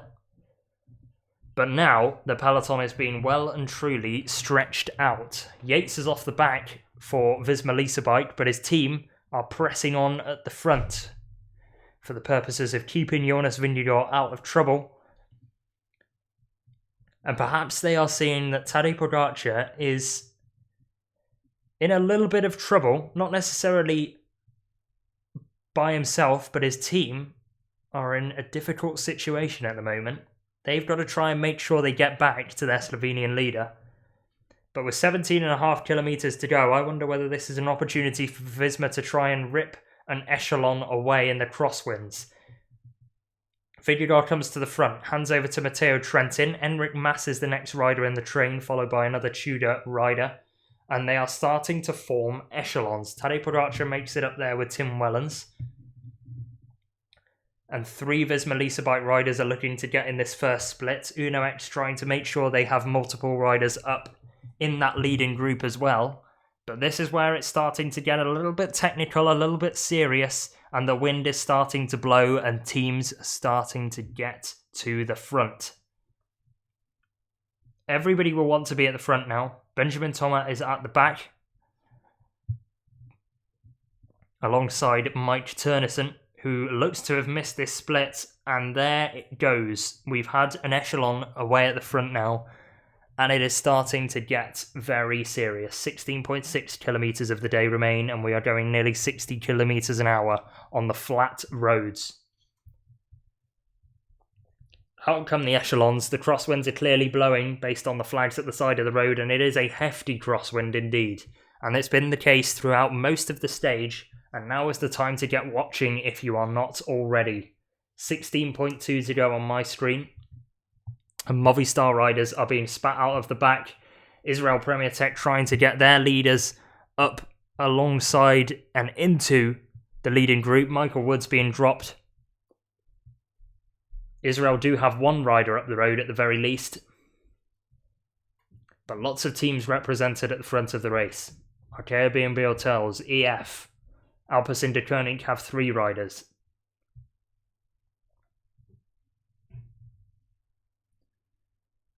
But this is a very talented group that are getting up the road. Kevin Vauquelin's in the Arkea B&B jersey. He takes over from Jonas Vingegaard. The next rider to take over will be Mathieu van der Poel and then Marco Haller. These are no mugs at all. These are some of the best riders in the current peloton, especially on the flat. Making sure that this group gets ripped away at the front of the race. And this is by no means going to be the traditional sprint. 15 kilometres remain in the day. 14 seconds is the gap to the second group, to the front group on the road. And this looks like the second group. Tim Merlier is dropped and has missed this split. So if Merlier has missed this split, where is Remco Evenepoel? Everybody's going to try and find out where each other is in the standings. And by the way that Red Bull Bora are pacing at the front of the peloton, perhaps Roglič has missed this split as well. Pogacar and Vingegaard have definitely made it.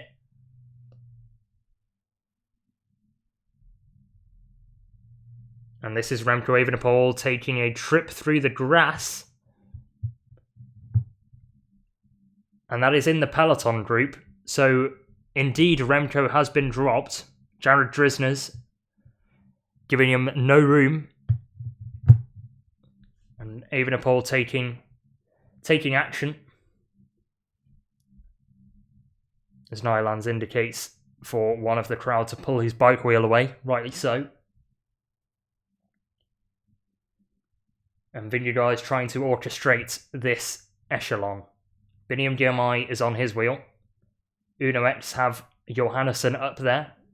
Tobias Harlan Johannesson, that is.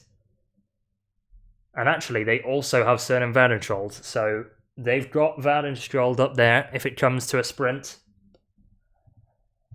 And for Søren, the less riders there are to compete with, the better for him.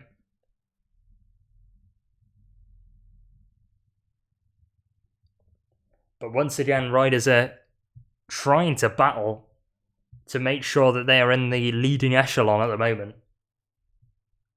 Those at the back of the echelon will want to make sure that they're there. However, we've got a little bit of a central reservation in the road now, which is going to cause some problems. And parts of road furniture are going to disrupt the echelon, to say the least. So you've even got to make sure you're at the front now more than ever before. Visma Lease-A-Bike definitely taking the front foot in the echelons. They've got 4 riders in this breakaway, and it looks like Tadej Pogacar just has Tim Wellens. So Pogacar's got 1 rider with him. Jonas Vingegaard has 3. Clear advantage for Visma Lease-A-Bike on the flat terrain. And could this be a sign of things to come for Visma Lease-A-Bike? Is this where they're going to cause the gap?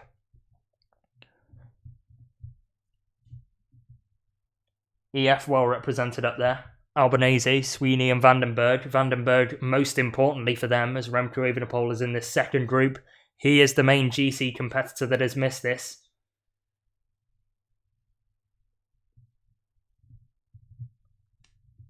On the radio as well for EF at the moment.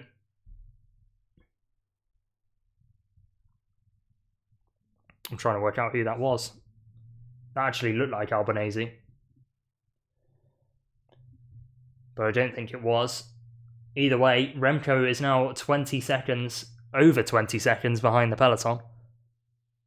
What I'm now calling the peloton, it's the head of the race really. They're calling the Remco Evenepoel group the peloton. But these are the group of big hitters at the front of the race. Van der Poel now forcing the tempo for Alpecin Deceuninck. And soon enough, the sprint teams will start to come to the front of the head of the race and help out the likes of Jonas Vingegaard and Tadej Pogacar, who are up the road. And the sprinters teams in the second group will start to see that the stage is disappearing from them, and the tempo might just go out in the peloton.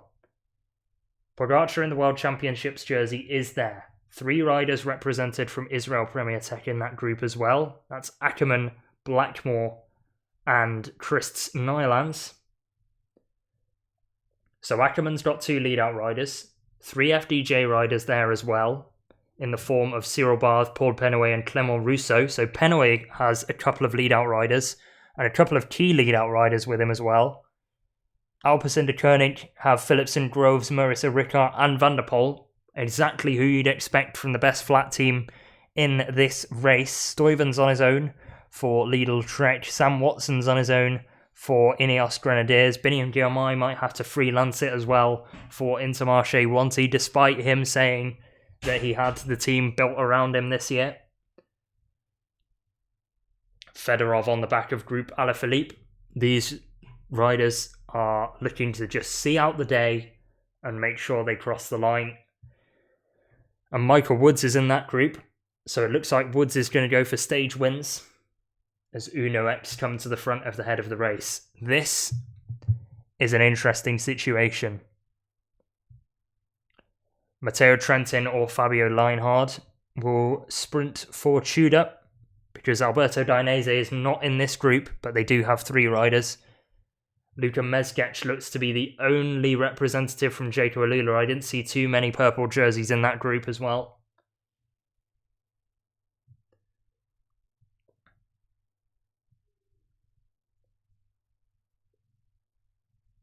So Israel Premier Tech look quite nice with Ackerman.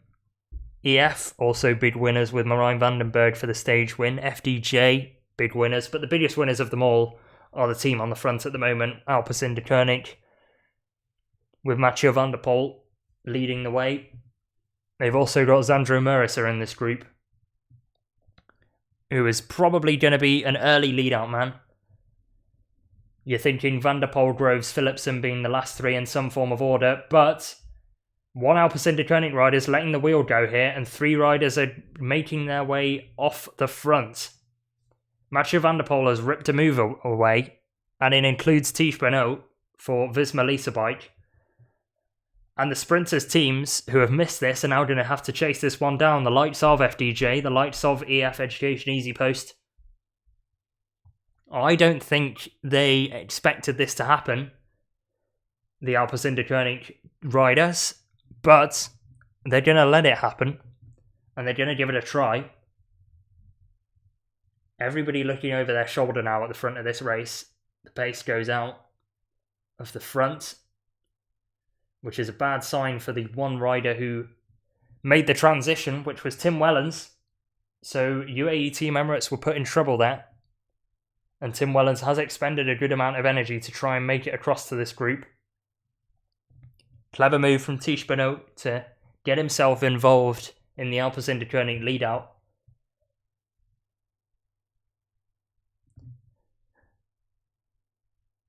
But for now,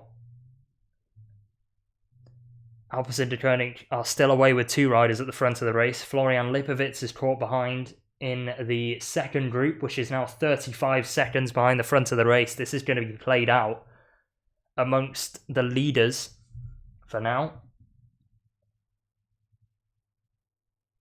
I think the battle for the stage win has gone up the road, and Jonathan Milan is going to be out of it for Lidl Trek, but so is Tim Merlier. So our 2 sprinters, our 2 main sprinters at this race, are using up their teammates to battle to try and get to the front of this race, but I don't think it's going to happen.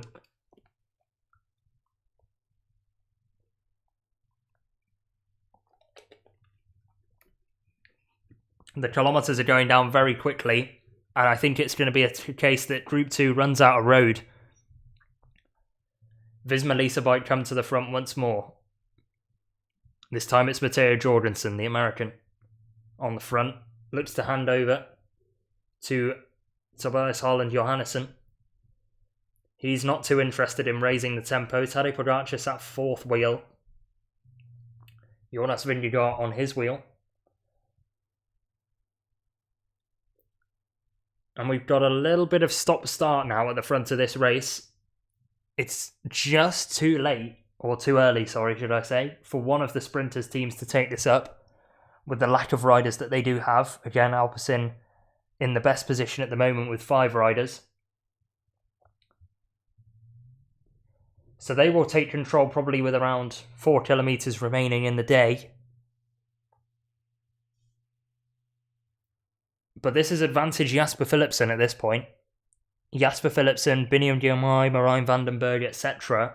look to have benefited from the crosswinds most.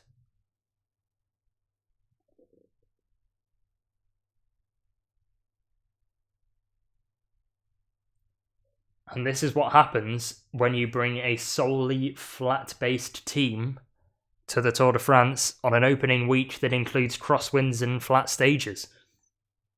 Forward they come again, Alpecin Deceuninck. Tim Wellens tries to slot himself onto the wheel. Does so. Tadej Pogacar also moving up in the wind. Jonas Vingegaard sat on the Slovenian world champion's wheel. And again, the GC duo come to the fore. Pogacar 2nd wheel, Vingegaard 3rd wheel, Wellens 4th wheel. Vingegaard now in a UAE Team Emirates sandwich.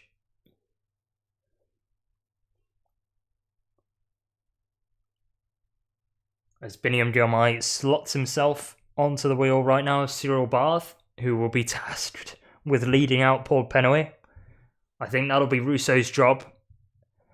So Cyril Barth will be tasked on getting those 2 to the front, with Rousseau then leading out Paul Penhoet.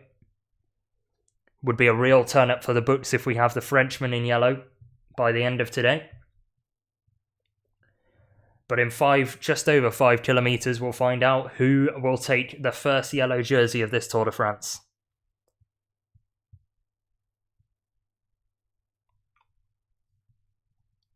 Ben O'Connor has made it for Jaco Alula. So he's going to be gaining time on the likes of Remco and the likes of Lipovic as well, who is caught behind the second group.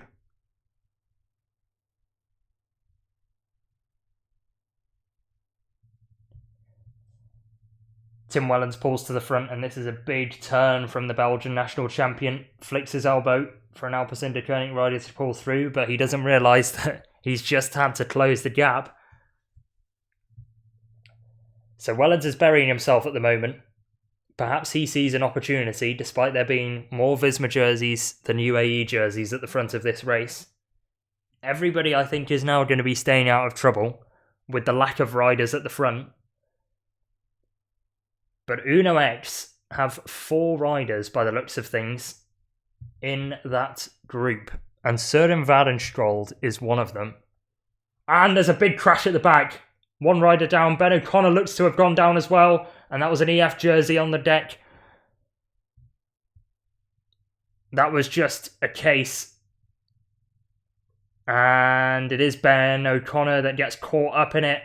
The EF rider that went down was Marijn van den Berg as well. So EF sprinter goes down, slightly caught behind a wheel, and then takes Ben O'Connor with him.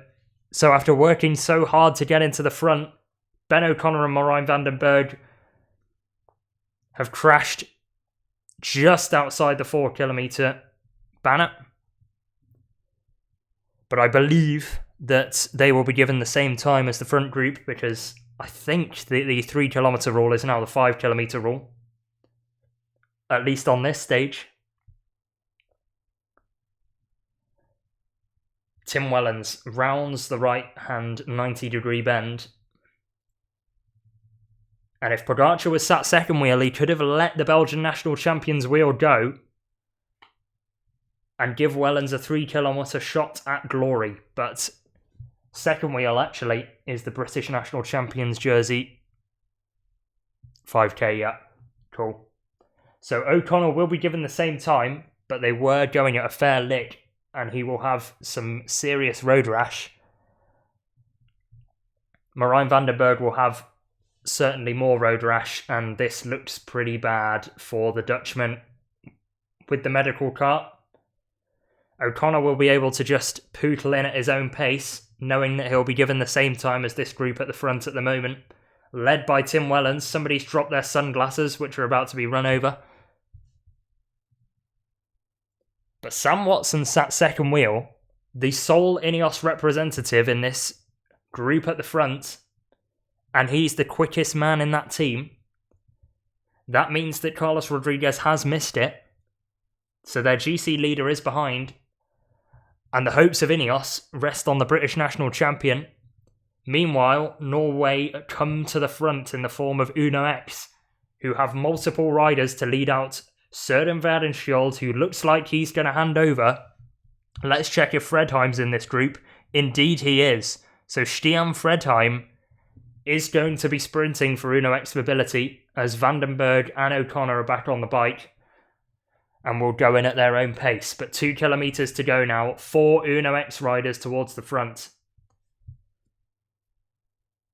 And Uno X are rethinking the train. Forward comes what looks to be Tobias Harland Johannesson, actually, who is sat on the wheel of Søren Vardenskjold, who's been barged off his train by Alpecin Deceuninck. The wily characters of the team in grey coming towards the front at the right time. And they've got the combative sprinter, Jasper Philipsen. They take the outside line round this corner, and that is the final corner of the stage. It's a 90-degree left-hander, and they have all taken it successfully. Nobody crashes, and Uno X take it in pole position with Johannesson on the front. They've got 3 other riders left to use up. One of them is Fredheim, one of them is Søren Vardenskjold. They look to be sprinting for the latter as Johannesson hands over, and we go underneath the Flamme Rouge. Alpecin Deceuninck have plenty of riders that they can use up, plenty of cards that they can play, and they are very good cards as well. Mathieu van der Poel, Caden Groves, Jasper Philipsen, and this is Jonas Vingegaard pulling the train towards the front. Van der Poel, right-hand side of the road, positions himself nicely. Jasper Philipsen sat on the wheel of Caden Groves, who's going to be the final lead-out man. 600 metres to go now, and Israel are trying to move up left-hand side of the road for Ackerman. Van der Poel hands over to Caden Groves, who will begin his sprint now. Philipsen on his wheel, and we have a flyer left-hand side of the road from Israel. Can Philipsen's team hold on? Israel Premier Tech trying to force the issue. Philipsen gets set free. Girmay on his right-hand side. Philipsen towards the barriers. Does not close Girmay, gets a gap, Philipsen away at the front of the race, and Philipsen will take it to the line. It's a win for the Belgian, and it's a yellow jersey for Alpecin Deceuninck. Shades of 2021 when Mathieu van der Poel took it. This time, it's their sprinter, Jasper Philipsen. Now start the clock. We're already up to 15 seconds. Lotto are trying to pace for Lennart van Eetveld's GC by the looks of things. Or is it Arnaud Delis actually on the wheel? Danny Van Poppel goes for Red Bull Bora, but we are looking at seconds here and riders in this group. Jonathan Milan, it looks like, is going to take the sprint for the minor placings, at the end of the stage, and the clock stops at 38 seconds. So this group that includes Remco Evenepoel, Tim Merlier, Florian Lipovitz, and various others that I'm sure we will find out as the stage goes on, will lose 38 seconds at the end of today. But the real winner is Jasper Philipsen. It was an unconvincing intermediate sprint, to say the least, but perhaps he was saving his bickies for the big moment, and he is a man that does deliver on the big occasion. Philipsen will be your yellow jersey. Might pick up a yellow card as well based on the intermediate sprint, but he will not care at all, because he wins stage 1 in pretty dominant fashion ahead of Biniam Girmay, who could just not get out of the wheel. And it's a win for Christoph Rudolph and the Alpecin Deceuninck team. Textbook lead-out, clinical finish from Jasper Philipsen. Biniam Girmay takes second place, sat in the wheel of Philipsen but could not get around the Belgian. And Soudal Quick-Step takes third for Uno X Mobility, who had a very good stage of their own, keeping Tobias Harlan Johannesson out of trouble.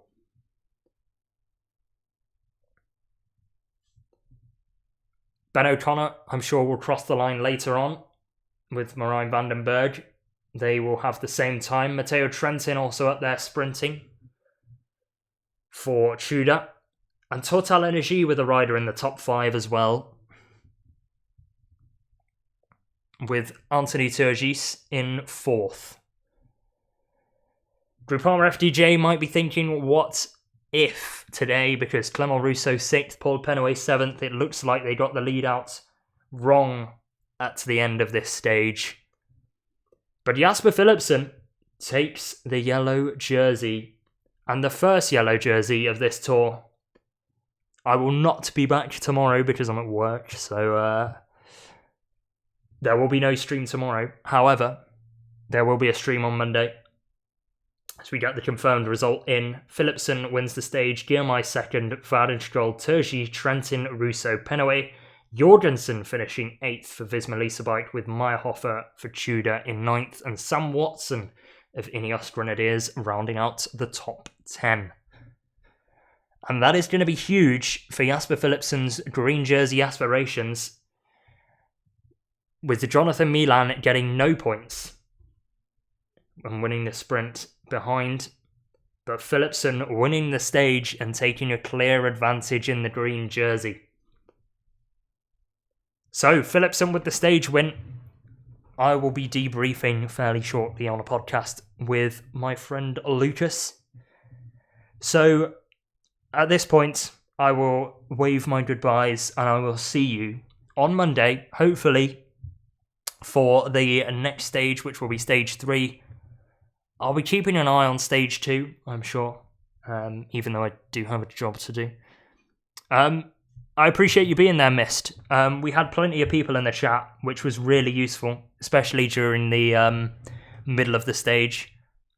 So yeah, the more people in chat, the better, really, because I can fill in the lesser interesting moments. So yeah, have a very good rest of your day, enjoy yourselves, and I will see you on Monday.